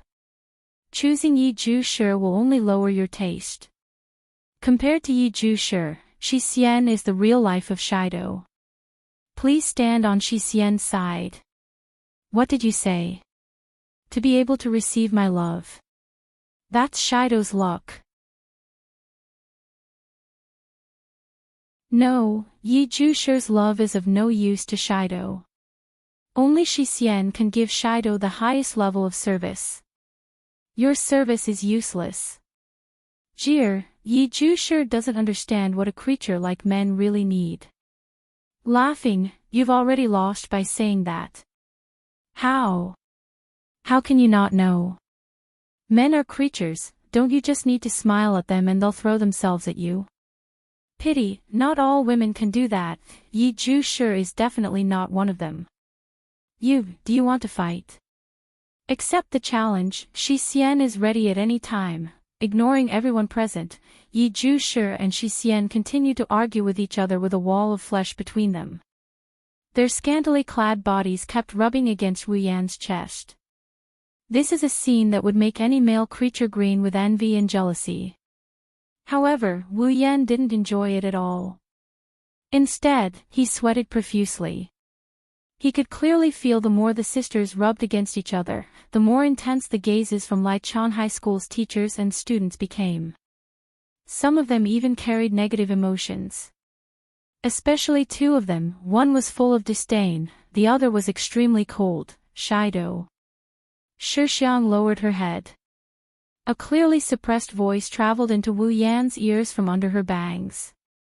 They. Who are they? Ha ha ha. Wu Yan was sweating as he laughed. Shixiang looked at him with even more disdain.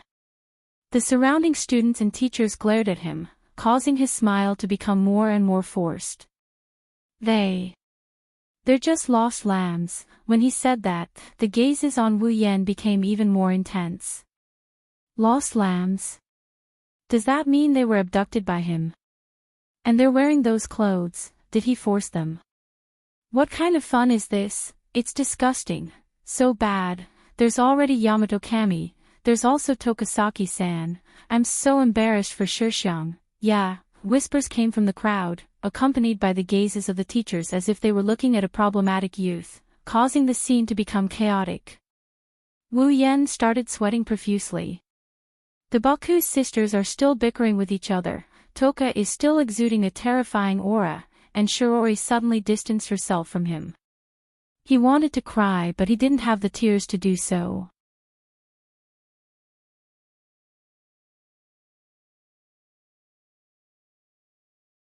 Chapter 1154. Above Komiai Island, Fraxinus. Ha! The automatic door of the command room slowly slid open. Shina, who had taken off her CR unit, panted as she walked into the command room. Fighting in such a strong storm is really tiring.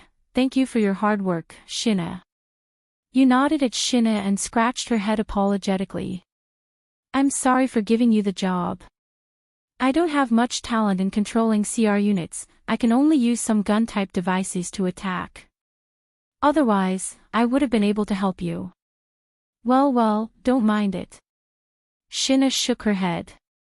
Her blue ponytail swayed like a puppy's tail. It's very cute. Senior Yeyue's strength is unquestionable. Back then, when she fought against Nightmare, that godly shot of hers is still fresh in my memory. I only have some experience with guns. Yu shrugged. She looked at Kanushi Kuhei who was hugging his chair. It's not like there aren't any men here who are more talented than me. Shina looked at Kanushi Kuhei who was drooling and mumbling nonsense. Kanushi Kuhei had a disgusted look on his face. She was conflicted. Indeed, if one were to say that Yu's ability to use a personal gun-type display device had surprised Shina, then Konosuke Kuhei's outstanding command had shocked Shina. Not only could she perfectly grasp the situation on Haimai Island and let her attack in advance, she could even support him in that kind of weather and calculate the effective time of the storm, so that she could really defeat all the Bandersnatch troops that were sent to Haimai Island without anyone noticing. Shina sincerely felt that if she didn't have Kanushi Kuhei's instructions, even if she could take down all the Bandersnatch troops on Komiai Island, the residents of Komiai Island would still be shocked. It was inevitable that it would be witnessed by the local residents and even the students of Lichang High School. It might even put Toka and Shirori in danger. Recalling Kuhei Konosuke's advice on the radio during the battle with the Bandersnatch, Shinana's opinion of Kuhei Konosuke had changed. He had also changed his opinion of Kuhei Konosuke. However, Kanushi Kuhei's performance. Shina couldn't help but lower her opinion of him. The two cancelled each other out. Even if it was true, he still felt conflicted. All in all, the Bandersnatch troops have been taken down. There shouldn't be any more problems on the island. Shaking his head, Jana shook his head and looked at Yu. How's the captain? Captain. Night Moon smiled bitterly and looked at the big screen. It's a bit troublesome. Why are you guys always sticking to Shido? As this consort's most loyal guard, isn't it natural for Sherdao to protect this consort? Ha! What's the meaning of this? Explain. Explanation: Yu Juye and Yu Xian are having a very important event, they need Shido to do it. I don't know what's going on, but if that's the case, I want to participate. Do you want to be my opponent? How brave of you. Opponent. This means that there can only be one winner in this meaningful event, and the winner will be the owner of Shido. Obtain Shido's ownership. I want to participate. I want to participate too. What? A mere human dares to challenge the Witch of Komiai Island. Exclusion: This is a duel between Yu Juye and Yu Xian, outsiders are not allowed to participate. Why can you two do it but not me? Wu Yan listened to the bickering coming from his left, right, and front. He watched as Toka, Yagia, and Yukinori clashed with each other. Wu Yan felt like he was sandwiched between the three of them. His face was filled with fatigue. For half an hour, Wu Yan was bombarded by the three elven girls. Even an immortal vampire like true ancestor Wu Yan wouldn't be able to take it. Wu Yan couldn't help but yell when he saw that the three of them were going to continue. He struggled to break free from Yu Juye and Yu Xian's hands. I say, when are you guys going to stop arguing? I'm not the one who wants to make a fuss. Toka pouted with tears in her eyes. She looked at Wu Yan with a pitiful expression. I just want them to leave your side, ho ho ho. Yu Juye laughed arrogantly like a queen and waved his hand at 10 Fragrance. It's too late, Shido already belongs to me, it's my spoils of war. No, Yu Xian has never heard of spoils of war. Yu Xian looked away from 10 Fragrance and towards Yu Juye. Yu Juye hasn't succeeded in seducing Shido, so Yu Xian thinks it's just Yu Juye's delusion.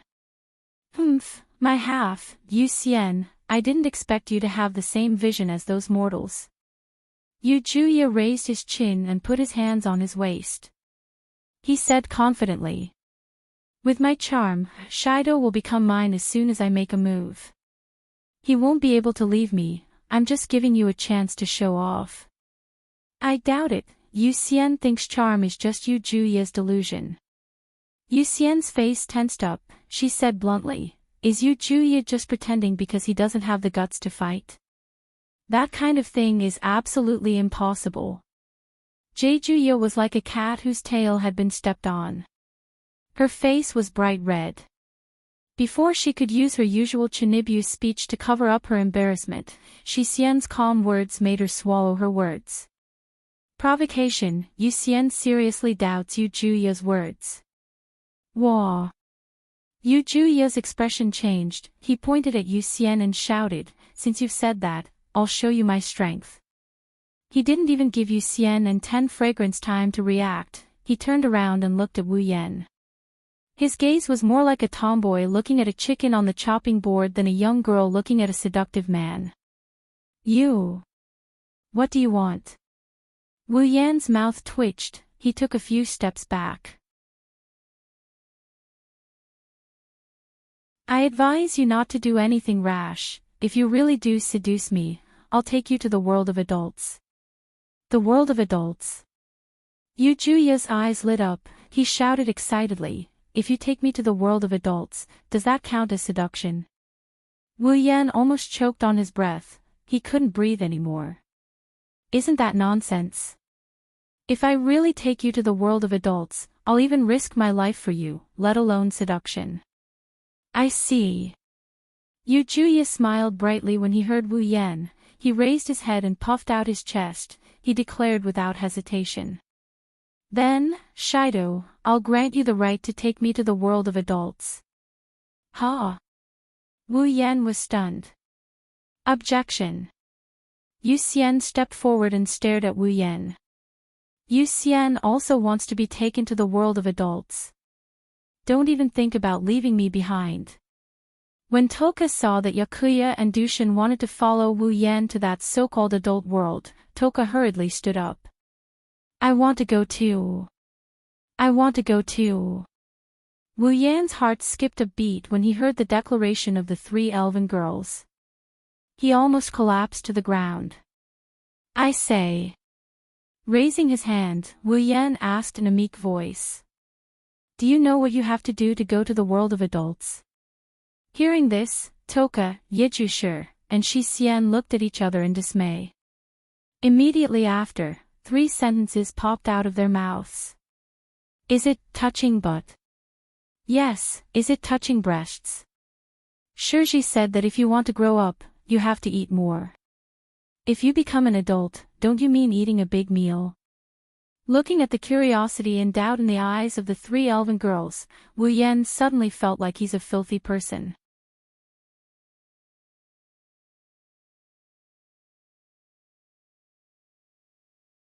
Chapter 1155.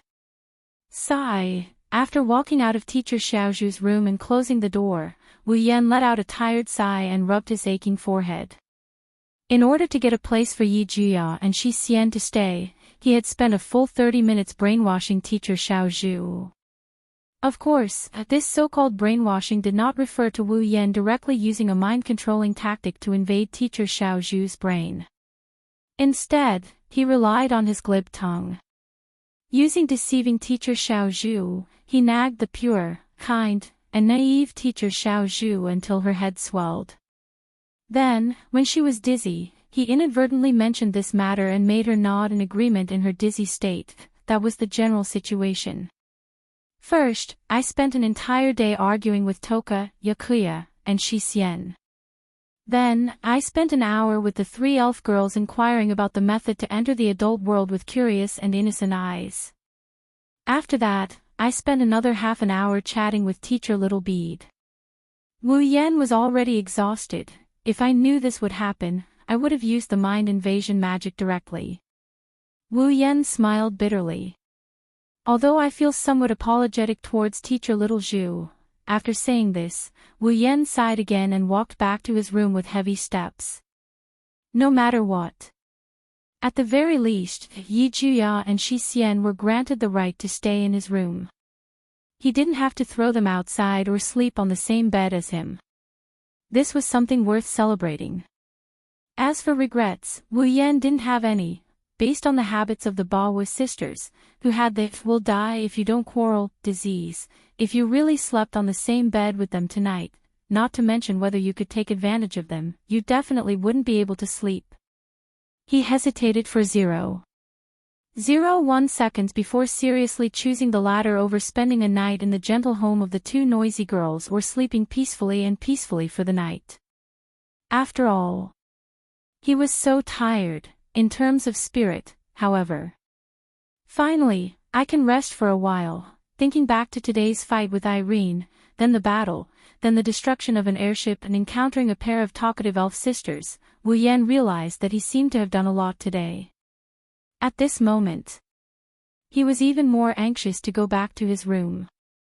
Unfortunately, he didn't know if the heavens were trying to help him or if they're just toying with him. Just as he was about to turn into the corridor leading to his room, 2 clear voices came from behind him. Sherdao. Repeat. Sherdao.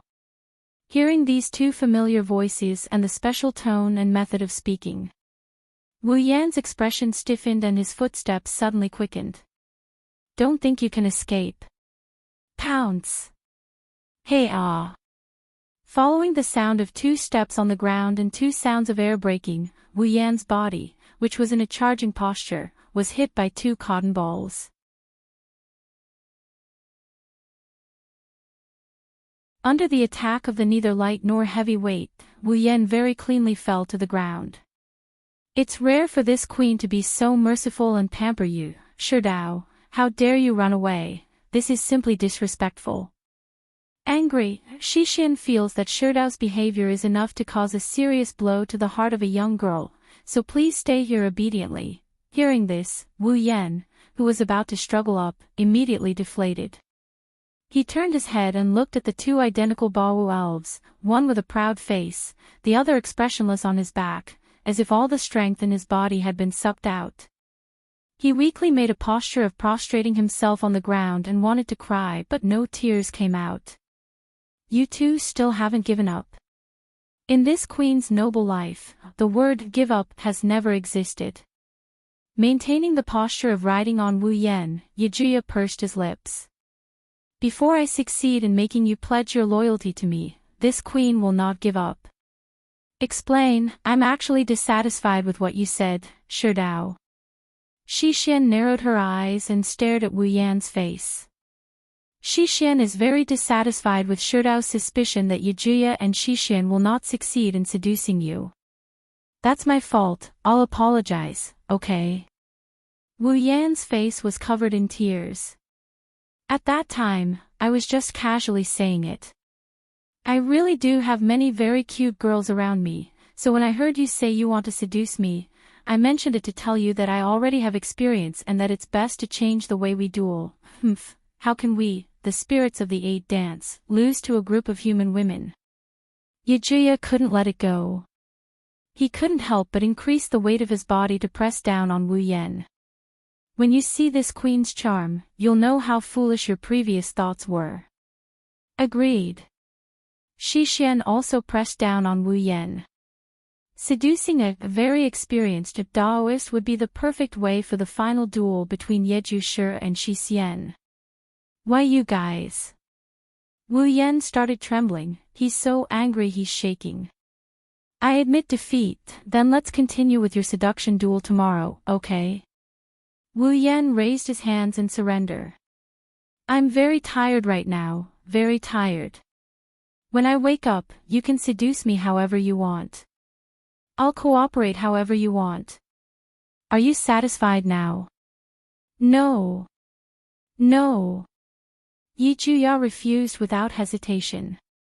Our sacred duel has already been decided that you'll be the stage, there's no room for error. Of course. Shixian nodded. If we compromise now, then that kind person's help will be wasted, kind person. Wu Yan looked at the Yamato sisters on his back with a puzzled look. What kind of kind person? Yajuya and Shixian looked at each other and smiled meaningfully. 10 minutes ago, Sherdao. Yajuya, who had already taken off his spiritual attire and put on his bathrobe, looked around and stomped his feet indignantly. Damn it, how dare you betray us? That's a capital offense. Indignant. Shixian's silver eyes were also filled with dissatisfaction. A man who abandons a woman is the worst. Ah. Just a little bit more. Yaguya shrugged dejectedly. Just a little bit more and Sherdao would have fallen to the point where he can't leave me and become my helper. No, Yajuya wasn't just a little bit off. He was so far away that even the ocean couldn't compare to him. Shixian's eyebrows twitched. Shixian will definitely go further than Yajuya on the path to Sherdao. That's not true. Sherdao will definitely belong to me. No, Yajuya won't be able to attract Sherdao. Sherdao will only choose girls like Shixian, that's not true. That's the conclusion. That's not true. Answer yes. The two sisters argued as they walked. They had long forgotten that they came out to look for Wu Yan. They were so engrossed in their argument that they didn't pay attention to their surroundings. Around the corner, a figure wearing a cloak, a hat, and sunglasses suddenly rushed in front of them. They almost didn't react in time. When the two sisters finally reacted, they thought it was an enemy and were about to attack when a low voice came from the other party's mouth. Young ladies, you seem to be very troubled. Both Yi Ju Shi and Shi Xian stopped what they were doing and frowned at the same time. Yi Ju Shi even yelled out. Who are you? You actually dare to block my path? He. A very uncomfortable laughter echoed, causing the frowns of the Baowu sisters to deepen. Just as the two sisters were about to lose their patience, the cloaked person spoke. do you want to know how to seduce a man? I have a secret here. Secret. Hearing this, the eyes of the two elf girls shook and they started to waver. Before the Bawa sisters could react, the cloaked person continued. Actually, there are only 3 steps to seducing a man. 3 steps. The Bawa sisters held their breaths. The cloaked person nodded heavily. Strip. Strip. The Bawa sisters were stunned. Kiss him after you strip. Kiss. The Bawa sisters widened their eyes. After you kiss him, let him do all the work. The cloaked person glanced at the 2 girls with sunglasses. That's fine. Yejuye and Shi Xian looked at each other in dismay.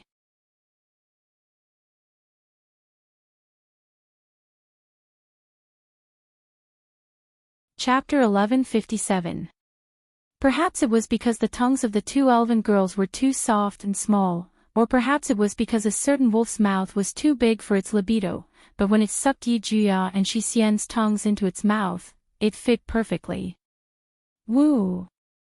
Perhaps they did not expect things to turn out this way. Both Yi Jia and Shi Xian let out a whimper at the same time. Their watery silver eyes started to turn misty. Even their cheeks started to turn pink. Not long after, their consciousness started to turn blurry.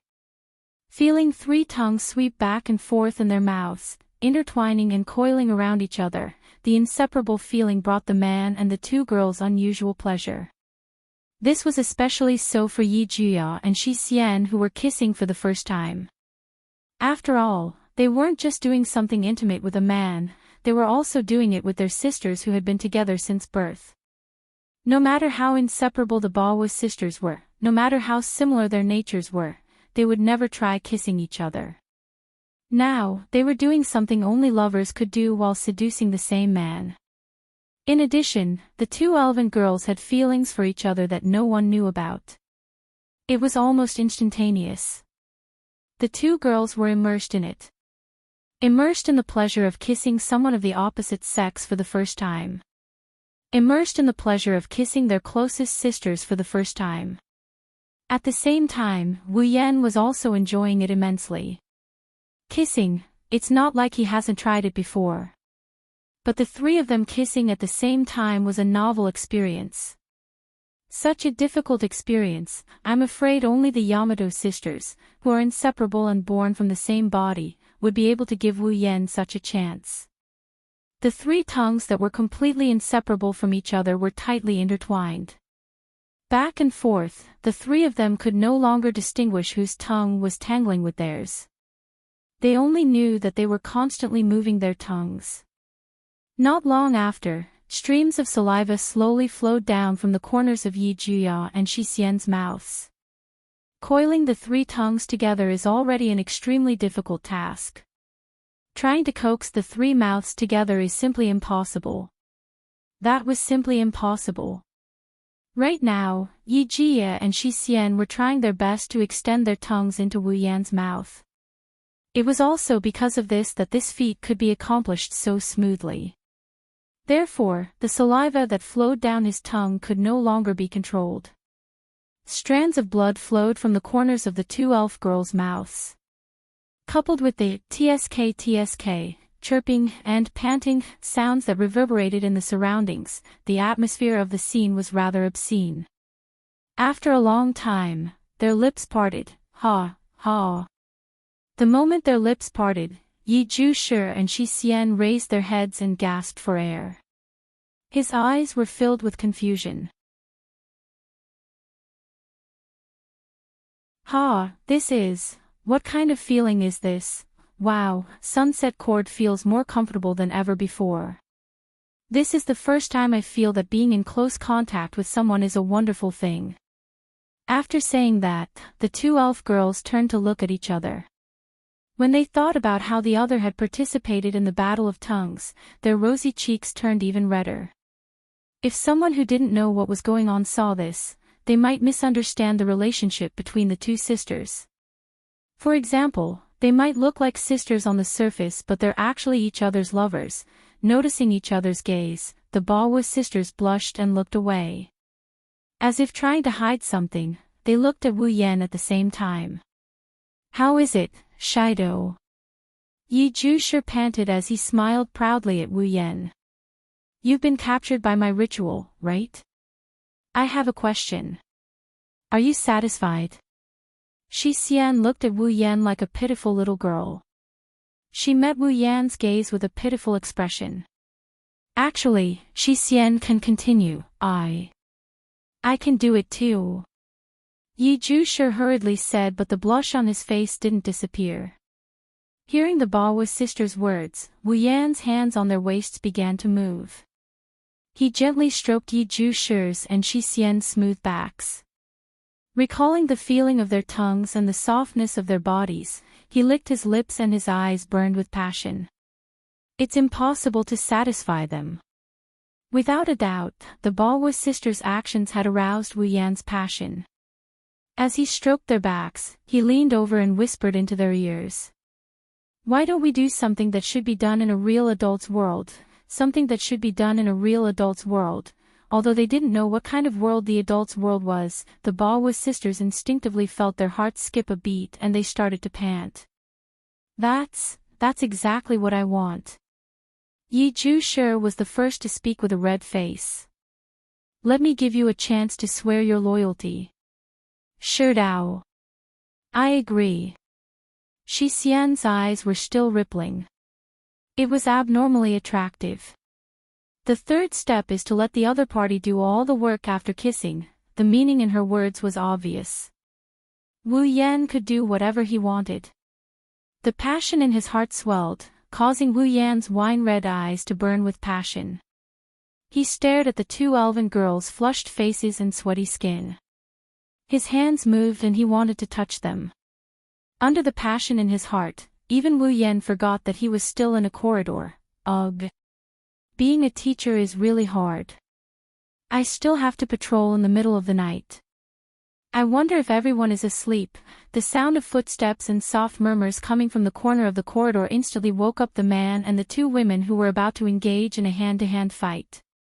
The three of them reflexively looked towards the end of the corridor, and then, they saw it. On the floor, a torchlight and a shadow were slowly approaching them. Wu Yan sucked in a breath of cold air. If the patrolling teachers saw him hugging two lost lambs and having a passionate conversation openly in the corridor, wouldn't he be in trouble? Then, Wu Yan carried the two girls in his arms and went in without hesitation. Why are there two bathrobes on the floor? The Balwa sisters who were hiding in the wardrobe just realized what was going on. They held their breaths for a moment, but soon, they let out a small cry of surprise at the same time. It was all because a hand had suddenly climbed up their perfectly round bosoms and started to grope them. The two sisters' chest area was completely lost. Just as Yi Juya and Shi Xian were about to gasp for breath, a voice that was very close to them echoed from outside the wardrobe. It was filled with doubt. Was there a sound just now? Yi Jia and Shi Xian subconsciously pursed their lips when they heard that. They suppressed the joy that rose from the depths of their hearts. Even their delicate bodies began to tremble.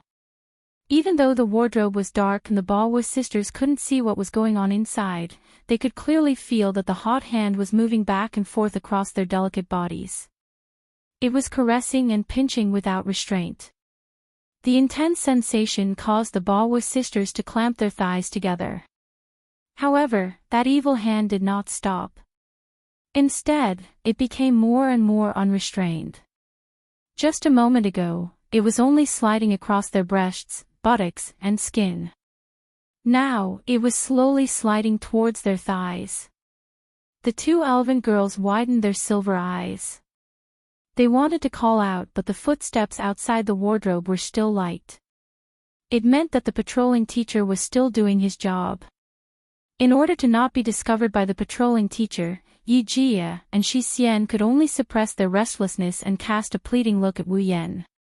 She didn't know if Wu Yan received her pleading gaze, but his fiery hands didn't seem to have any intention of stopping.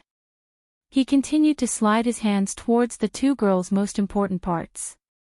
In the next second, they lost control of their bodies. The Balwa sisters raised their heads and raised their hands to cover their mouths. They closed their eyes and completely accepted the other party's actions. The sound of soft panting echoed in the small wardrobe.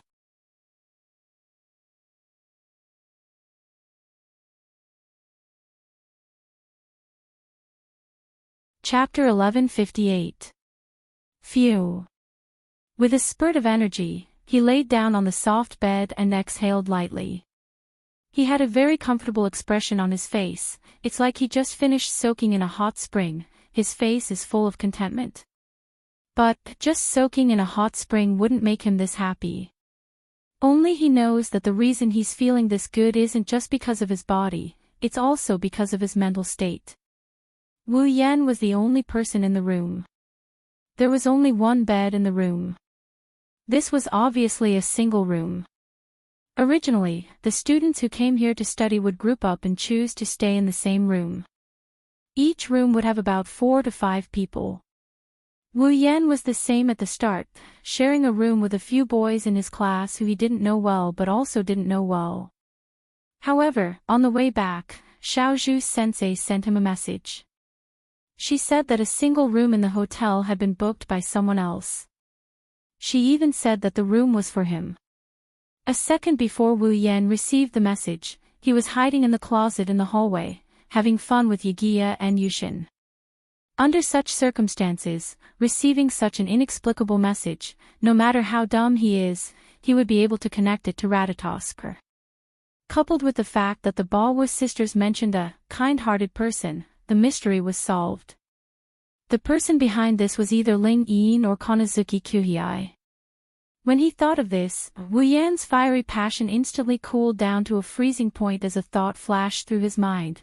Ratatoskr's people wouldn't broadcast what I did to the Balwa sisters on the big screen in the command room, would they? Ratatoskr wouldn't do something so immoral, but with Konazuki Kuhei's disgusting personality and Ling Yin's occasional black-bellied behavior, Wu Yan couldn't completely rule out the possibility. Thus, he did it right there and then.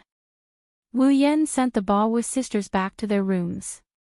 Then, without stopping, he went to take a cold shower and returned to this inexplicably extra single room. Looking at the cold ceiling, he recalled the events of the day. Even though he had just taken advantage of her, he still couldn't accept it. Wu Yan couldn't help but feel tired. His eyelids were heavy. He slowly closed his eyes. Unfortunately, just as his consciousness was about to fall into darkness, his phone rang. Suddenly, his phone rang, waking him up. Sigh. Wu Yan slapped his head and complained. It's already so late, who would call me? Kodori. She grumbled, but her hands swiftly picked up the phone. Hello. Hello. Is this Itsuka Shido? It's me. From the other side of the phone, an unusually sweet, stiff and nervous voice entered his ears. Wu Yan was stunned for a moment before he recalled who it was. This voice. Wu Yan tried his best to regain his consciousness as he answered weakly. Is this Meijo? Can you please not call my name so casually? The one who called was the elf with the ability to control voice, Temptress Meijo. Meijo took the initiative to call him, but she didn't hold back when she replied to him. Her attitude was as bad as usual. He didn't know if she noticed it, but when she said that, her tone sounded more like she was dissatisfied than annoyed. However, Wu Yan didn't notice the dissatisfaction in her voice. He's pretty much exhausted. Well, it's rare for you to contact me again, but I'm sorry, I'm too tired today. If there's anything, we can talk about it tomorrow. Bye. As he spoke, Wu Yan moved the phone away and pressed the hang-up button. Ha! Wait. Wait a minute. On the other end of the phone, Meijio seemed to be a little surprised by Wu Yan's words, but she quickly called out. Why are you talking to yourself and trying to hang up the phone? Could it be that he was doing something shameful? Sure enough, men are dirty, filthy, and disgusting creatures. Although I don't know what you're thinking, I'm sure you're wrong. Wu Yan didn't have the energy to complain, so he could only say it directly. It's just that I'm too tired today, so I want to rest early, because of all kinds of things. All kinds of things. Meijio hesitated for a moment. After a while, she lowered her voice and asked hesitantly. Yes. What kind of things? Wu Yan muttered to himself. Since she turned into an elf, Meijio probably didn't have a friend she could really talk to in the past 6 months. Or rather, since she became famous under the stage name Xiaodai Yuno, Meijio probably couldn't find anyone she could really talk to. Perhaps, he could talk to her about it. Thinking of this, Wu Yan forced himself to be alert. Actually, I met 2 elves today. They were quite troublesome elves. Elves? Meijio's voice was full of surprise. All kinds of things you said, you mean meeting elves. More accurately, all kinds of things started with meeting the elven sisters. Wu Yan bitterly laughed. To put it simply, this pair of elf sisters were originally one elf, but due to some unknown reason, they split into 2. However, one day, they will reunite as one. When that time comes, only one of them will be able to survive. Thus, in order to decide who will survive, I was dragged into this matter, elves. Meijio's intoxicating voice became hazy when she heard Wu Yan's words. I wonder if they're cute. Wu Yan's face fell, he jumped up from the bed in annoyance. I'm talking business with you, how dare you think of such ideas, it seems like I should hang up. Wait. Meijio quickly coughed. Well, I understand the general situation. That's good. You're thinking of the elves, right? You don't understand. You don't understand at all. Wu Yan was angered to the point of laughter. Why do I have to think of Yejuye and Yejuxian? Yejuye and Yejuxian, what a cute name.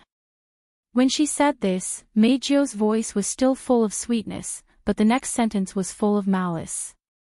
If you're not thinking of doing something to them, why are you so troubled over their matters?